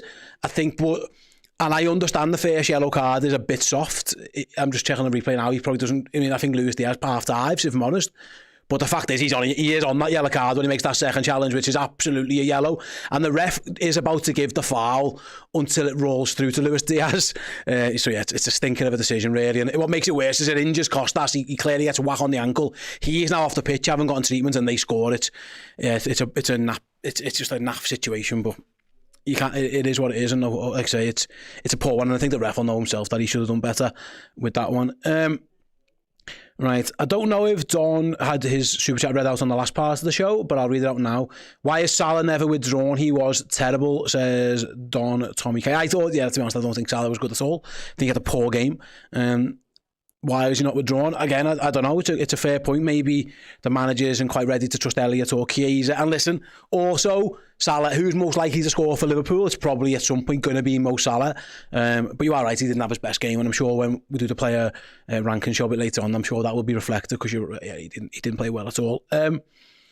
Raheem, Slot has lost the plot. He should have hooked Jones and Salah. Okay, he hasn't lost the plot, has he? I mean, but and again, I don't think Salah played well. I don't think Kurtz had his best game as well. But yeah, I don't think he's lost the plot. I think that's a bit too far, to be honest with you. But Mr. Whoopsie, nice name. Wataru Endo, top 3 centre back in the world. I actually thought Endo did quite well as centre back, and I was actually, you know, when the offside goal and it's very close is nearly given, that's when the manager thinks maybe I'm going to make a change. I don't know. I thought Endo was playing pretty well as centre back, and maybe it'd be better off keeping him in there. I don't know. Who knows? And maybe bringing on a Harvey Elliott or someone if he wants to take McAllister off. But you're right. I do think Endo had a pretty good game at the back, and we might need him there. I mean, we don't know what's up with Jarell Quansah in terms of he looked like he was putting out his chest at some point. I don't know what was quite wrong with him, but yeah, we might need Endo. Liverpool, obviously, with no Gomez, and then obviously Quansah goes off. They might need Endo for a little bit coming up in the next couple of weeks, maybe, especially perhaps at the weekend, because I don't think the manager's going to want Virgil van Dijk playing in that game. Yeah, Bolton, he should have kept Endo there. Perhaps, again, hindsight's 20/20, isn't he? But yeah, I don't think he needed to move him out of there. Right then, let's see who else. Kieran says, at what point does Elliott get minutes? Why wasn't he on for Jones at any point in this game? Yeah, maybe. I probably would have brought him on as well. It's interesting. I think Curtis is obviously the lightning bolt for criticism at this moment in time. I don't think he had his greatest game, if I'm honest with you. I haven't really seen it because I had to jump in. It looked like he got fouled. Was that not a penalty at the end? I don't know. I haven't really seen enough replays of it, but it looked like he might have got fouled, Curtis. But I agree. I think I certainly, my sub actually would have been when he took McAllister off. I think I would have just kept Endo at the back, and I think I would have brought Elliott on there. But listen, the manager's seen it differently. Why doesn't he get minutes? I don't know. Does the manager not fancy him? Is there something wrong with him? Because he's hardly getting a look in, really. Elliott, again, he'll probably play at the weekends and play a full 90 minutes, but it feels like he's not in Arne Slot's plans at this moment in time. I think that's obvious. We're not seeing much of him at all since he's returned from injury, and before the injury he wasn't really getting the look in either. So I think there is obviously something that he either prefers in the other players or he doesn't like in Harvey, I guess. I don't know, but you are right. It felt like that game he could have done. He could have played, he could have done something there, but so I couldn't tell you the answer, if I'm honest with you. Right, let's have a look. Who else we've got in here? Who else have we got in the chat? Basically, Vader going back here tells you how important Sobbo is. Our attack is nothing without him. It's the same as the super chat we had earlier, isn't it? From Keegan, who says all the Szoboszlai haters look silly now. Liverpool's midfield certainly lacks the energy without Szoboszlai. He is certainly the most athletic of the players in midfield. So yeah, we are lacking that. I think it's fair to say. He does offer something a little bit different, and listen, when we battered Spurs last time, he was very much a major part of that one. So yeah, hopefully by the time Liverpool, don't even worry about this weekend, don't even have him close to that one, but by the time Liverpool play Nottingham Forest, like I say, hopefully Szoboszlai is back off this illness, because obviously he's been unwell for a while now, so fingers crossed. Although Gino disagrees, Grav is more athletic than Szoboszlai. Maybe, I don't think he's more. I think it's a different type of athleticism, and it's a different job that he's asked to do. But yeah, Gravenberch is obviously clearly a great athlete, and I thought he had a pretty good game again today. But more in terms of like of those number 10s, perhaps. I mean, then in terms of bombing forwards, I think Liverpool are missing a little bit of Szoboszlai at this time. Ryan says Curtis just doesn't do anything defensively and doesn't do enough going forwards. Listen, I think Curtis Jones. This is the problem when people talk about Curtis Jones. He's clearly not shit. So stop saying he's shit. People think he's crap. He had a really good, if you look back at Leverkusen, Chelsea, Real Madrid, top teams, and he's played well and been excellent against them all. He had a couple of bad games. He has, and make no bones about it. But it doesn't mean he's crap. He's not crap. He's clearly good enough. He's played over 100 games for Liverpool. It just feels like people can't wait to jump on the Curtis Jones bandwagon. I'm not saying you're this, Ryan, but I've been on social media today and I've been looking in the chat, and it feels like people are desperate to put a hammer on him. I don't know, I might be wrong on that one. But he's having he was poor today, and I don't think he was great against Man United. I think that's fair to say. But I don't know. I don't think he's as bad as people make out. I think he's had a pretty good season. He's had a poor couple of games, and that's coincided with Liverpool having a couple of poor games as well. So who knows? Yeah, and as Ryan says, I don't think he's crap. I just mean over the last couple of games, he's clear. Yeah, he hasn't played well. You can't argue that one. Right, who else have we got in here? James Lim says we look tired. I don't know. Yeah, maybe. It just, I don't know. I don't know if it's tiredness. I don't know what it is. But Liverpool's passing was poor today. Is that a fatigue thing? What is that? I don't know. Maybe it's Mikel Arteta and maybe it's the ball's fault. I don't know if Mikel Arteta says, but Liverpool. Liverpool. Yeah, I don't know. It might be fatigue. Maybe they need a couple of days off, and they're going to get one. Obviously, they're not going to play now till Tuesday, so they've got a bit of a break to get themselves back going. I can't imagine too many players there are going to be playing at the weekend against Accrington. So there's definitely time to get if it is that. But yeah, I don't know if it is fatigue, overplay. I don't know what it is, but Liverpool were poor in terms of the quality tonight. Really, there were a few good moments, but there were lots of mishit passes, bad first touches, and in fact, it was pretty much throughout the whole team. The goalkeeper did one, Timmercast did one, Bradley had the same. Obviously, we saw Konate, Depp Curtis, Salah, Diaz, Jota. It felt like a bit of an epidemic of people just not being able to control and pass the ball at times. So is that fatigue? I don't know, or what it is, but it wasn't good. It was pretty poor. It was pretty average, if I'm honest with you. Having said that, listen, I think that game probably should have been a draw. I don't think Tottenham were any good either, to be honest with you. I think both teams were pretty below par. Some good defending from, Liverpool had one cleared off the line. I thought Virgil van Dijk defended well for us. It probably should have been a 0-0 game, and obviously the controversial goal is what kind of makes a difference. Like, again, that isn't me coming here and defending Liverpool. I don't think Liverpool played well. It probably should have been a draw. But now you go back to Anfield it's in a month's time. Who knows where both teams are at by then? But 1-0 isn't insurmountable. Of course, it's not ideal. But yeah, it's Liverpool just weren't quite at it today. Again, maybe it is fatiguing. I don't know. But it's listen. They've had 2 bad games. You can either say Liverpool have been great for 20 odd games and poor for 2, or you can look at those 2 and think, the world is going to end in a few weeks. No one knows. I can't predict the future, so it depends if you're optimistic or pessimistic. But I don't know if we learn too much today from today. Yeah, let's see. John Heaps. Let's see. We were crap. Kwanzaa was awful again. Why don't they know when they should and shouldn't play out from the back? I mean, how long did Kwanzaa play for? Because I don't think he was crap. I can't even remember. Sorry, how long he was on the pitch for. No, obviously he gets the injury so he goes off in the 30th minute, of which 10 of those or so has been no one playing. So I don't know how I can say someone was crap over 20 minutes. I don't know. I think he had a couple of poor passes. I think he also bailed Liverpool out a little bit when he beat Son in a foot race. So I think that's harsh, to be honest with you. In terms of playing out, Liverpool just do always play out, and I think again he did it mostly well. I think Alisson got very, very lucky, and Virgil saved us bacon. But yeah, I don't know, mate. When I think Liverpool are actually quite smart in terms of when they go long. Sometimes when they know they need to. So I don't know if I agree with that one particularly, if I'm honest with you, mate. But listen, it's a game of opinions. We're all here. We can all have our say. That's what we're here for. In terms of, someone says here, Mr. Who was it? I think Mr. J Mango was talking about Kwan, saying that he kept passing it to the opposition. I'm just going to check if I've got any stats on him, actually. I don't know if with it being the League Cup, sometimes these stats don't really give you any in these stats websites. You might be right, it's not something I vividly recall him doing, but I can have a look. How did Kwanzaa get on with the old passing and stuff like that? I mean, I don't even know if these places even look after the stats properly on these League Cup games. That's how much people don't give a toss about them. I can't find it anyway, so maybe they do. If they do, I certainly can't see it. But he did. He did. So let's see. No, to be fair, I think you might have half a point.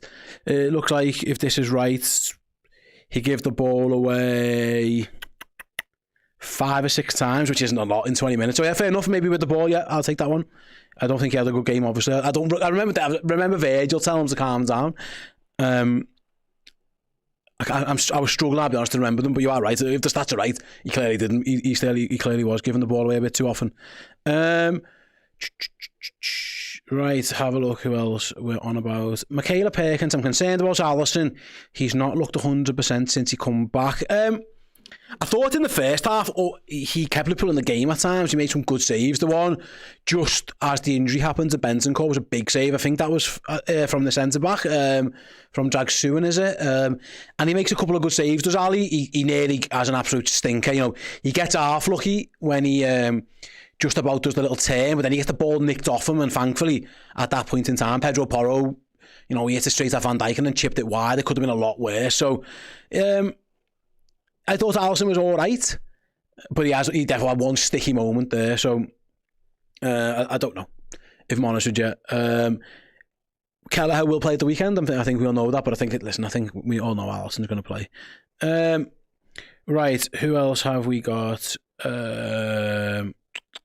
Ashby, Steve, shall we run with the ball? Excuse like Arteta and keep it moving? Yeah, absolutely. Let's just blame it on the ball. Refs and balls. That's what Mikel Arteta does. Right, who else do we have here? Dylan Bailey. Darwin just can't score. I kind of feel bad for him. I thought the goalie makes a good save on one of them. The one where Salah plays him in, I don't know. I thought all you can do really is swivel first time shot and get that on target, I suppose.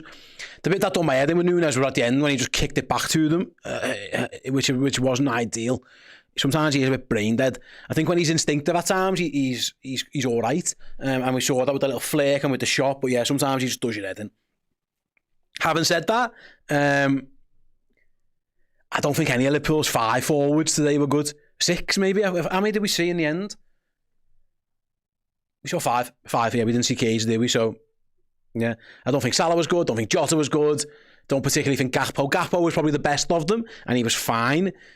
Diaz and Nunes didn't do particularly well either when they came in. I think Liverpool were just blunt in attack, to be honest with you. I'm going to do the player ranking show in a bit, and I'm not sure how many... I'm not sure how I can do that. To be honest with you, I don't think there's going to be too many high ratings, if truth be told. I don't think Liverpool's attacking players were good, if I'm honest with you.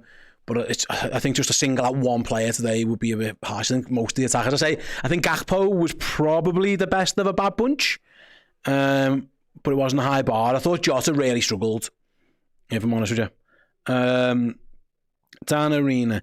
Quanta needs a loan and we need to bring a centre-back in January or the summer. Had a great season, but has looked off it when he's played this season. Maybe, listen, he played 20 minutes and we don't know how long he was injured for or what was wrong with him, so maybe. I don't know, but what's an issue at the moment is if he's out and we don't know what's wrong with him yet, and Gomez is out, Liverpool are looking light. So I don't know. DB 1981. Question, do you think Slot is to blame? Why rotate today when you have Accrington Stanley on the weekend? Agree. But I don't think he did rotate that much. That's the point. Canate, he probably has to rotate because they're looking after him. He's only just come back from an injury. I don't know, maybe. I think Liverpool still picked a pretty strong team. Like, it's not like they had a team full of kids, so I don't know. If anything, I thought maybe he could have rotated more. I think he probably needed to freshen up midfield, for example. But he chose not to. I thought Bradley and Costas played well when they both came in. So I don't know, if I'm honest with you. It's just, I don't know, if truth be told.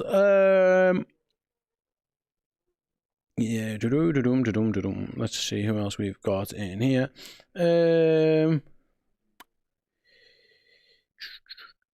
Gakpo was off tonight, I thought, says Killian. We didn't snap into tackles too many times. Too many times to have our lads around them, and Spurs player got a pass away. And it was the same against United. Yeah, I thought Liverpool would have lacked a little bit of aggression at times today. I don't know what it is. Again, someone mentioned before he's tired. I don't know. Listen, it looks at times there was sort of not quite there. But yeah, Liverpool weren't great. Making no bones about it. They didn't particularly play well, if truth be told. Andre with the super chat, he's one of our members. Sorry. Tons of knee-jerk reactions, but a solid performance this weekend and a win against Forest will make the last games feel insignificant, and that's it. It's listen, if you some people will, and listen, everyone's entitled to their opinion. Some people will think they'll ignore what they've seen up to this point and maybe think back to last year and like, are Liverpool about to hit the skids a bit here? Are these signs to come that something's wrong? I don't know. Time will tell time will tell us, won't we? I can't predict the future. But I don't think it's the worst thing if a few of these lads have a bit of time off ahead of Forest. Get the weekend off, get some minutes into some of the lads who you maybe are going to need. I think is Slot not using them because they haven't played and he's not sure what he's going to get from them. I don't know. I can't predict the future, but in terms of like, is this the start of something bad, or is it just one loss and one draw? And it's a blip. I don't know. I couldn't tell you. I'd hope that it is just a blip, but we'll only find that out as the month goes on, I suppose.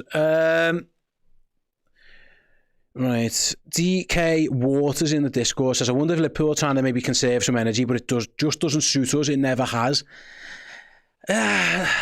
See, I don't know, mate, because I don't think Liverpool, there was a lack of running from Liverpool. I think it was just a lack of quality.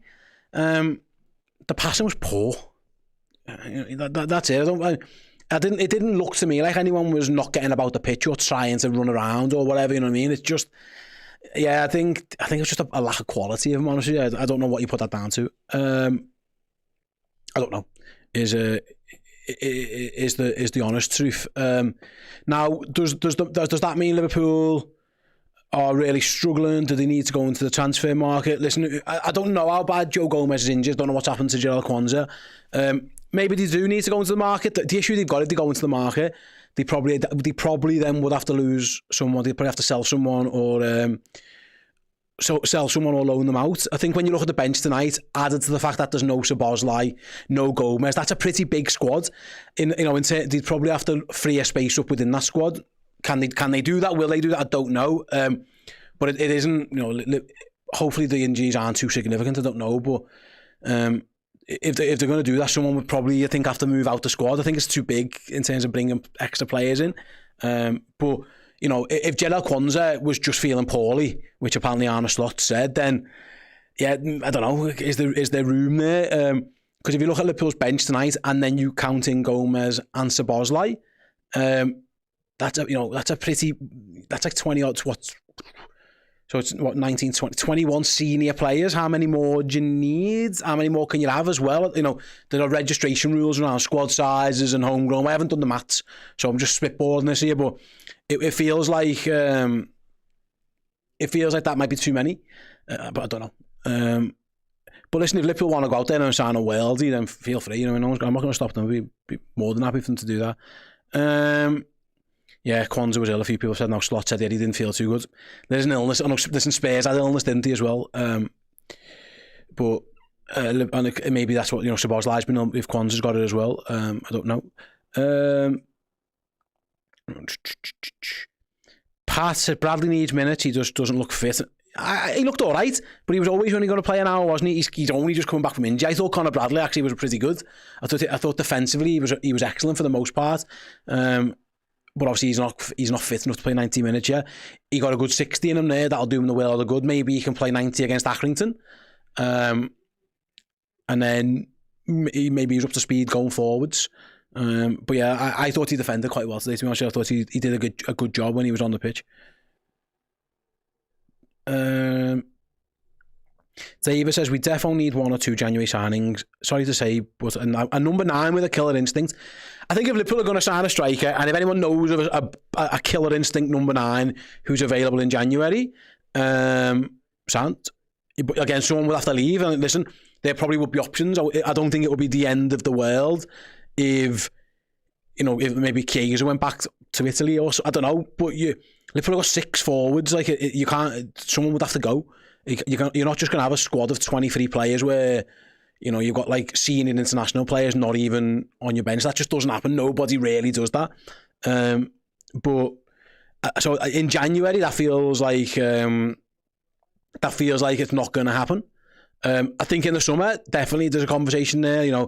Would I be shocked if Liverpool decide that's probably enough of the Darwin Núñez thing and they try and get themselves a centre forward? I wouldn't be shocked. In fact, I'd probably encourage them to do that. I just don't see that happening in January, if I'm honest with you. I don't know. Yeah, maybe there is someone available. Maybe there is someone, but I think someone would have to go out as well. I don't think Liverpool are going to have 7 of them. I just don't think they're going to do that. But you never know. They've proved me wrong before. If I'm honest with you. Right then, last one, I think, and then we'll go over to the player rankings show. We have Ryan King, full rotation in the next game, get some freshness in the legs and hopefully kick on. And I think you're right.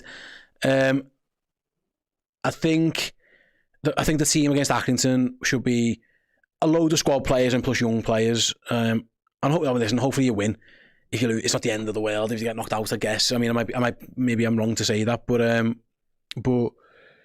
I think, there's a few lads there who need rest. There's definitely lads who need minutes. Harvey Elliott definitely needs minutes. Federico Chiesa looks like he definitely needs minutes.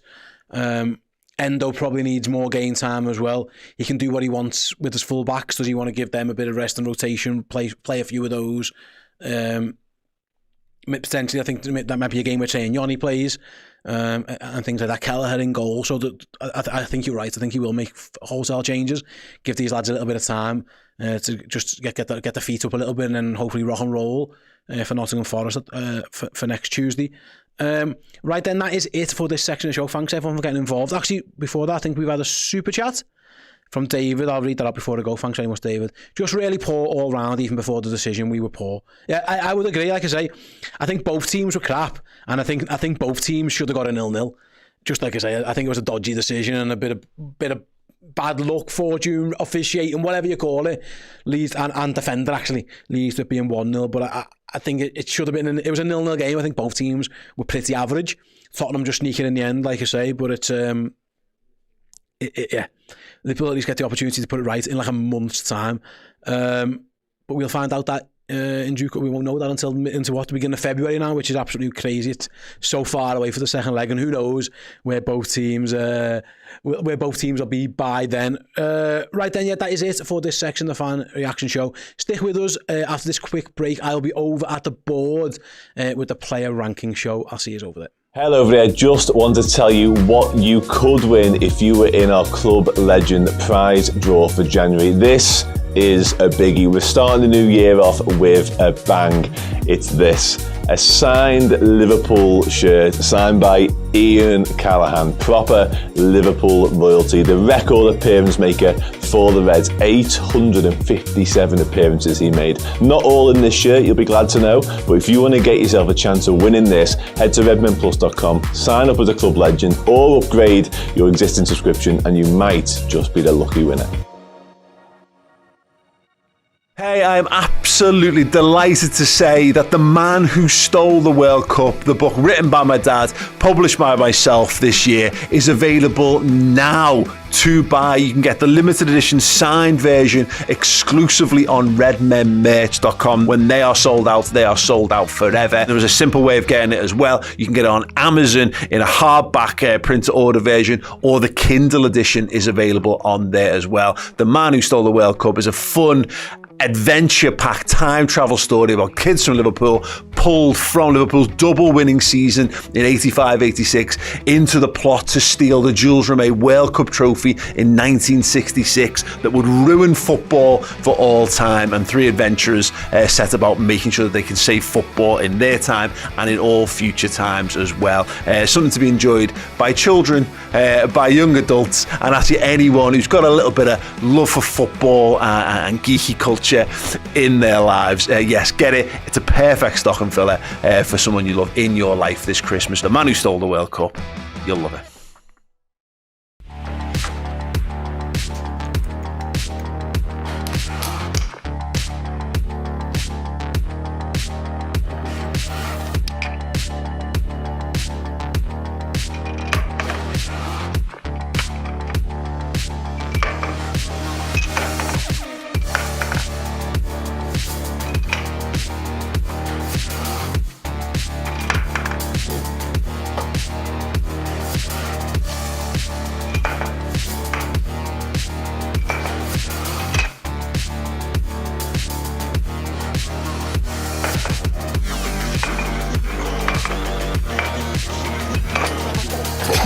We've had just done that.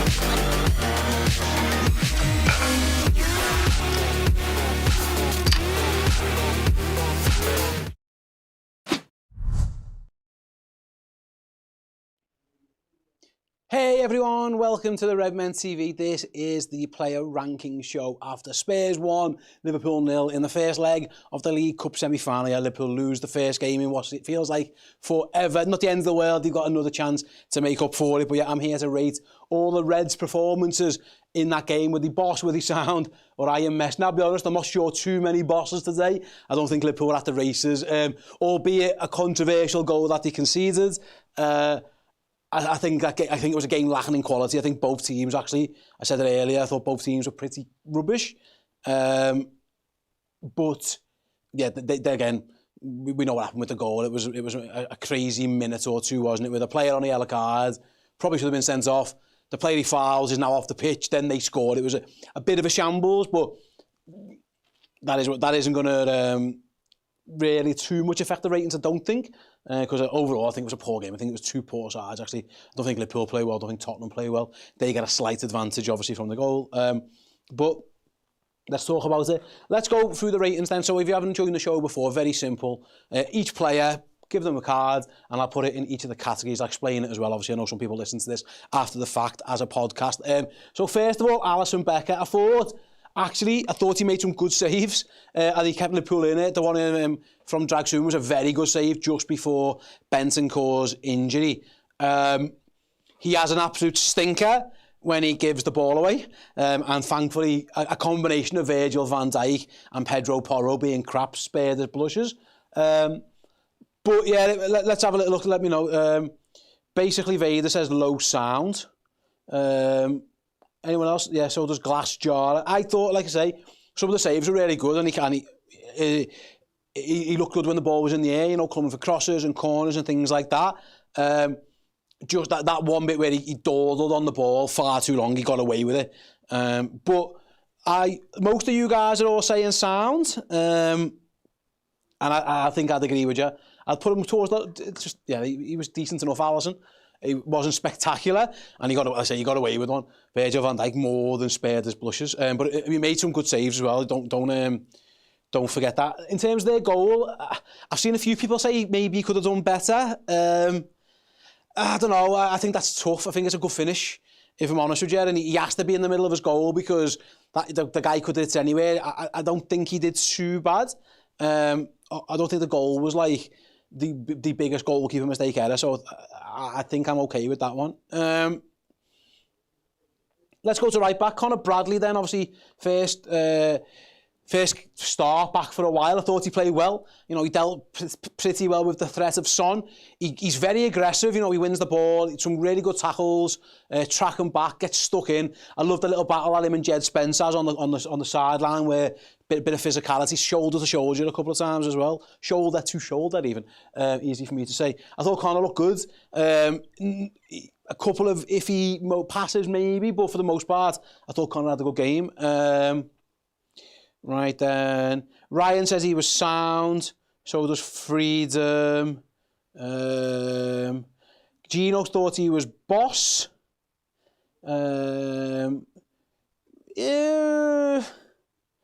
Soundish. I think I'm going to put him as like higher than Alisson sound. I'm going to kind of put him there. I don't think it was spectacular from Conor Bradley. Listen, we know he can do loads better, but I thought he was okay. I thought he was pretty good. The difference is, right, and I think we saw this today, and Chris said this, and it was on the build-up show. At this moment in time, I think he defends better than Trent Alexander-Arnold. I don't think he offers as much, anywhere near as much on the ball. So it's kind of like a balance. Liverpool haven't got either right at the minute. Now, either he gets a bit better with the ball or Trent does a bit better defensively, although I thought, Trent did all right today defensively and he come on. But I thought Bradley was pretty good, if I'm honest with you. Right then, let's move on to the next one. I'll be honest, I'm not going to do Joel Quansah because he only played like 20 minutes. I don't think there was enough in that. So what I'm going to do, I will do Endo next because he played the majority of that game, you know. He come on as centre-back before going into midfield. I think Quansah was on for 30 minutes, 10 of them, where Bentancur was down, and there was like 2 minutes where he was down. He didn't do too much. I thought Enzo, at centre-back, actually had a pretty good game. I thought Liverpool looked better. He got worse at the back, I think, a little bit when he went off. I thought he had a pretty strong game. He won a really good header. His positional play was good. He was decent on the ball. He looked all right at centre-back, if I'm honest with you. William says boss. Liam says low boss. So does Freedom. High sound says Mike. Benedict says sound. Loads of sounds. Loads of bosses. I'm going to put him on the borderline. I thought he was good. I'm going to go with that one. I thought he had a really good game. I thought Virgil van Dijk was excellent. You guys feel free to disagree. I thought, he stopped pretty much everything that went his way. He was very close to getting something to the goal as well. I thought Ibu had a stinker. But I thought Virgil van Dijk, I can't think of too much of anything he did wrong, to be honest with you. Vinicius says Virg was boss. So does Red Reflection Podcast. Clupon, nice name. Boss as well. I thought Virgil, again, he looked somewhere near his best at times. To be honest, I thought he was our best player by a mile. I'll be honest, I'll give a man of the match award out for Liverpool on each of these. I'm going to say he's probably going to get it. I do think he was boss. I know we did lose 1-0, but I thought it should have been 0-0. We should have kept a clean sheet. And I think Virgil van Dijk was boss. I'm going to go with that one. Thought he had a good game. Kostas Tsimikas. I thought defended for the most part pretty well. It's never easy And again, he's meant to be up against Kulusevski. Then obviously the injury happens and then it's up against Brennan Johnson. And I thought he'd done a pretty good job. At times, poor with the ball. He gets away with a terrible pass early on. I thought his delivery off set pieces was pretty good as well. I thought, most of you guys are saying sound, average. Such as Jack says sound. So, Chemo. Low. I think most people are saying sound. James disagrees. Costas was shit. I don't think he was shit. I didn't see that anyway. I thought he was kind of like there. Sound like middle-ish, all right, but not amazing. Sound enough. Let's move into midfield then. I thought, let's talk about Ryan Gravenberch. Again, let's have a little look at you guys' thoughts about Ryan Gravenberch. A couple of years, what he is, and he showed it again today, is he's very press resistant. A couple of times he spins out of trouble, gets himself into the middle of the park, runs into the midfield. So I thought he had a good game. You guys, let's have a little think what you're saying. Chemo said he was boss. Pat says boss as well, okay. 60, what's that? 9631, good name. It says boss as well. He looked a bit tired. I think I would agree with that one as well. I thought he was pretty good. I thought, some people saying sound boss. I thought he was like kind of there. He was probably better than Bradley-ish, kind of, but not amazing. I'm going to put him there. Next then, Alexis McAllister. Again, sometimes I was thinking, again, not his best game, Alexis. I'm trying to think about what I'm usually my go-to on this is like sound for Alexis. I don't remember too much about him. I thought he was all right.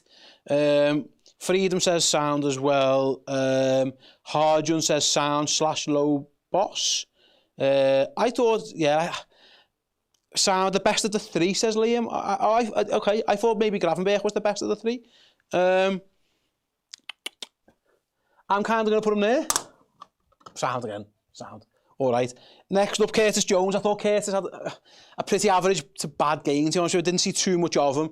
Again, I was online earlier and I thought some of the hate was way too harsh. But I don't think Curtis played well. I was surprised he didn't come off. I thought maybe the manager could have brought Harvey Elliott on for him. Maybe could have won a penalty right at the end. So I'll be honest, I don't think Curtis was good. I'm going to put him in your messing. And he's going to be joined actually in there. I'm going to do this now, I'll be honest with you. And it's very rare I've ever done this. I'm going to put Mo Salah next to him. I love Mo Salah. I do not need to say anything great about my love for Mo Salah is what it is. I thought he was rubbish tonight. I can't remember too much that he got right. It felt like he kept it in the first man. His passing was off. His dribbling was poor. His shooting, his decision making was poor. I don't know if he was knackered, just an off day, whatever. But I'm going to put them both in your mess, and I thought they were both equally pretty average. Next up then, who haven't I done on my 11?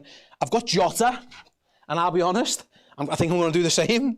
I don't think maybe a little tiny touch higher because he had a couple of little half dribbles. But you guys let me know your thoughts. I think Jota probably belongs to be in that mix as well. Jim says Mo shit. Him and Jones were our worst players. You know what? Yeah, I think I'm going to put Jota on the board. I think he was better than those two. I'm going to put him a halfy. I think and he's not fit as well.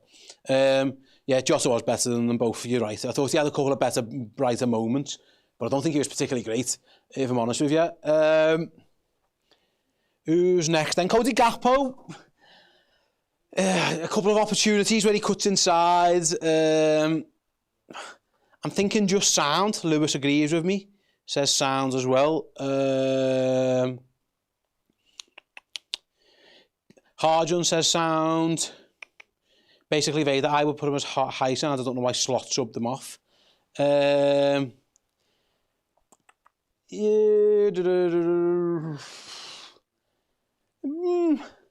I think sound for Cody Gakpo. You guys, yeah, I think that's about right. And then the subs, who can I talk about on the subs bench? Let's go Ibu, who I'm going to put there. Ibu didn't look great at all. I'm going to put him, he got bullied off the ball for that one. So I'm going to put him in there. I don't think he had a particularly good game as well. Trent, I thought, with the ball was pretty good. Their goal, again, could he have done much better? I think he, maybe a bit, but not too much. He just about kept Dom Solanke offside. And I thought Liverpool looked a better attacking threat when Alexander-Arnold came on. So I'm going to put him sound. And then I've got Luis Diaz. Right. Let me know your thoughts on Luis Diaz. I'll be honest, I'm actually, you know what, I'm going to move Trent up a little bit. I thought he was better than that. I think I'm being a bit harsh. I'm going to put him on the line, just a little bit into boss as well. Luis Diaz, I'm trying to think, did all right. Let's have a look what you guys think of Luis Diaz. Electra Show says you're messing, but Skodo says sound. Yeah, I think sound's about right. I'm running out of room, aren't I, here, really? Darwin Núñez. He looked like the only one who might be able to actually create something. It felt like the typical Darwin experience, really. Sometimes some good and some crap. Never ever fault his work rate. But then yes, sometimes he just does things that you just go like, why have you just done that? But I thought actually the two chances, yeah, I think he actually did all right. I think the goalie makes good saves. I think he was just kind of sound, kind of fit him in sound anyway. Well, I'll squeeze him in there maybe. That was kind of the game really. I'm going to move Ibu down a bit actually because he went on long and he gave a goal away, so I think that's about right. Yeah, it was just a very meh performance. I think it was just a very meh, and that kind of explains it. Everything's kind of in the middle. I thought Virgil was really good, and he is probably the man of the match, unless you guys can think of anything better. I'm kind of going to put Virgil there. And then the last ranking we always do, it's a manager ranking. This is interesting. Arne Slot. I'm trying to think. Let me know your guys' thoughts on Arne Slot. Mr. J Mango, put him in your messing. I'd like to know your reason. Let me know your thoughts, guys, as well. Why you're saying that. Basically, Vader, poor tactically today, and his subs were bad. I don't think all the subs. I think Trent was a good sub. I thought I wasn't shocked that Jota went off. I think the Endo thing, if you asked him again, he maybe would have left that where it was. I thought, yeah, I'm going to kind of put him on the borderline there. A bit you're messing, a bit sound. Sometimes maybe good, sometimes maybe shit. And I think that's kind of the sum up of Liverpool's game, really. I should be here saying that was a 0-0 game, and it was obviously a dodgy refereeing / defensive error, and we lost that 1-0. But they're my play rankings again. Let me know in the comments if you're watching this after the fact or whatever, your thoughts on that one. But that is the player ranking show. Loads of you guys here getting involved. I really appreciate it. Thanks for all your help. It wasn't the easiest one to do that because yeah, it was a bit of a pudding of a game, wasn't it? So yeah, thanks very much for watching. Thanks very much for listening. We'll be back with another one of these after the Accrington Stanley game with loads of new faces on this board behind us, I guess, because yeah, God knows who's going to play in that one. Catch you all then. See you in a bit.